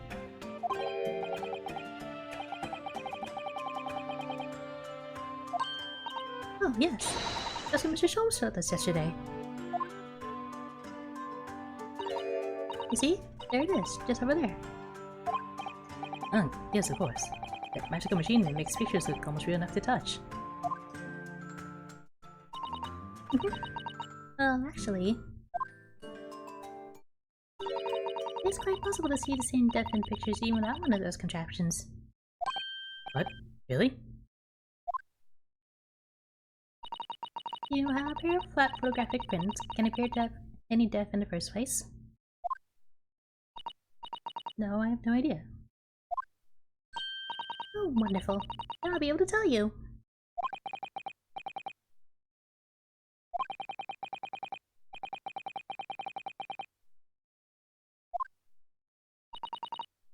I, for one, simply have to know. Let her speak. Have you ever considered, Runo, how our eyes see death in the world around us? Well, I just open them and it works. But the reason it works is because we have two eyes. 2 eyes. Okay. If you try closing just one eye at a time, I think you'll see straight away.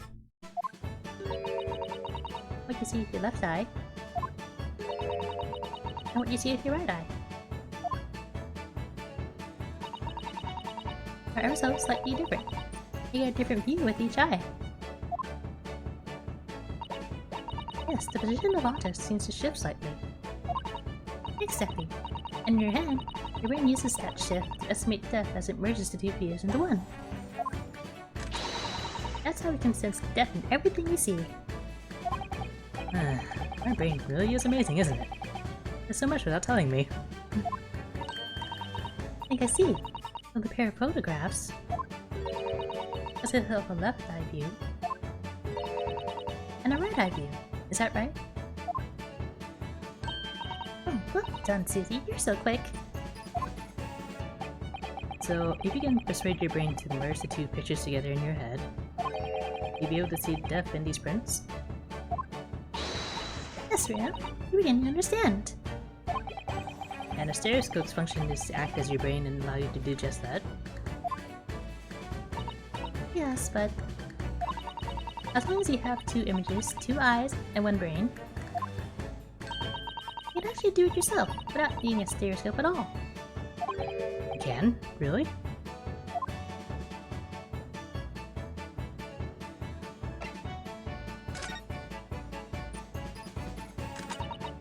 Let's try it. Let's see if we can use fingerprints without the help of a stereoscope. Oh yes, I'm dying to have a go.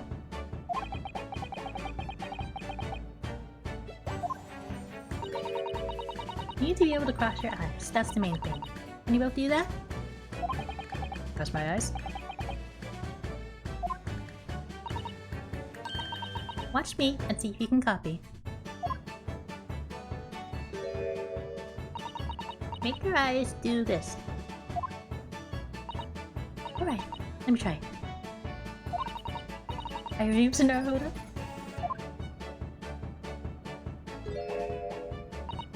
There, how's that? Wonderful, now it's your turn, Runo. The trick is to concentrate on looking at the bridge of your nose with both eyes at the same time.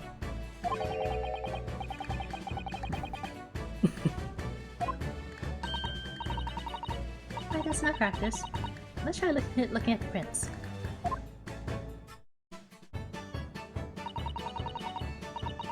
Start by staring at one print solidly and crossing your eyes.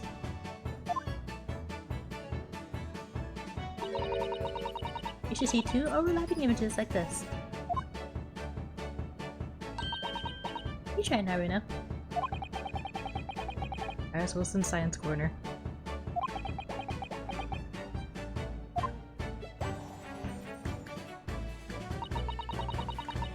Did it print in the two images for you?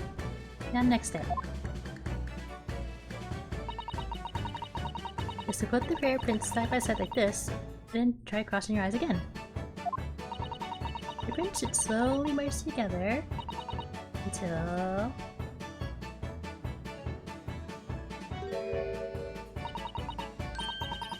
Oh, we need a single image in the center.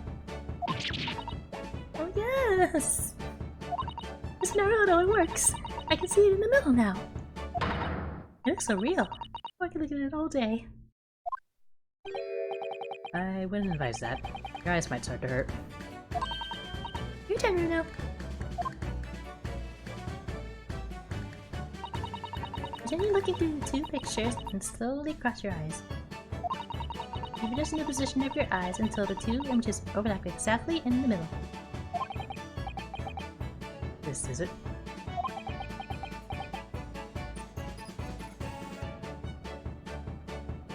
Oh yeah, it's working.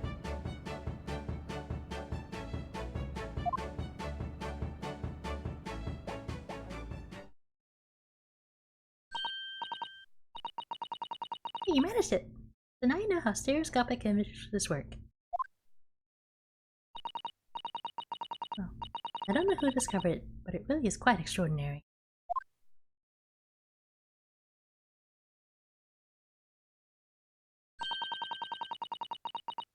What do you think of these stereoscopic prints in, Bruno? They're certainly amazing, but it isn't easy to get the knack of viewing them properly. Now, some people find it easier than others. That's why contractions like this exist, where people find it tricky. Oh, I recognize that. We saw one over there yesterday, didn't we?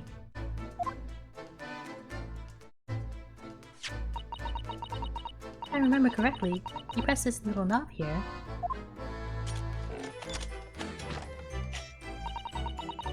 And set the pair of photographs in the stand at the back and...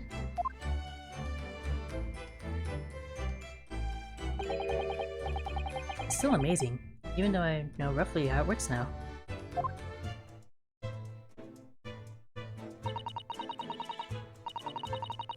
Well, London seems to agree with you. Stereoscopes are very popular at the moment. You can find one of those folding contraptions in lots of households in the capital currently. But even these little machines are so affordable.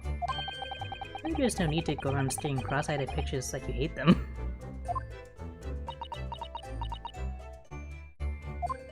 But it's much more satisfying to be able to see the effect with your own eyes. Well, I think so in any case.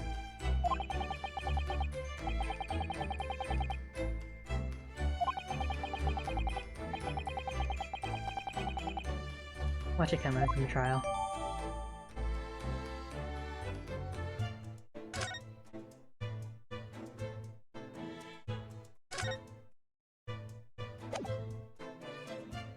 Alright, we were looking for other stuff.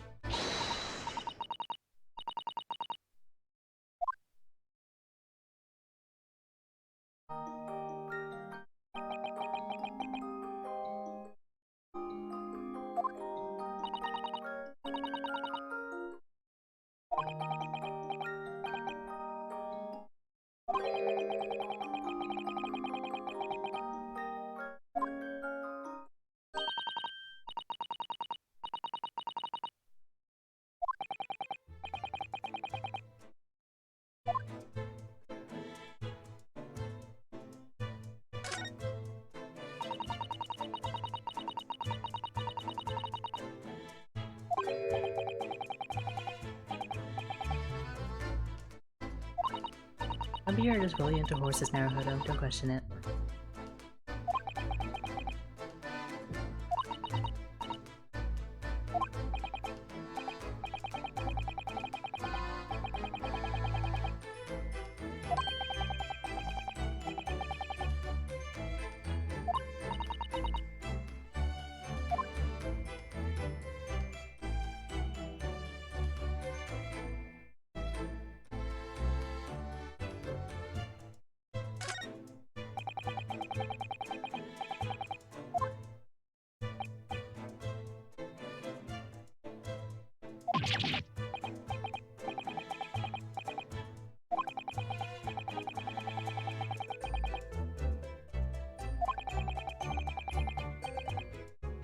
Yeah, that's rough.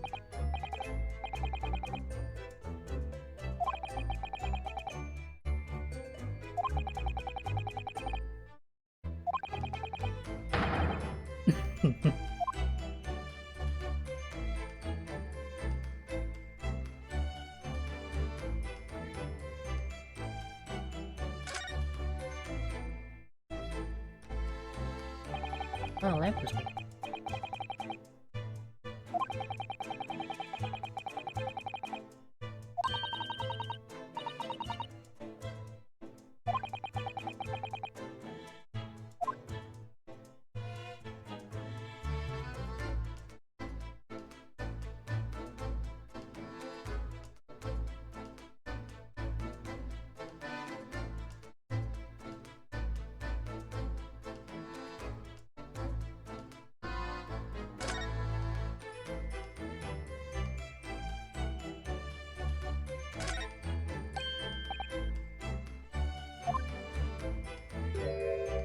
Shut the calendar, how could they?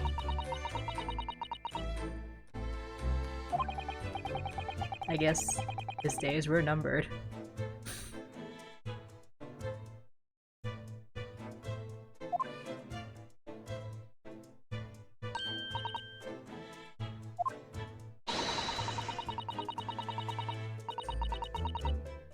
I wouldn't call that patriotism.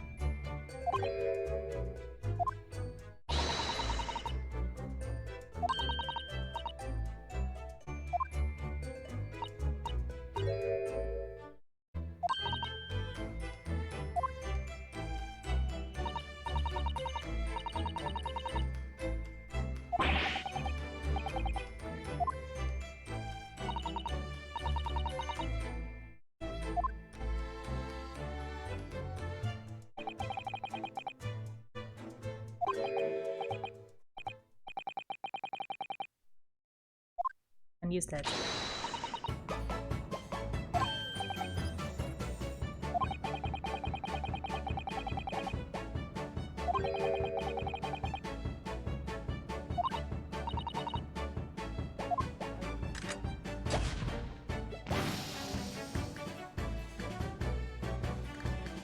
Oh, it's green now.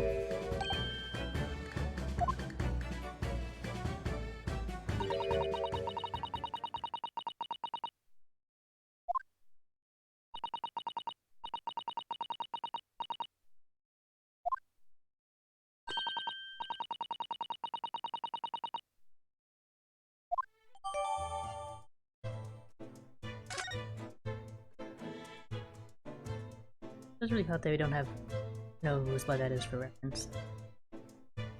I'm sure.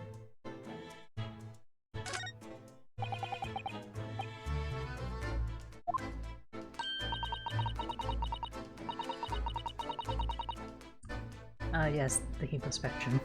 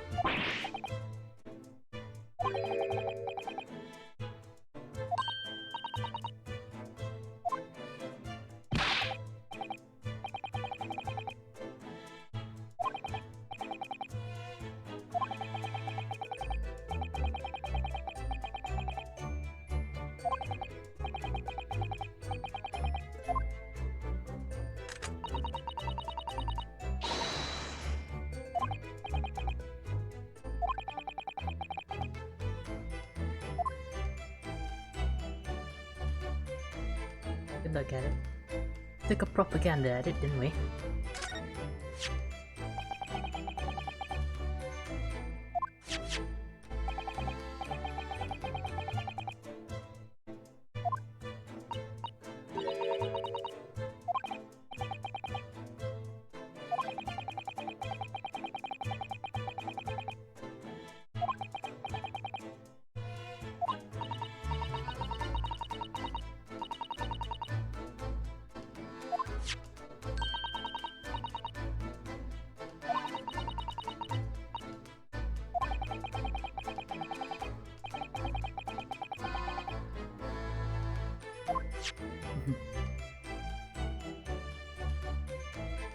Such a weird thing, family.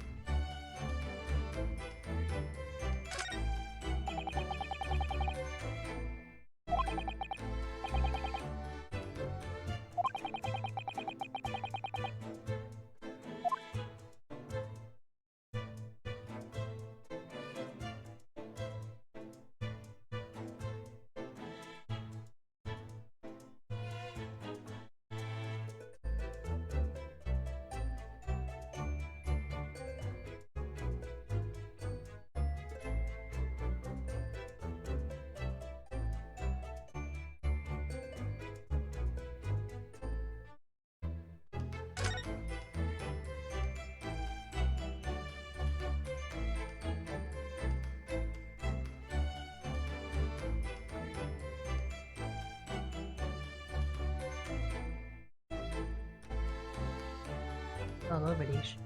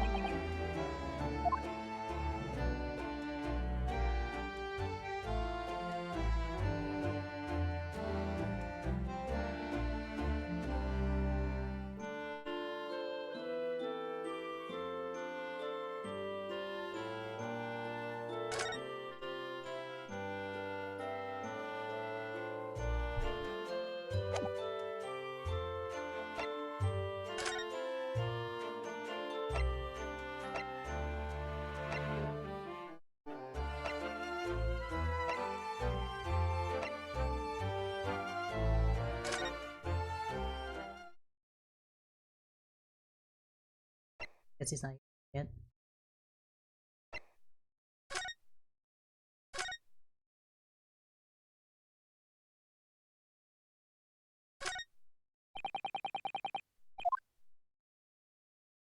Which is it?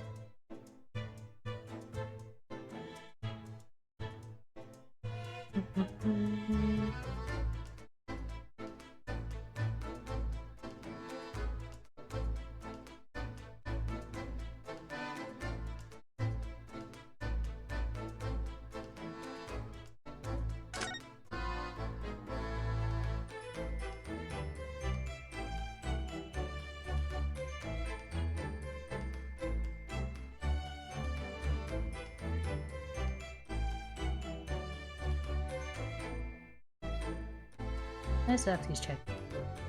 Nice to also know like what.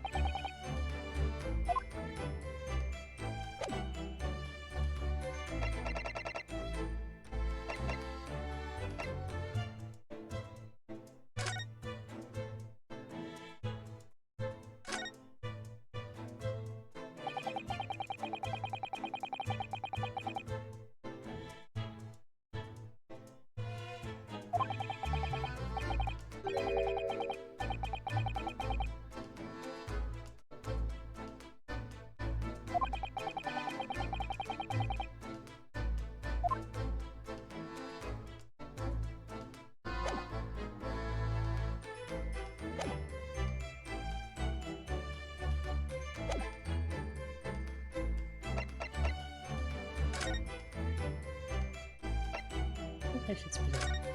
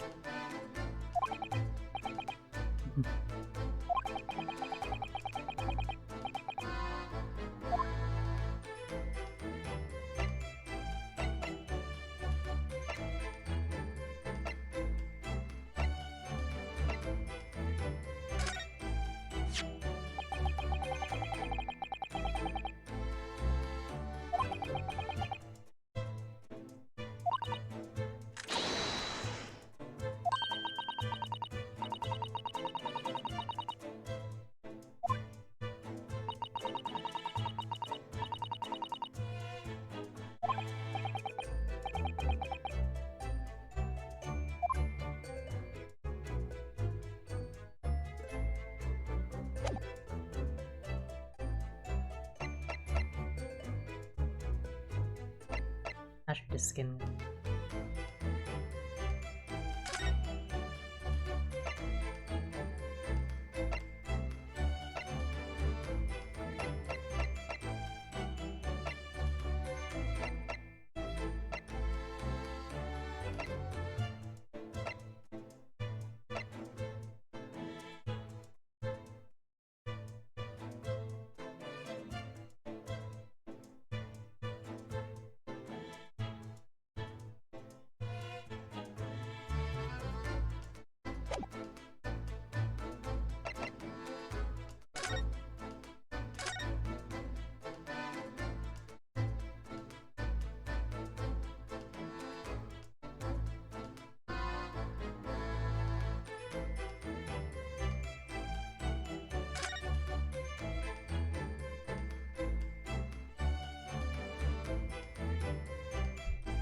Eh, not covering skin.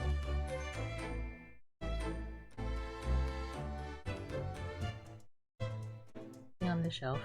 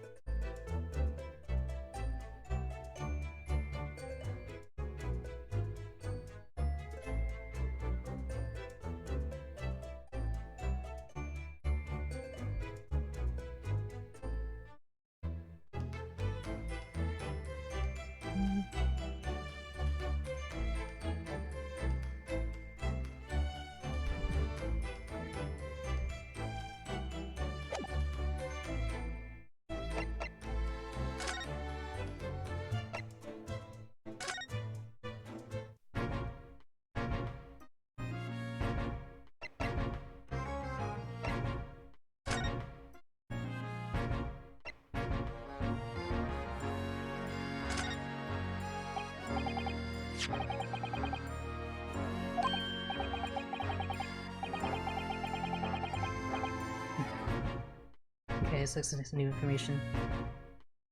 Oh, what have you here then? A redemption ticket for an article deposited here, is it?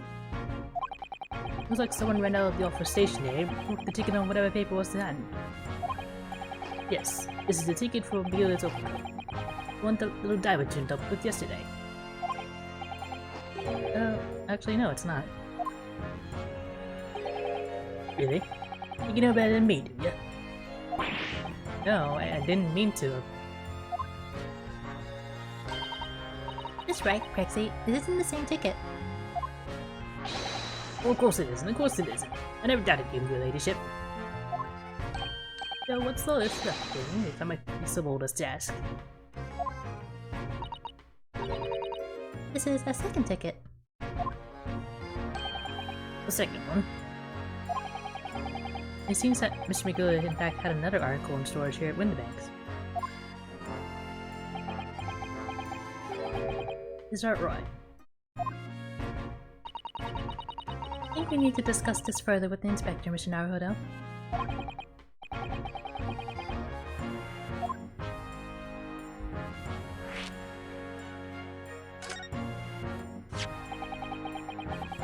This ticket was in one of the pockets of Mr. McGill's overcoat. Eh? You mean to tell me? Yes, there's more than just the music box, this it seems. I should have insisted on the last taking it back to the yard and examined it properly. Well, according to the details on this ticket, Mr. McGill did deposit another article here with Mr. Windibank. Yes, I can see it written here. A small box, was it? You have any idea where it is, Prexy? Any idea at all? This article belonged to Mr. McGill. It could be an important clue. Well, yes, I suppose it could be. Please stop looking at me with those big turquoise eyes all full of open expectation. It's too much pressure. Lose me marbles, I will. I'll go barking. There's no time for dog impressions in Best Character. That's no source from you, Sunshine. There is one thing that springs to mind. According to this ticket, the redemption deadline's already passed, hasn't it? Oh yes, of course. Ours was only held for 2 months. So the small box will no longer be in here then. That's right. It's been forfeited. Which means it'll be in the shelves in front of the shop, where the forfeited items are offered for sale. Yes, the shelves in the front. You must search them at once. You're wasting your time. Oh? There are dozens of little boxes out there. Hundreds even. You can't possibly know which one might have been the Gilded's. Information's not written in the ledger. Well, I think we should at least have a look, just in case. Of course, you lady. Of course. His senses will be up to it.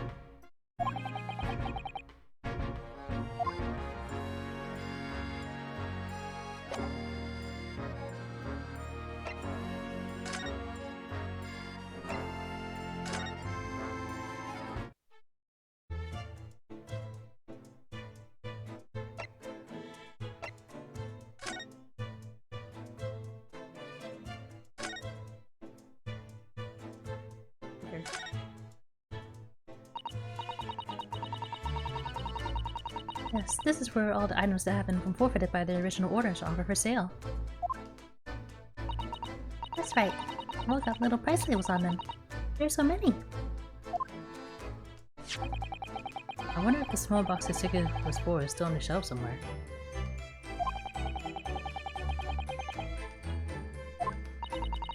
Even if it were, finding it promises to be very troublesome indeed. There's so many boxes. Could be any one of them. Mr. Holmes says that a pawnbroker's was the safest place to store anything, fewer than a bank's vault. But perhaps this small box of Megildas contains something of very great value. Well, if that's the case, you probably have kept it locked. So then we need to find boxes with a lock and break them all open.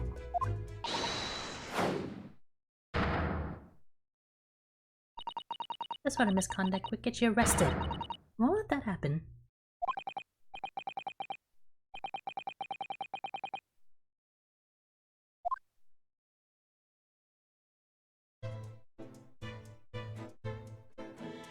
Well, what now then?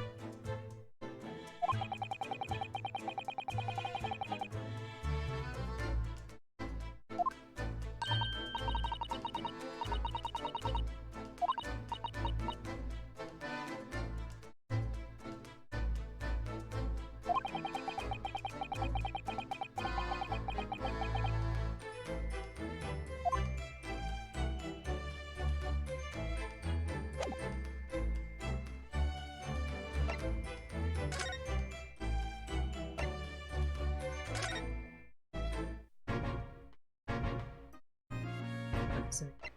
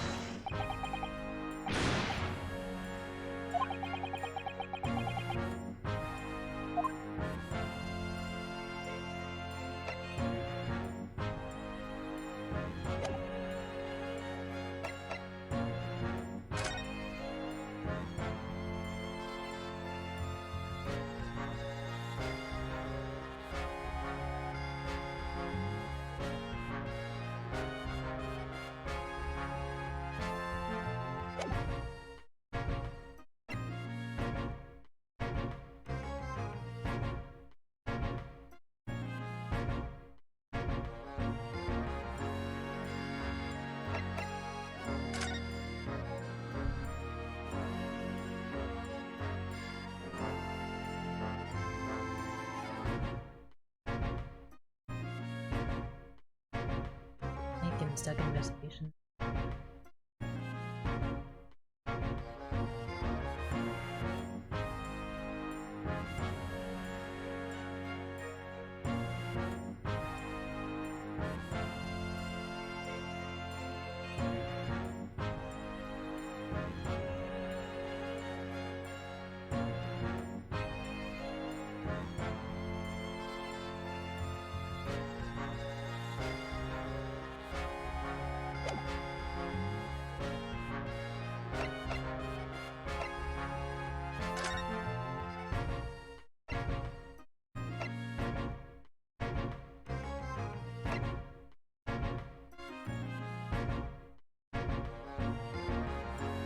I present. That's it.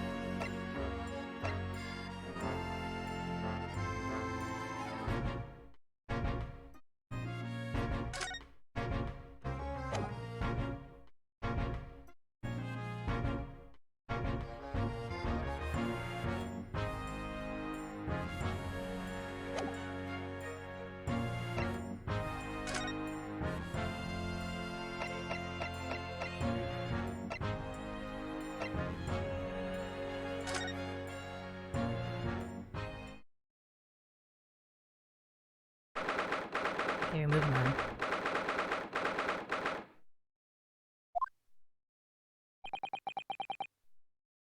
It doesn't appear to be here. I believe she must be in questioning at the moment. Oh, but wait a minute. What is it, Iris? Well, if you examine the scene here carefully, another possibility, isn't there? Kitty could have slipped the key from the jailer when he wasn't looking and escaped. Oh my. Why would she do something like that? It would only make her situation worse. Calm down, Luna. I was still joking, of course. I mean, the lock's right there. Oh. Can't be worried there. Thought it was a great deduction. Simus, be your way before us, Iris. You're so wonderfully persuasive.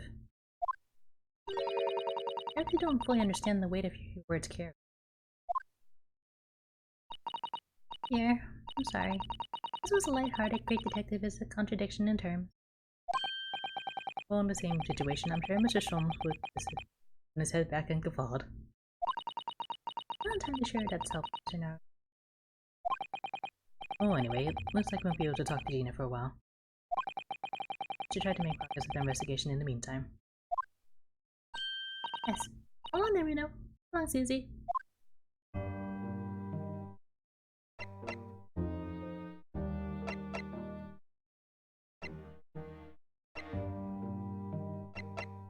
Is that really idiotic?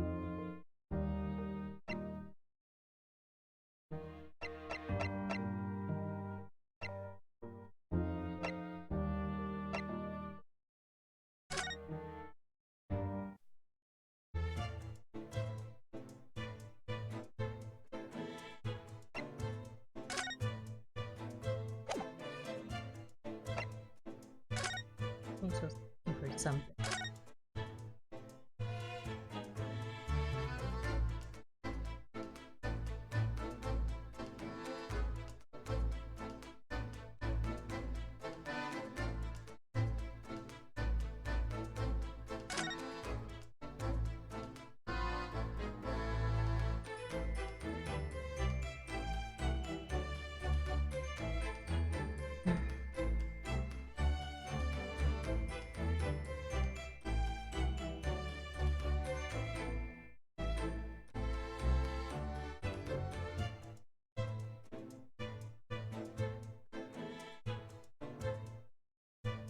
Yes. A bottle.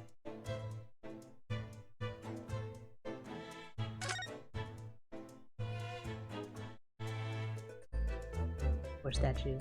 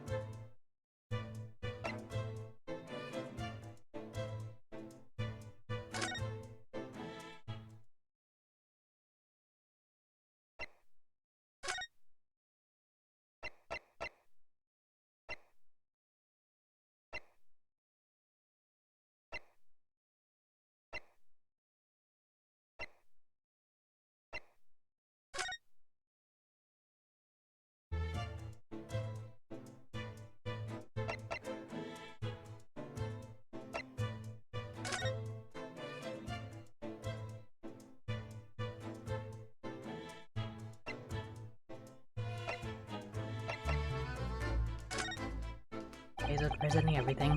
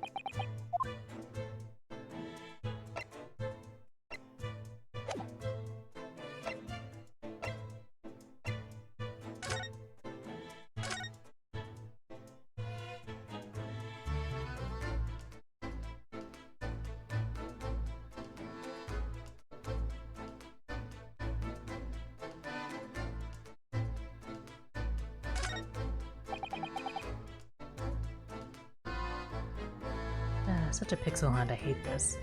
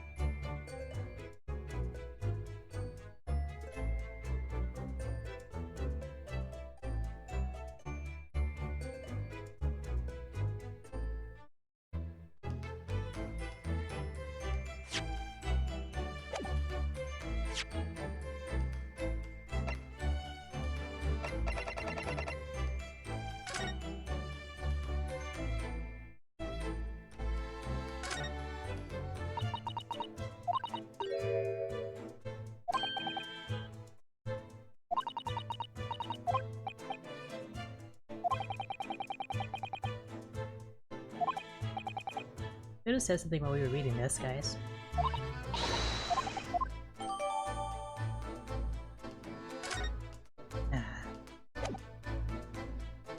So convoluted, I hate this.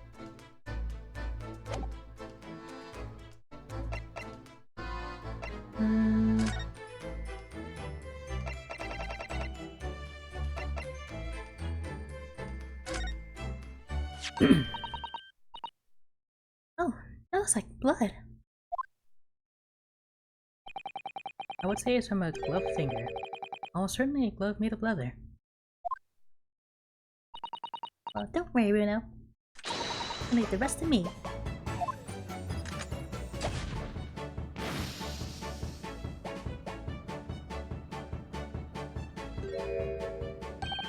Look at that. Yes, that's a color we haven't seen before, isn't it? We must add to the portfolio of blood samples. It could be an important clue. There's so much blood everywhere. Although, it would be nice to find out whose blood these different colors correspond to at some point.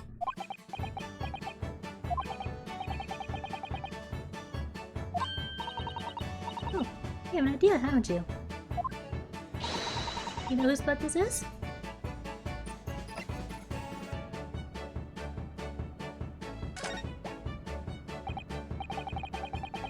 I have an idea whose blood it is. Not from the color term, but with a little deduction. That's right. I think it's clear. Iris, you know as well? You first, Reno. Who do you think it belongs to?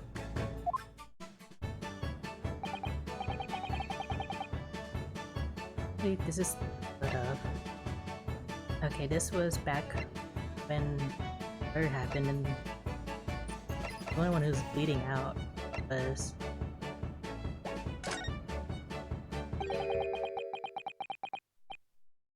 Fred Mason? You don't sound very sure of yourself the way you trailed off there. Well, it was 2 months ago now, that case. Of course, I never met the victim, so I'm struggling to remember his name. He was definitely thrice fired, though. The victim of the omnibus case? Yes, it was indeed Mr. Thrice-Fired Mason. That would mean that bloodstain left from the ticket 2 months ago. Yes, I think it was. Nina brought this ticket here to Mr. Winterbanks yesterday. I was thinking that the bloodstain was already on it at that time. There was a smear of blood from the time that Mr. Mason was killed 2 months ago. Something else is coming back to me now. Mr. Yielded was also wearing leather gloves that night.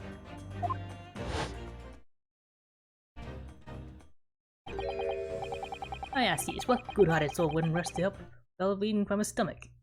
I wasn't about to start worrying about the gloves now, was I? We just have to give the man a hand. Mr. certainly does look like a leather glove thumbprint, this mark. We know that Mr. Megula had no injuries at the time anywhere in his body. Which he can conclude any blood on the glove belonged to the victim, Mr. Mason. Naruto, you sound just like Mr. Sholmes.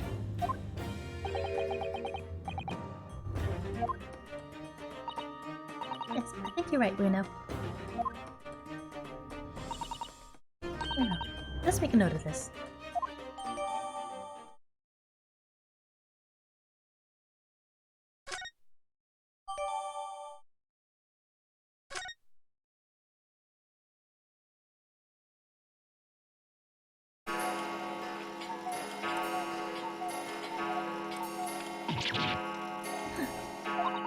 Probably jumped out of my skin there. I can Mr. Ueno makes sense. A wicked trap. I doubt he set out to scare anyone.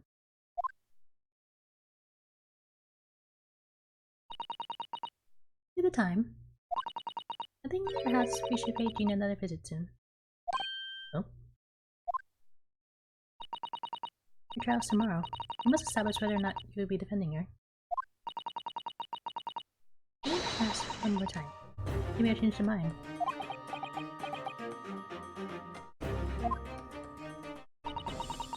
Don't you remember her now?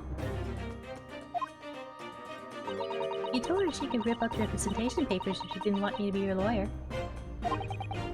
Really? Did I say that? Yes, he did. I feel like pursuing the paperwork is fast approaching.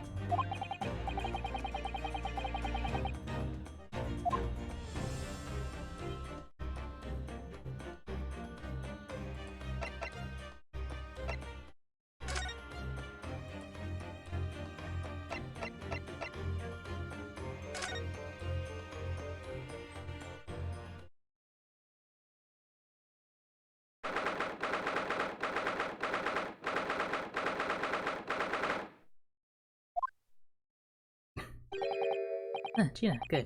Back.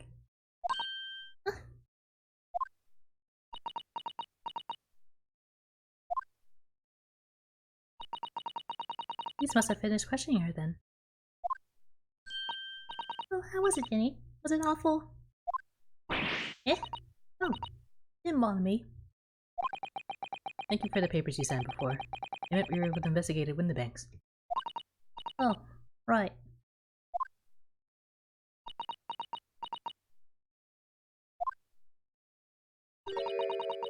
Don't you want to know how we got on? You've been never so busy. What's the point in asking? Won't change what everyone's saying. That I did it. Ah, Gina, we came to ask for your final decision. eh? What decision? About tomorrow's trial. Will you let me defend you or not?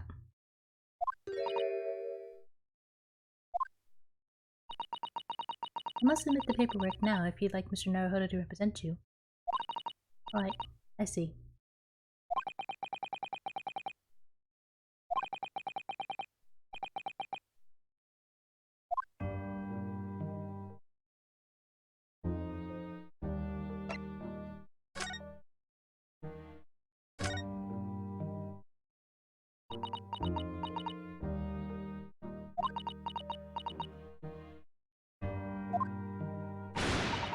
Alright then, blimey, give me a rest within my eyes, Iris.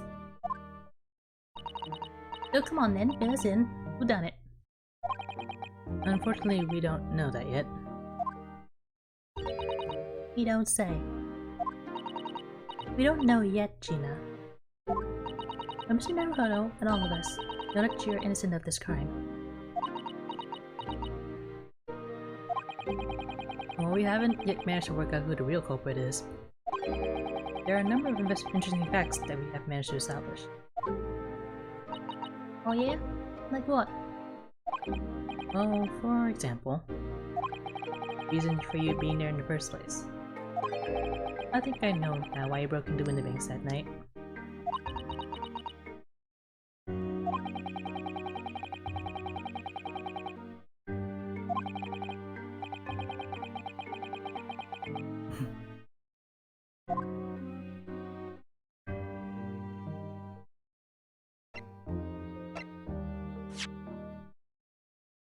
present later.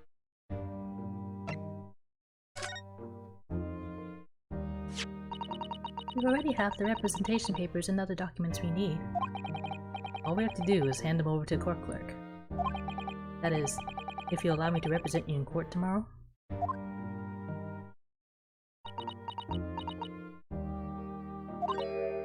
Nah, don't bother. Vinny, rip them up and chuck them, would you? Them representation papers or whatever they're called. They sound like fancy enough to have a bin. So, what will you do in court tomorrow? I'll be fine on my own. I don't think you will be. Look, it don't matter. What's gonna happen is gonna happen.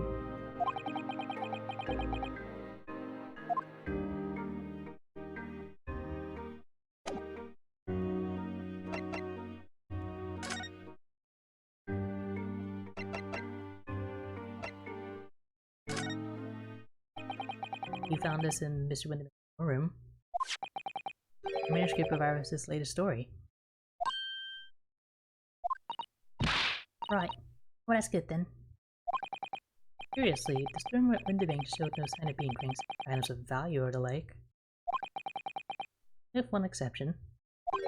The box file that housed this manuscript. It was you, wasn't it, Gina, who broke open the box containing this manuscript last night? Eh? You were determined to find out whether or not the great town of the Baskervilles was really there. That's the real reason you broke into the storeroom last night, isn't it? Why don't you tell us what happened, please?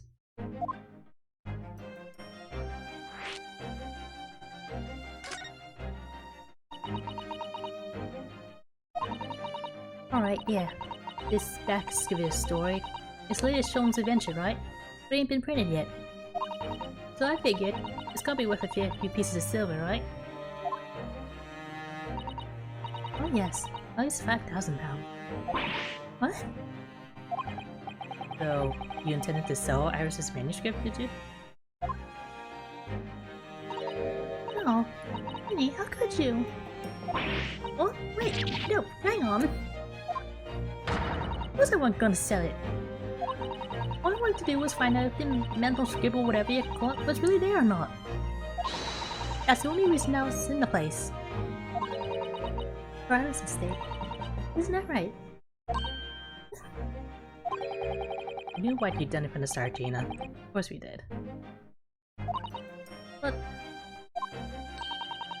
I knew you wouldn't do anything mean like that, Jenny. I just knew it. Well, When I saw the manuscript in the storeroom, it reminded me of what you said the night before.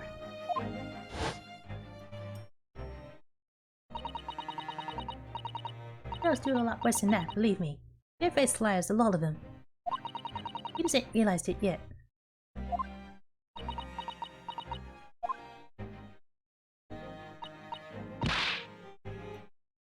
I'll tell you, that manuscript ain't at Winterbanks. You'd soon see if you had a look.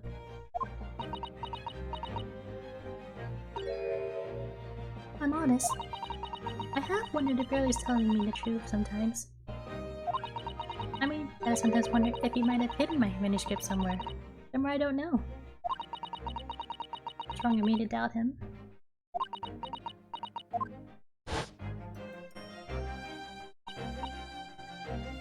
Oh, Jenny, that was so sweet of you!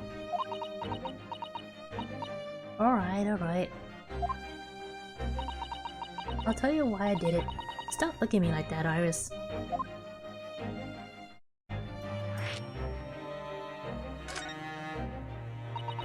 It weren't because of Iris. That's not why I did it. I just want to know the truth, that's all. You want to know if Mr. Sholmes was being honest? If he really deposited the manuscript at Winterbanks? It's like I told you the night before. I never had a father. But Iris' lot ain't like mine. She's got a dad, only she can't see him. And I reckon that's gotta be harder. That's why she writes the stories. They're about her dad, really. That's what it sounded like to me, anyway. Last night, when I was listening to what you were saying. Stories? About Daddy? You mean they're not the adventures of a great detective? So much as the adventures of a great detective and his trusty partner? Well, that's how I see it, yeah.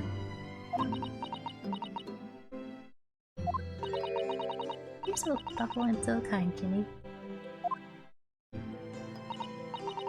Yes, and we never thought any differently, did we? Look, give it a rest, will ya? I hate all this chummy nonsense, yeah? I hate it. I don't trust no one, right? That's how I work. Because if you don't trust no one can let you down. Now leave me alone. Go on, stop it.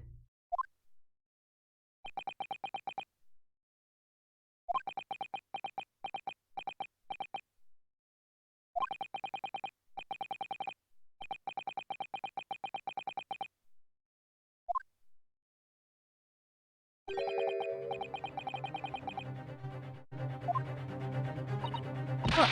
Why are you looking at me like that?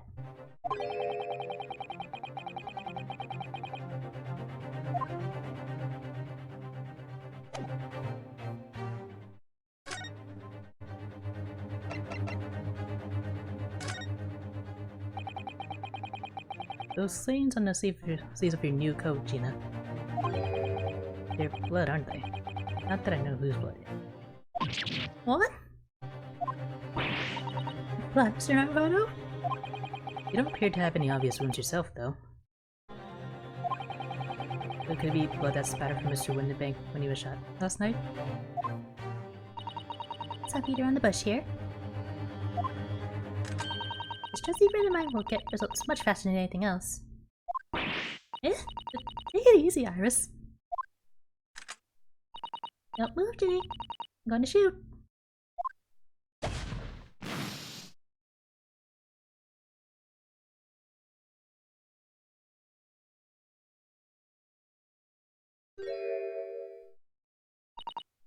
Oh dang, how'd you wash that out? My.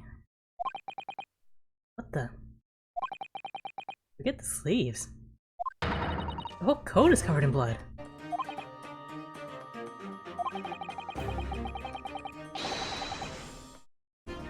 Oh, I see.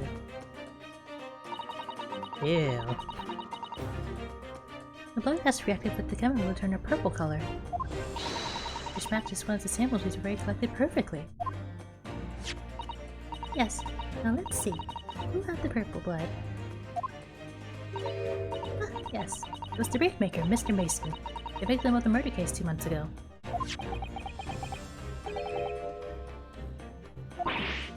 Well, what are you all on about? The victim? What do you mean?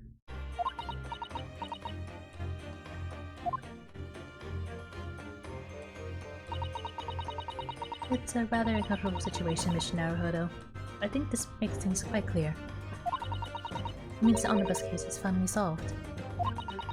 The truth about who really murdered the brickmaker, Mr. Mason, is revealed. Boy, would someone else say what's going on? Stop telling off a story!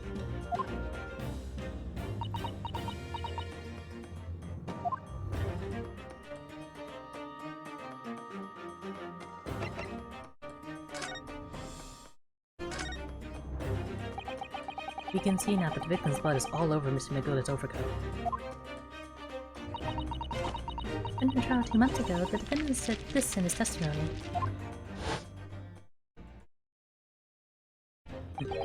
Now I ask you, what good ought a soul wouldn't rust to help a fellow bleeding from his stomach? Wasn't about to start worrying about your gloves now, was I? Where's that thief and man in hand?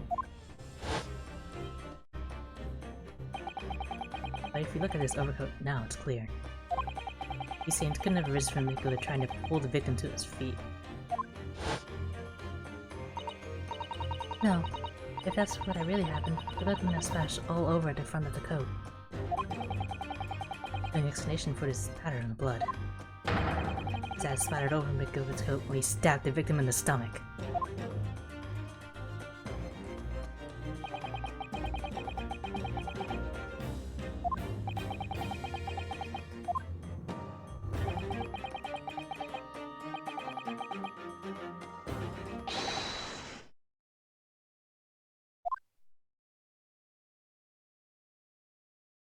He's dead now.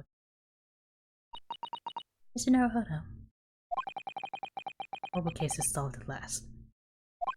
And I helped the man walk free from that trial.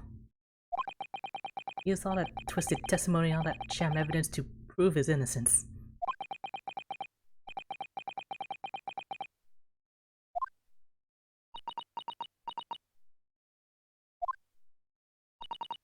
No? Did you believe him though? Did you believe Mr. Gilder was innocent? I believed.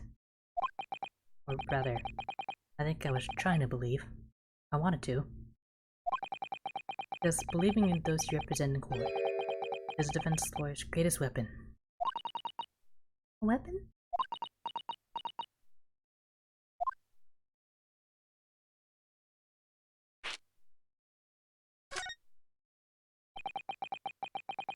Before I came to Great Britain, a great friend of mine taught me a valuable lesson. You mean Kazuma-sama?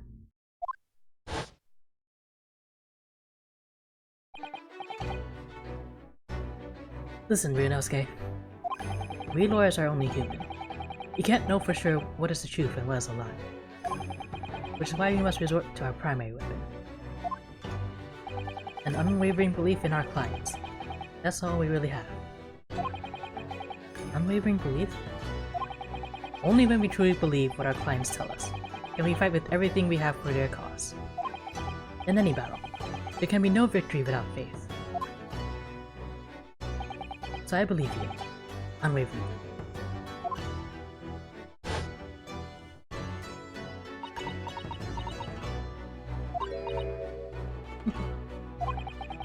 What's funny, Gina? Well, sounds like in this empire Japan you come from, everyone must be soft. Oh, come on, look at the mess it's got you into, believing in that bog trotter. Yes, I inadvertently helped the murderer walk free. Well, at least you learned your lesson now, eh? Believing in people's never worth it. No one always stabs you in the back in the end. As soon as you let down your guard, you've had it. Take a leaf out of my book. Believe no one. Get up by no one. Tina, may I ask you something? What? I'd just like to make absolutely sure. What would you like us to do with this representation paper for tomorrow's trial?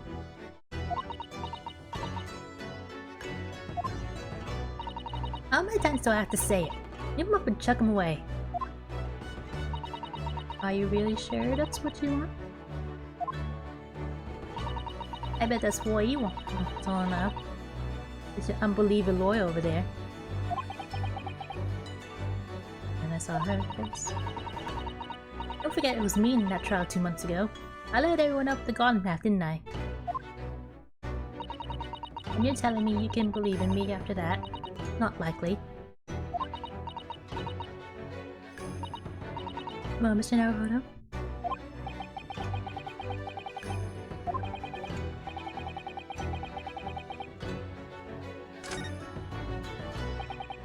Gina, let me say it again.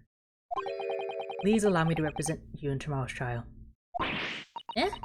I have begged. I don't know. You've not once admitted to committing the crime, have you? What's more, I believe that you're telling me the truth. Seriously, Mr. Naruhodo.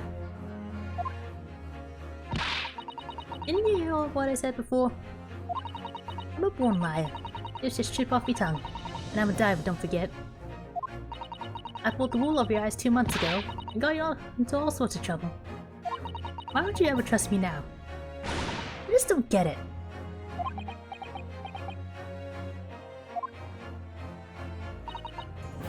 Tina, I do understand why you chose not to put your trust in others.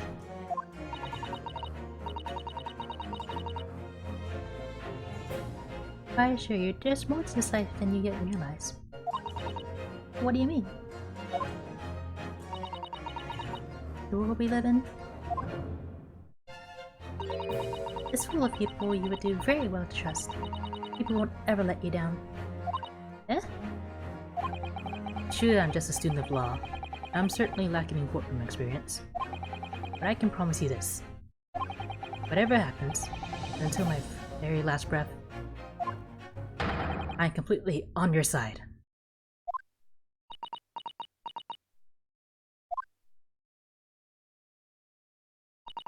Well, what do you expect me to say to that?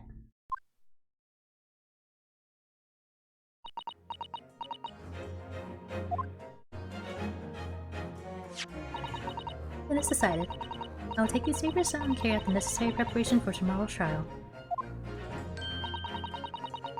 You would be ashamed to throw him away now after it's been penned with your name so beautifully. Do what you like. You recent I don't know what you are. I don't get you.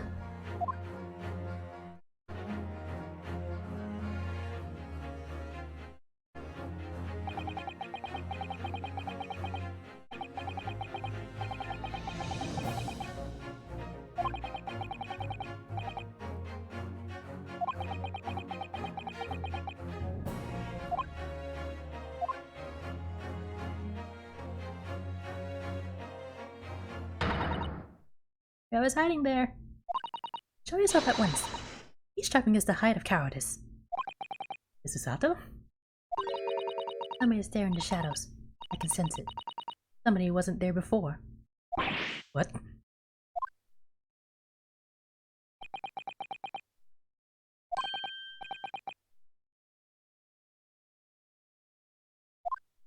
Was there? Oh, listen. I suppose you would use one of those mystic Japanese arts. Like the art of stealth I've heard so much about. If anyone's being stealthy, it was you, Inspector. Rexy! Oh dear me, I'm most terribly sorry, your ladyship. I didn't mean to startle you. How long have you been listening in on our conversation? Great. Listening in? No. Just got word that there are some visitors who will be refusing to leave even though it was after hours. I assure you, your ladyship, I only just arrived. This very minute, not a moment earlier. That's all it is, nothing untoward, nothing at all. After hours? Is it not late already? Then, I'll excuse myself. Now, your ladyship. Ta-ta, toodaloo, cheerio. All the best, love, and bye. By and by. That's a lot.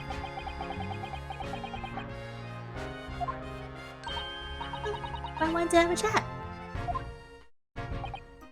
I'm terribly sorry, but time is pressing at the minute. Oh, I see. It's a shame. If I don't get this emergency at the Supreme Court dealt with sharpest, your Strongheart will... Emergency? Or Strongheart? Nothing, forget I said anything. Anyway, I'm off. Alright, Gexy. If you have to, let's chat soon. Delighted. John, can't wait. If you please, my pleasure.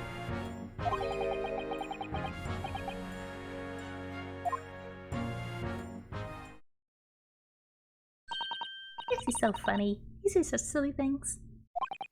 It's certainly entertaining to see an inspector of the police fawning to a 10-year-old girl.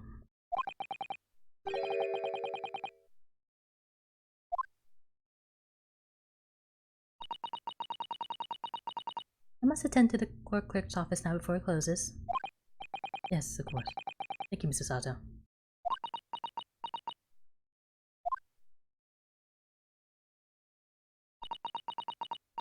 The sport hire is home now, Mr. Naruto. Did meet you there later.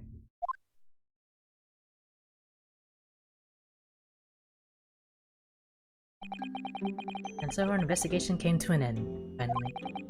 Sato-san went to file the necessary papers for my defense, beginning of the following day. And then it hit me. I can no longer suppress the wretched feeling that had been clawing away at my insides. Tomorrow, Sato-san would be leaving Britain and making her way back to Japan.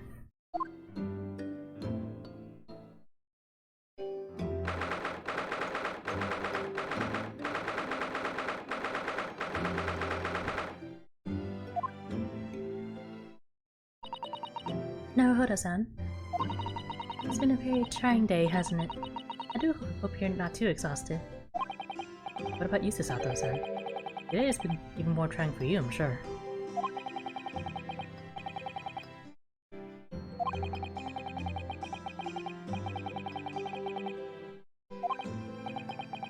I hope your father recovers soon. Thank you for your kind words.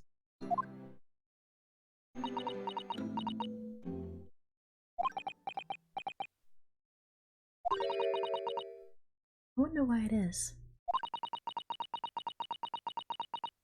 that so many thoughts rage in my head like a storm, and yet I seem unable to find the words to express any of them. I know exactly what you mean. Anyway, I have one final task to complete as your judicial assistant. Once that is done, I should make preparations for my departure tomorrow.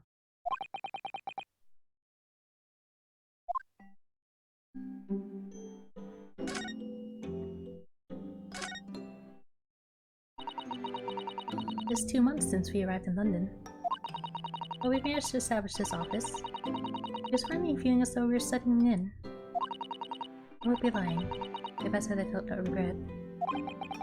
I'm so sorry, Sasato-san. It's just so sudden. I really don't know what to think.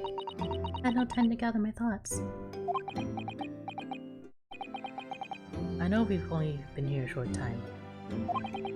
In my limited experience of the courtroom, I feel I've learned something. And what would that be? It seems to me there are many facets to people's personality. Facets? And like a jewel, the light plays often in complex patterns, illuminating their actions and their motives. But we see only a small number of the total facet, and what is illuminated is only a part of the whole story. What lies in the shadows? What do those facets we cannot see look like? Perhaps there are some parts we'll never lay eyes on, for as long as we live. That's so true. Sometimes I feel as though I'm blind to so much. But I keep hoping that one day it'll all become clear. That all the facets will be illuminated, and I'll finally understand how everything fits together. Naruhodo-san.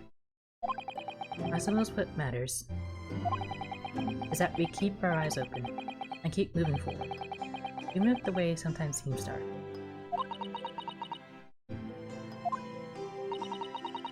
Amazing to think it's been just 2 months. You've grown so much. Right? I what? Oh, no, it's nothing. Unimportant.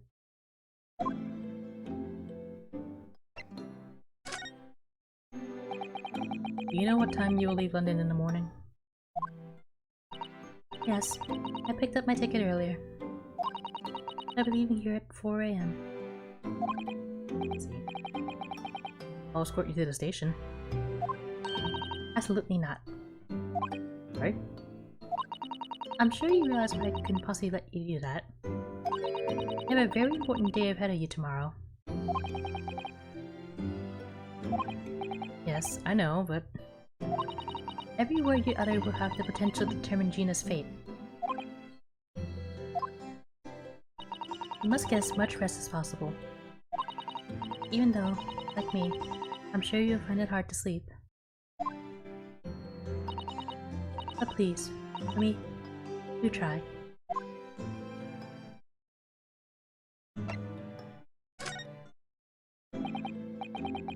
you mentioned one final task a moment ago. What did you mean? Oh my, I nearly forgot. Please, I want you to have this. What is that? It's my notes. For the case 2 months ago. The murder that was committed on the omnibus.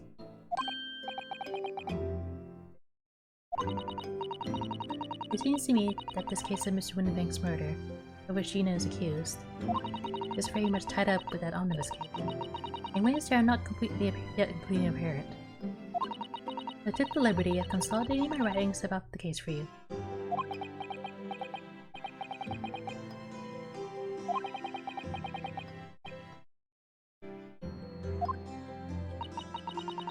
It was my pleasure. I can only hope that it will bolster your case tomorrow for Gina. Thank you so much, Chisato-san. I'll do my best to use it wisely. You really are the best judicial assistant in the world. Well, that's extremely flattering. But I'm sorry to say, I've been a complete failure. Sorry? I didn't quite catch what you said there. Oh, ignore me. I was just humming to myself.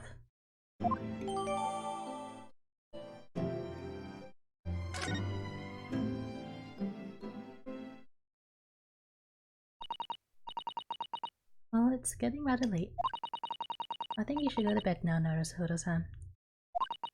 I must finish packing up my things in my room. I wish you the very best of luck tomorrow. Good night. Wait, there's something I need to say. What? What was that? A secret technique of mine. The Susato shutdown. Shut down?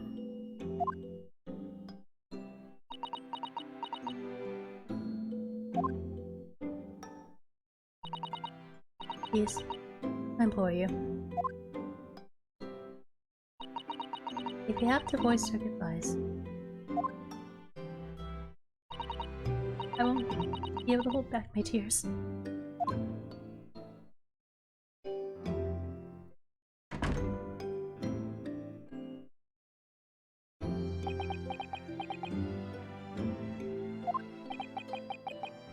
Chisato.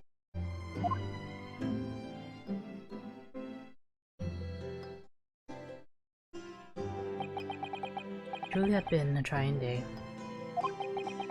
On our feet for hours, getting Gina to open up to us, and learning the truth about that nemesis of the case.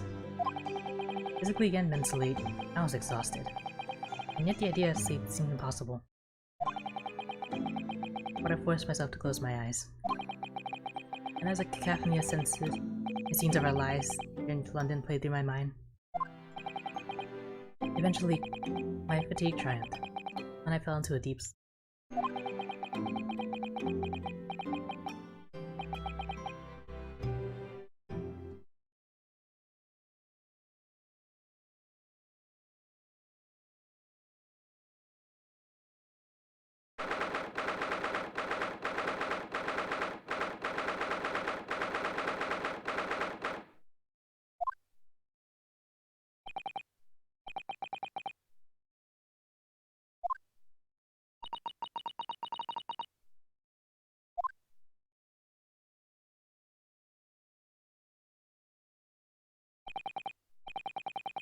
Rest assured, I shall put everything in place, exactly as we discussed.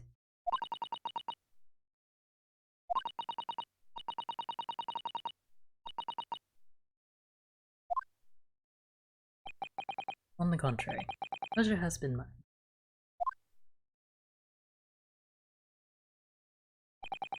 I bid you farewell. Godspeed.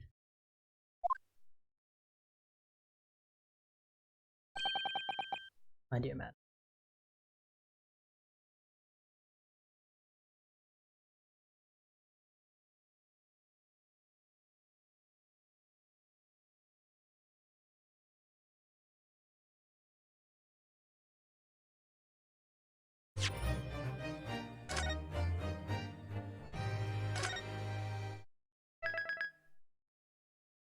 After this lengthy investigation, we can really call it a night.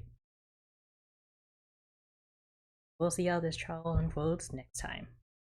I'll catch you then.